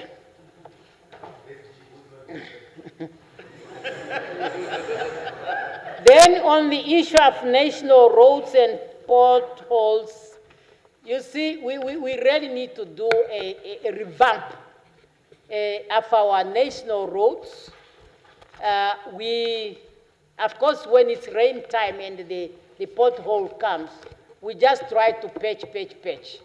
But a road like the one you talk about, Rundu, Katima, we are really having a national strategy for revamping. It's a very strategic line and very busy. And one thing, if we succeed with our railway, we are going to address pressure from this road. Those of you who drive it, you see how many trucks with heavy load that are driving on it. So these are some of the things that really, yeah, war veterans is coming up, it's very good. We are really caring about war veterans, and I hope we are really caring. You say some are left out. You see, the challenge we were having is that some people with the responsibility, they registered maybe those who were not supposed to be registered. And those who were to be registered did not register. Now that has just bolted the whole, the budget and so on. So we have that challenge. The problem now is nobody is ready to come up and to say this one registered does not qualify because you are afraid, and that's where we are. And we are trying to bring an end to the registration of veterans.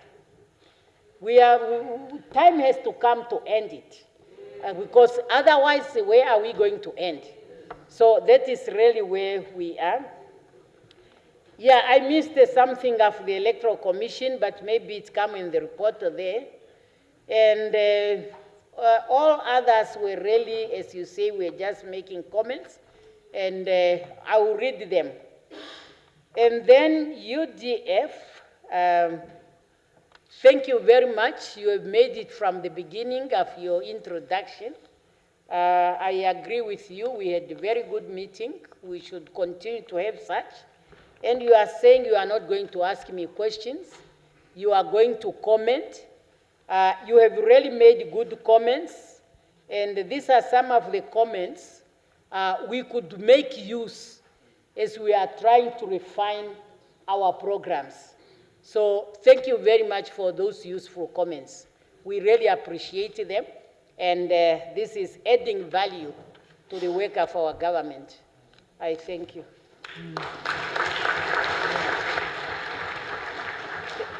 Thank you very much, Your Excellency. The President has provided elaborate answers to the questions that were posed. She has also noted the comments that were made. She made an undertaking to review the documentations that were submitted, And I would like to thank the honorable members who have submitted their written questions or comments. I note that there is still an appetite for members to pose additional questions, but as I always indicate, the presiding officer is in that difficult situation to apply the rules that we have adopted. The presiding officer does not act on the basis of unfettered discretion. The presiding officer operates on the basis of the rules. Here is the rules book. And Rule 155 says the knock-off time of the assembly is 17 hours 45 minutes unless if there is a motion moved to extend the sitting beyond that time. Now, let me just also be heard in silence. Yeah. Now, that motion was not moved, but because of the importance of the matter that was on the table, it is done at the beginning. Yeah, because of the importance of the matter under discussion, the presiding officer did not, the presiding officer exercised a discretion. And the president also demonstrated patience. So she went patiently through the questions. And I thought she assisted all of us when she said, I have noted the comments, I am going to review what you have submitted. And now, having said that, I am now bound by these rules to proceed to the next step, which is to ask the chairperson of the National Council to express on all our behalf a vote of thanks. What is it that you want to raise on? Not an additional question. Is it a point of privilege? Yeah.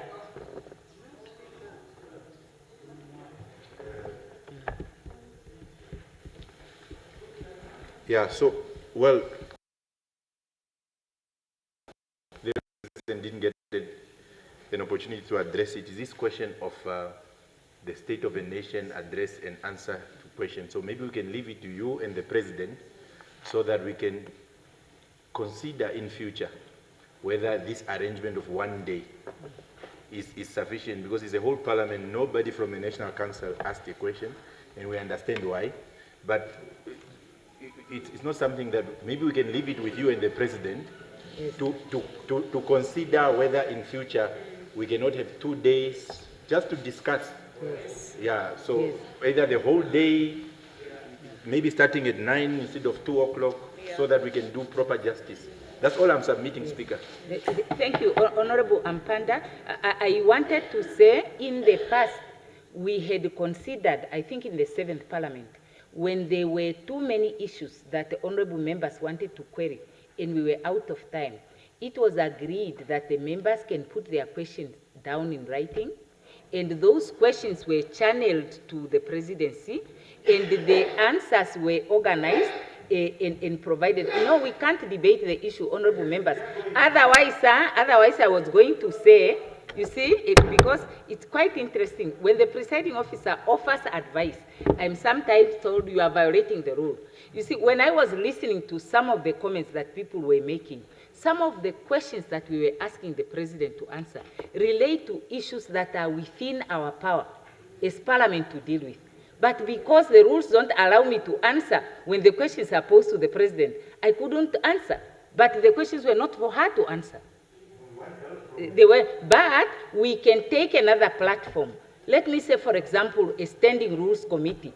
And we can decide to say, we ask these questions and we explain to each other, this one is for us to do in terms of this rule, this one is for us to do in terms of this, and then we will find where there are gaps, you know, where we may advise the president. But some of the things that we were querying are actually for us to deal with in this house. Yeah.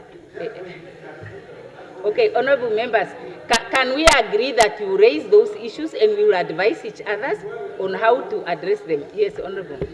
Yeah. Offer the second round.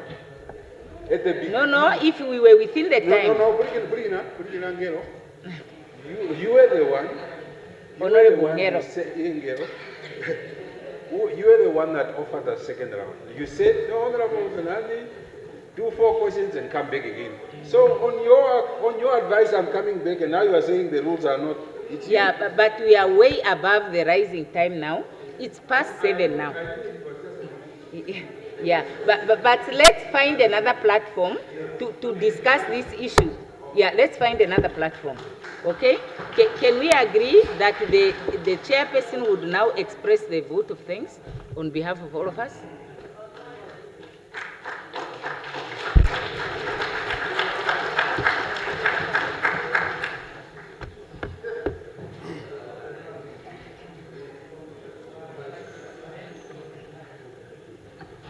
Dr. Sarah Ongelwa Madila, Speaker of the National Assembly, thank you for the floor.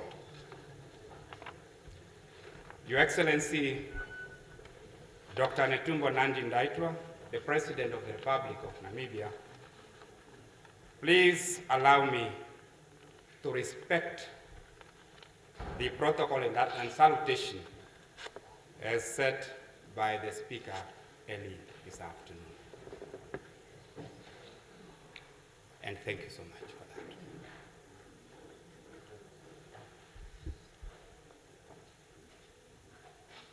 that. Good evening. Good evening. Yes, good evening. It is once again my privilege, while in sorrow, to deliver the vote of thanks on behalf of my fellow members of Parliament at this occasion of the State of the Nation address. The address has reviewed government's achievement during the past financial year, set out agenda for the year ahead, and acknowledged the challenges confronting our nation.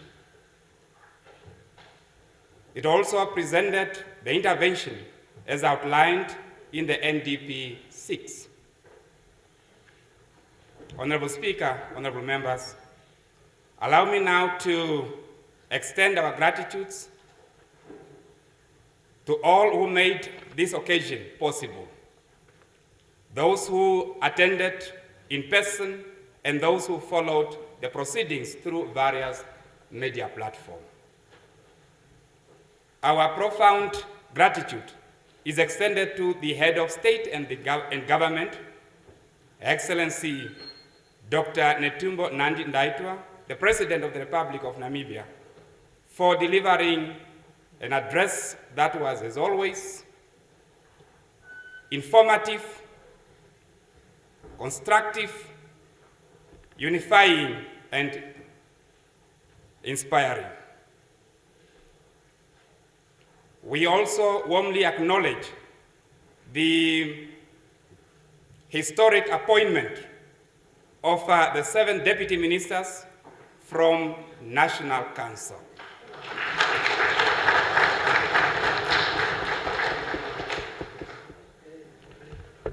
This is a significant step that has brought government closer to the people. We wish you, Your Excellency, continuous strength, good health, as you steer the nation towards the Vision 2030. Even amidst the challenges intensified by the global geopolitical dynamics. To honorable members of Parliament, your active participation reflects your dedication to democracy and to the responsibilities entrusted to you by the Namibian nation. To members of diplomatic corps and our development partners, your presence reinforces the enduring partnership that benefit our nation. To the service chief, we value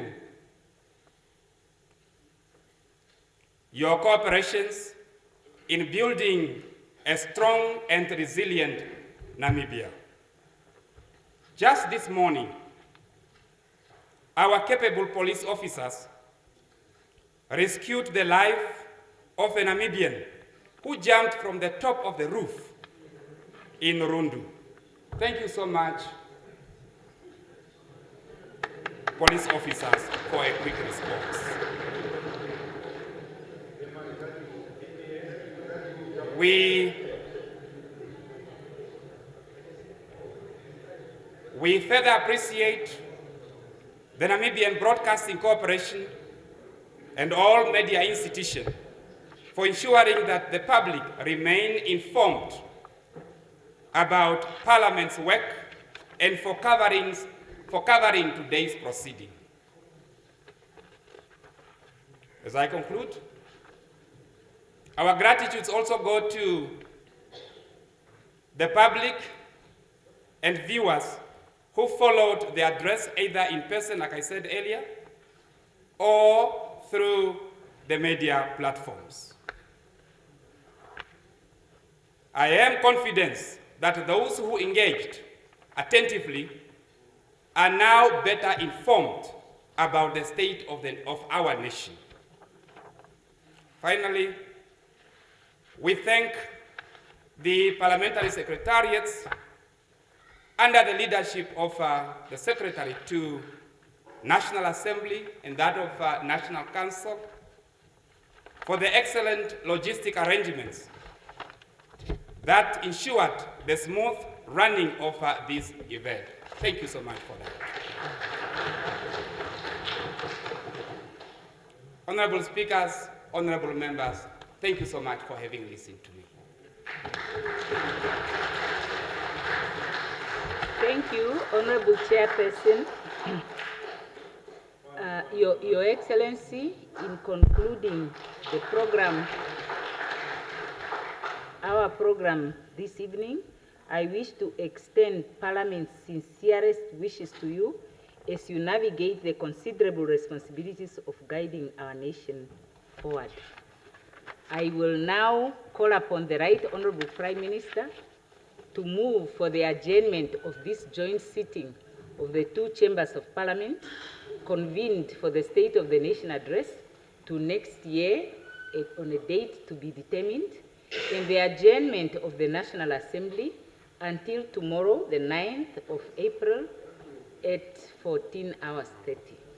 The Sergeant at Arms will now lead the presidential procession from the chamber, and the chairperson and I shall escort Her Excellency the President. I ask all the members to rise and remain standing as the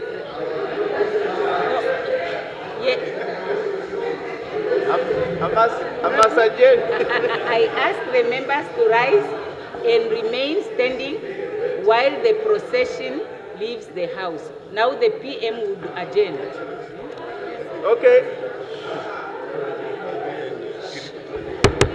No, the PM can just please move for the adjournment. Yes, may we be seated, the PM.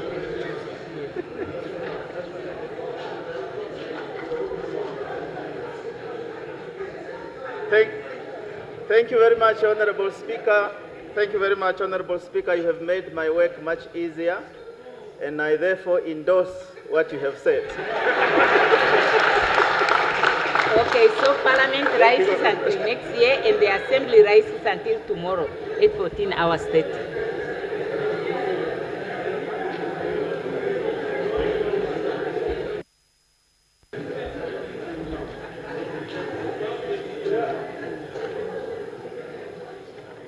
Well, there you have it, Namibia, your State of the Nation address given to you by Her Excellency, that is President Netumbo Nandi-Ndaitwah, telling the nation where we have come. It's the second time doing this, and we'll give you a little bit of a post-mortem. As you can see, the Prime Minister there just finished the adjournment of the House. Some suggestions about how we can improve the State of the Nation, particularly coming from the leader of the affirmative repositioning, saying maybe the members of Parliament require more time to meaningfully engage the President in the issues that they are obviously questioning her in terms of the state of the nation. Now, to give you a post-analysis before we get there, we'd like to apologize for the cancellation of the daily roundup that was supposed to start at 1800 hours, as well as Situation Critical.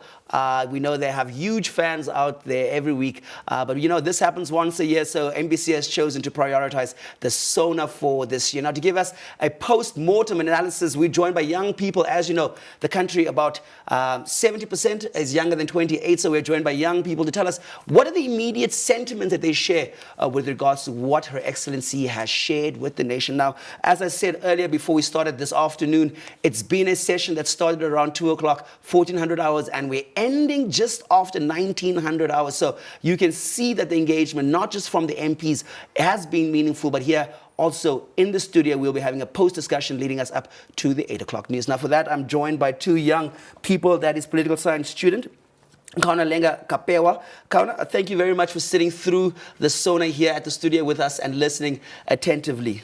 Thank you for having me. And then we have Gertrude Nyombo, who is member of Children's Parliament as well as a youth activist. Again, thank you for that endurance that you showed in listening through. I could see that you're training yourself to be an MP already in training for the future. So tell us, maybe just to start off with, as young Namibians, you heard the president speak about the state of the nation. What does this speech and address mean to you? Okay, so the State of the Nation address delivered by the president, right? So this basically, it gives us progress or feedback of what the government has already done and then how this has affected the state of the country, the status quo. And also, it acts as a transparency tool and accountability tool as well. But some of the things that stood out for me, or some of the things that the government has so far worked on, are to equip the youth with skills, right? For example, there's been youth that have been trained in mushroom cultivation, biomass, as stated by the president, and also in business management, right? So in the event that the government or the private sector is not able to provide adequate jobs, or if the private sector or the government is not able to provide enough jobs for the youth, and then they can use these skills to provide jobs for themselves, as well as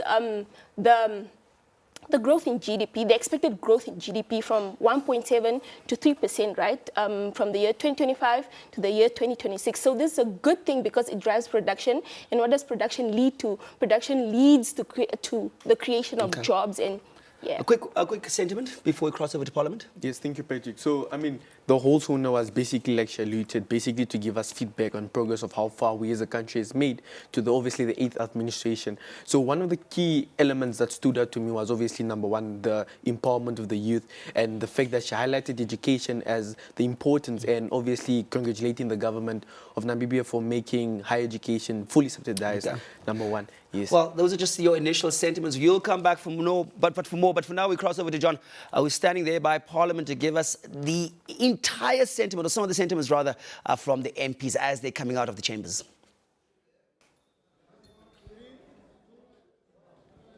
Patrick, thank you so much for coming to us just after what was perhaps a lengthy, of course, the State of the Nation address that just took place in the chambers this evening now. But we just, of course, are now trying to bring you the reactions of the members of Parliament, of course, post the State of the Nation address, and also what are perhaps some of the things that were missed out in this address. But for now, of course, thank you so much for making the time to speak to us.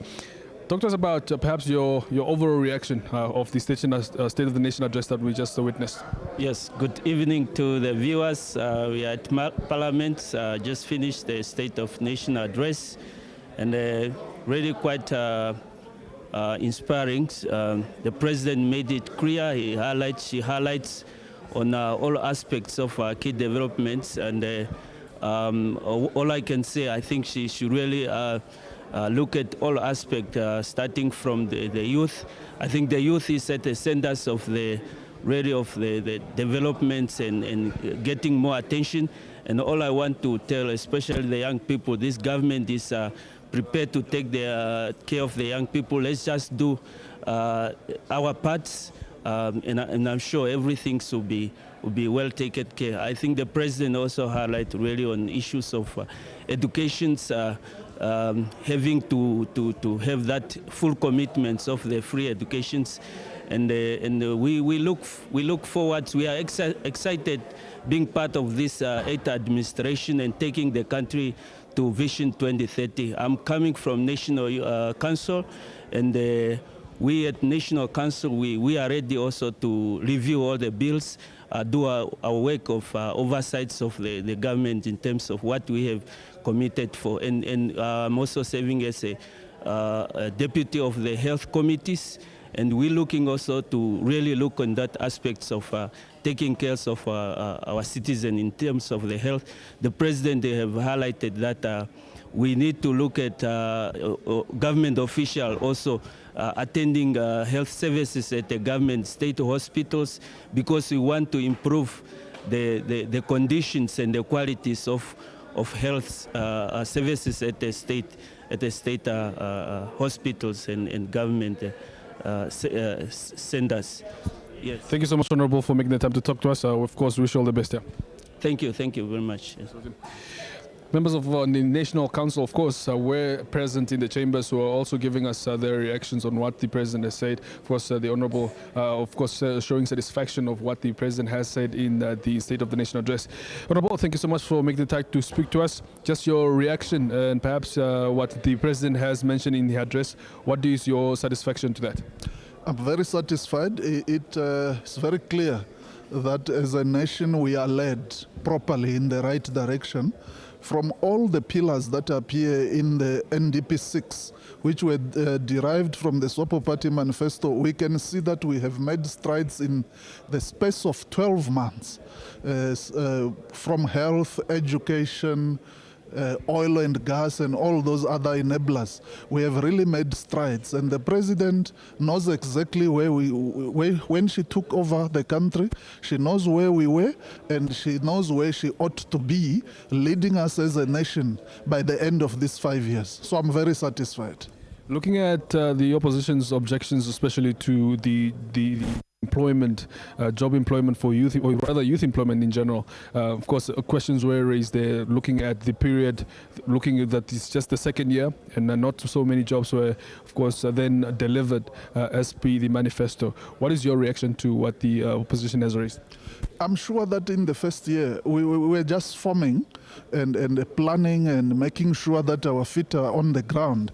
And I'm sure that by the time we reach 2030, the end of this tenure, we should have reached that, or very close to that. But I want to see that we reach to that, or even do better.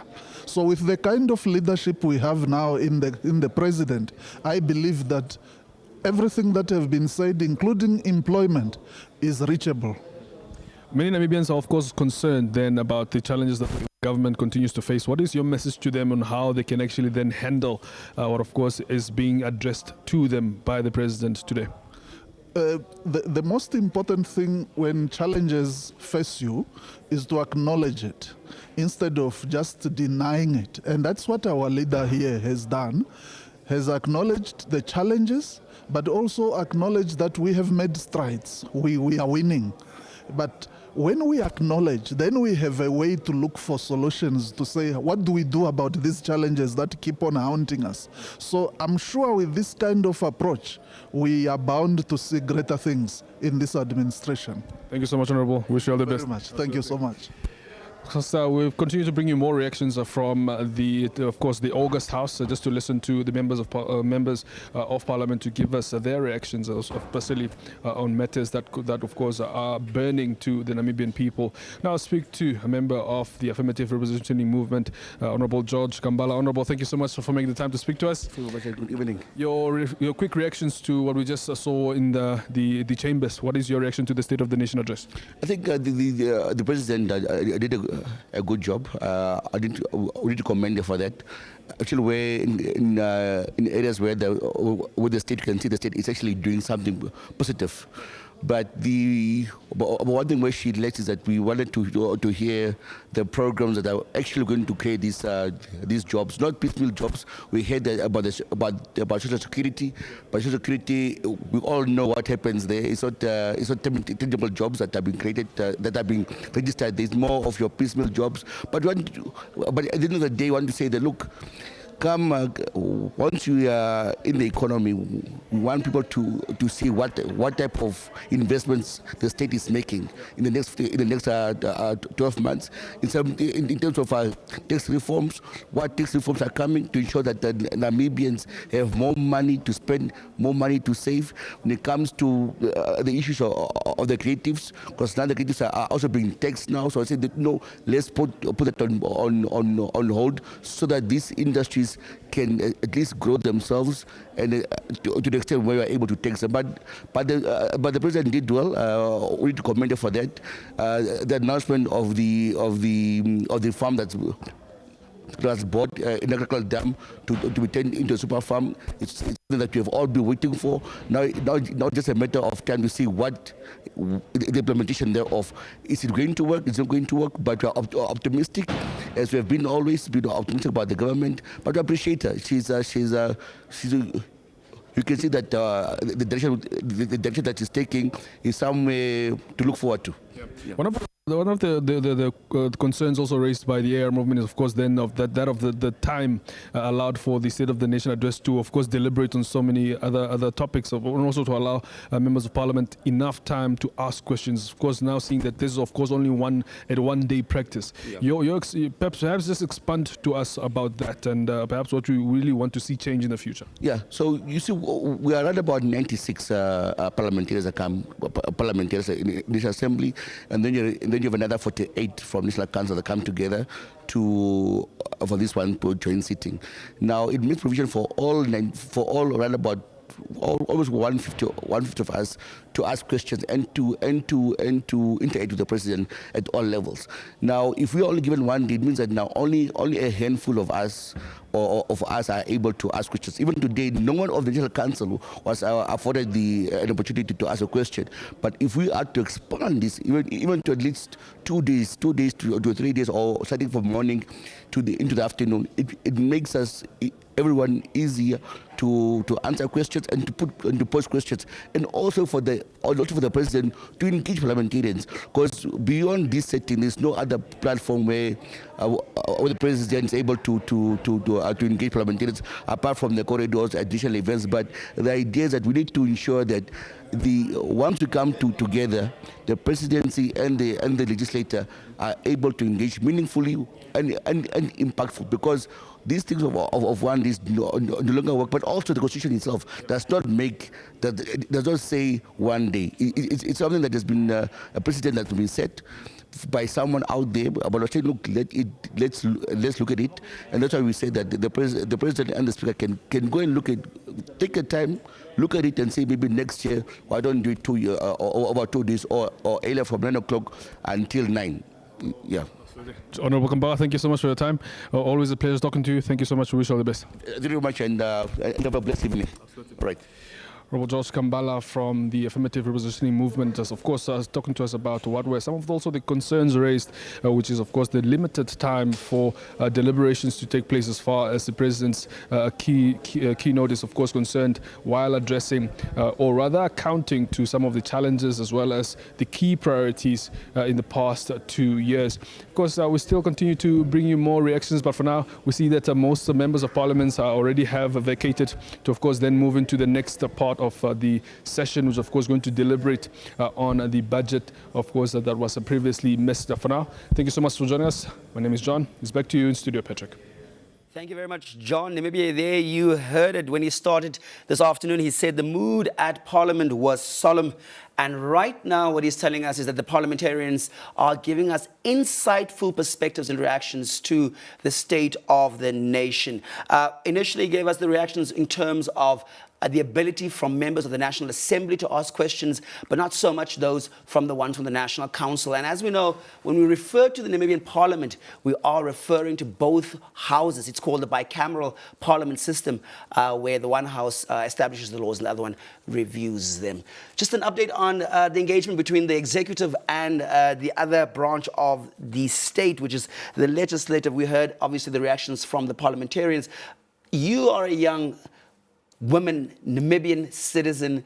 How does all of this that's been spoken about, the economy, jobs, unemployment, how does that affect, let's get back to the issue, which is really the dignity of a young person. How does all of these little variables, all of these efforts, inputs enforcements by government, how does it affect, a Namibian girl? So it could affect a Namibian girl in a positive way or in a negative way. Okay. So as cited by Her Excellency Netumbo Nandi-Ndaitwah, she has cited a few improvements in terms of the health sector, equipment being delivered to respective hospitals, clinics, for example. We have movable x-rays. So in terms of dignity, right, if you cannot make it to the x-ray machine, they can bring it to you. And also in terms of construction of stadiums, there are stadiums that are currently being constructed, and there's an idea of building a stadium that speaks to people with disabilities or that accommodates people with disabilities. So a young girl, a Namibian young girl that is faced with the challenge of disabilities can also partake in sports and feel like she is being accommodated, which contributes in a positive way, to her dignity. Okay. Is it the same status for the boy child? I mean, for the boy child, it's now a debate that has been going on. It's been a motion that has been put in place, the neglectors of the boy child, of course. But I mean, we have to go back and we have to see what is being done to cater for the boy child. And we can all agree that for so long we've been catering for the girl child. Not it being bad, obviously, but the imbalance has caused what we are currently facing now, which is now the increase in gender-based violence, the increase in drugs and alcohol abuse. But now we have to look back at what Her Excellency has told us. I mean, one of the key improvements are obviously that we are now building more stadiums in all 14 regions, making extracurricular activities more revived now. We are also looking at education in TVET centers. So you guys saying to me that my question might be part of the problem? How is your question? Let's... No, I mean, in the way that you guys have answered it, in the way that maybe the focus should not be so much on a gender-specific approach, but more like a human-centered approach. So maybe we should speak about child development and the status of children in the country, maybe differentiating between what is the status in an urban area and maybe in a peri-urban and a rural. Is the lens that we're using to analyze our development problematic? That's a very interesting question. I would say yes, right? Reason being that much of when it comes to the SONA, right, she focused more on urban areas, right, with little focus to rural areas, right? So there's a gap between in terms of dignity, right? So there's a gap between access to services, access to health facilities. Those things are needed in order to keep your dignity intact, restore your dignity. So focuses more on the urban areas juxtaposed to the rural areas. So they need to bridge a gap between the two. So instead of focusing on equality, they should focus on equity, right? So where they give preference, they should give preference to those that are in dire need of the services, juxtaposed to focusing on those that already have, a little bit of access. For example, in terms of health facilities, right? We have two major hospitals, the Katura Hospital and also the Katura hospitals and the Windhoek Central Hospital. But if you go to, let's say, for example, a village Daungilo in the Ohangwena region, does that girl child have, or does that girl child or that boy child have access to the same services that the girl child or the boy child in the urban area has? So if they don't, and then we prioritize them more, juxtaposed to those that live in the urban areas in order to restore their dignity and to also keep it intact. Interesting point that you're bringing up here. I think the biggest issue when it comes to particularly young people is the issue of unemployment, because the assumption is that you will get a job and then that job will be able to give you some sense of mobility, so that will then increase your access, which is what you're talking about. But with 44.4% of young people unemployed, which turns into a nominal figure of about 250 to 300,000 young people, is government moving the needle, particularly when you're hearing the president talking about the National Youth Fund, the level of, about over 2,000 applications that were given, the amount of recipients from that. Are these efforts moving the needle? Gershon? I mean, thank you, Patrick, once again. So when we look at all this, we have to look at one thing, right? Which is, I believe that, speaking from a youth perspective, the problematic area within all this is the fact that we as the government, or we as Namibian, we are not being intentional with the way we are wanting to create our jobs. Basically meaning what we need is a system that creates jobs at a scale and not just once off. That's what we need. So when I mean by we're not being intentional with what we are basically achieving is that how many, we as the Namibian government or we as the Namibian country at whole, we are one of the fewest countries who lack specialized within certain sectors, yet we produce overgraduates in sectors that the economy cannot fully cater for instance. So when we look at all this, we should understand that it comes from different problematic areas and different root causes. Number one of them being the regional inequality gap that there is, being that a child from the rural areas, for instance, will only know about education, medicine, and that compared to a child from an urban area, which they are well equipped with digital tools, they are well equipped. But that's always with interesting to me, because knowledge. when you're looking at the education results, yes, the urban areas don't necessarily produce better results. Exactly. So is it that you could actually be advantageous coming from a rural area because you can concentrate on studying as a young person, but in urban areas there's so many harms and social ills. So is that a given when you're saying that being from a rural area is a natural or given disadvantage? Because the education results, for instance, don't show that. I mean, when we look at it, we have to look at the socio-economic of it. Okay. I mean, you're disadvantaged in certain specs. Correct. It's a fundamental right to have this. I mean, the opportunities should be shared. Yeah. That's when we mean by them being disadvantaged. A disadvantage with when it comes to the shared opportunities when it comes to it. But are we only having an economic lens, or are we also going to have a socio-economic lens? Because maybe the societal norms are better in the rural area. Issues of violence might be a little bit less. Yes. Urban spaces don't cater for that. Living expenses are high. So talk to us about this as you are trying to suggest the way forward for government. Konelenga, what's your position? Okay, so my position is, before I continue with that, let me speak on the issue of unemployment that the question that you raised to him. So I think the period, the SONA, right, it addressed the progress that the country or the government has made from 2025 to date, right? So she highlighted that apart from, like what I mentioned before, the youth being equipped with skills, etc., there are jobs that have been created in terms of the social security, in terms of the military taking in cadets. 40,000 other jobs were created. So, and also an expected increase in the growth of GDP, right? That could contribute to, or it could curb unemployment, youth unemployment. So we can't really take a stance now as to has the issue been solved or has the issue not been solved yet? Because remember, her tenure still hasn't ended. So okay, so you're saying it might be premature. Yes, it might be premature to dictate that answer as of yet. But I think he changed the benchmark. He said, I'm not just talking about you, Kana, being employed at an individual level. It's employment at scale. So if we're looking at the 44.4 deficit of about 250,000 young people that are unemployed, is there mass employment at scale that can shift the needle? That's the question. But like I said... Talk to Gershon. Okay. But like I said, the SONA as of yet, right? So it hasn't... The SONA that was delivered, the State of the National Address, right? Yes. The progress that has been made, the progress that was highlighted is progress that has been made from 2025 to date. And we could deduce that, okay, they're making progress, but we cannot conclude that as of yet, the issue of unemployment hasn't been tackled or is tackled already. So that's, we're still at infant stages, so we cannot dictate conclusions at infant stages. So you're saying it's too of an early date to order to decide. Gershon, what's your opinion? My opinion in this is it's unfortunate that we can't wait until all the 5 years are over yet. I mean, we have to look at unemployment has been from the start and how long unemployment has gone.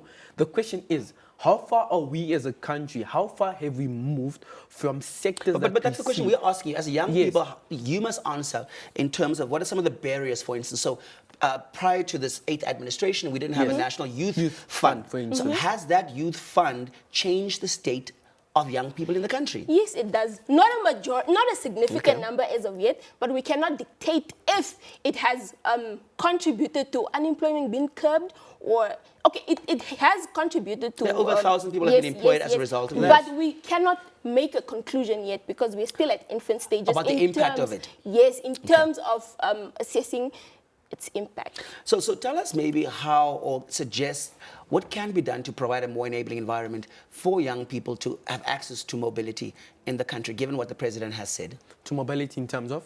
Their lives, like mobility meaning, increasing the status of their income, increasing the status of their health, increasing the status of the social standing, or, household income. How can younger people have greater agency, since you guys are youth activists, in encouraging and suggesting and recommending to government the areas in which they can improve? Some people that I've interviewed in the past have said the youth fund, a lot of these initiatives only provide opportunities for educated youth. Yes. But the reality is that the education system didn't work for many of the youth. So what opportunities are there? What pathways are there for them to access this mobility? What can we suggest to government? Yes, before we start, there's something they call the skilled unemployment and then the non-normal unemployment. So what obviously has to be done now is obviously look at what potential job markets are there in the future and how can we empower our youth in those emerging sectors. Because remember, the aim is not just to train them, the aim is to make them specialized. The aim is to get them into the sense that they can build these industries for this industry to actually, be successful within all this. And remember, the aim is to be sustainable. We as a country, in whatever we do, we need to be sustainable enough for it to be the next. But we know that as a principle, but how? Yes. I think the biggest question, especially for young people that I'm challenging, is how does that happen? How do young people imagine the how? So the president imagined the how is access to financing, because we know that at a macro level, we need infrastructure, we need financing, and we need skills. Yes. And a combination of those shifts the paradigm when it comes to our livelihoods and our lives. So we are asking in terms of what's practical. We heard a lot about agricultural sector. We heard about the creative industries. Where's the young people's sentiment and how do they want to access funding? How do they want to, produce work that is sustainable? So the issue here, right, or the question is that how do young people, how do they have access to mobility, right? Okay, so the National Youth Fund is not the only channel via which the youth can be equipped with skills or via which the youth can access jobs, right? So the president has put emphasis on, we have the advanced, we have funding. The NASFA, the National Financial Assistance Fund has been transformed, right? So then every Namibian, right, because you mentioned mobility, right? So every Namibian that's eligible to go to an institution of higher learning, be it UNAM, be it NAST, be it VTC, be it any institution of higher learning, right? The government funds any and all undergrad programs. That is how the youth has access to mobility. That's one of the ways in which of the ways in which the youth has access to mobility. Again, the youth can go to the regional council offices and etc. Right? So now we don't only look at the youth, we look at those that come from marginalized communities, we look at those that are disabled, right? So in terms of unemployment and job creation, people from marginalized communities, and because now you spoke about the difference between those that come from disadvantaged backgrounds and those that come from advantaged backgrounds, right? So those that come from disadvantaged backgrounds, they're given a preference. They're prioritized in terms of being recruited into jobs and etc. So that's how the youth has access to mobility, not only through being prioritized as a person of disability or person coming from a marginalized community, but also through things such as NASFA, because everyone now gets the chance to go to an institution of higher learning and have a degree. And then via that, whatever skill you acquire, you can create a job for yourself if the private sector and the government does not accommodate you. I really liked, what you said, and we're running out of time. So Gershon, maybe you can just conclude for us in terms of, once a young person hears the president speak in Parliament about the state of the nation, does it empower you, or what is your message to other young people? Why did you sit for so many hours to listen to this? What do you have to say to the other youth in Namibia? I mean, as a youth, number one, your main aim is to be kept up to date, number one. You should be very optimistic to find out what's currently happening, what is the status quo within around your country, because that's the only way you'll be able to be linked to all these different sectors, number one. And the other reason why I said this is because they always say information is knowledge to certain aspects in life, you know. And Namibia having so many emerging industries, it's quite important for you to actually sit down and understand the fundamentals, to actually dive in, because nowadays, we have this concept of I'm well educated, but is that really the case? Do you really have what it takes for you to make the right decision when it comes to major decisions like your career?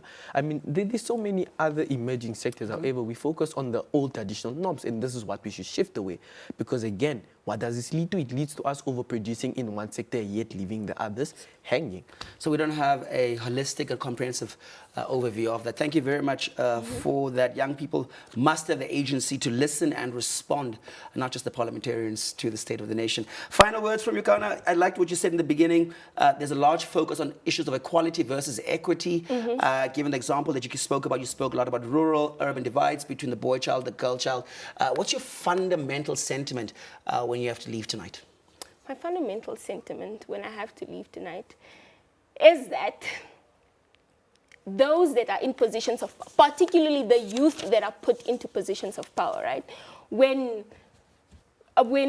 sitting at the drawing board, when we have to talk about policies that have to, when we're formulating policies that cater to the youth, please be in touch with reality, right? Don't implement policies that only cater to those from the middle class or those that, again, we are focusing on equity instead of equality. So those policies should mostly speak to those that are from disadvantaged backgrounds, those that are from informal settlements, and etc. Karen, thank you very much. There you heard it. The Namibian young people have spoken, and they have a sentiment that when government and public sector are addressing issues of young people, there needs to be an acknowledgement that there's a spectrum, and the status of young people differ based on where they might be in the country, their education levels, or their opportunities in terms of privilege. Namibia, this SONA came at a critical time where the nation is grappling again with high unemployment, economic pressures, and growing expectations for inclusive growth and improved service delivery. The president has given a second SONA. It's 12 months after her first one. Namibia, it's a first term. The 8th administration has spoken. Public participation is important, as we see throughout the country. The state of the regional addresses will be done by the governors after this SONA as well. But for now, I hope we have given you an adequate coverage of SONA 2026 from myself, Patrick Sam, and the entire team. Also from Parliament, good night.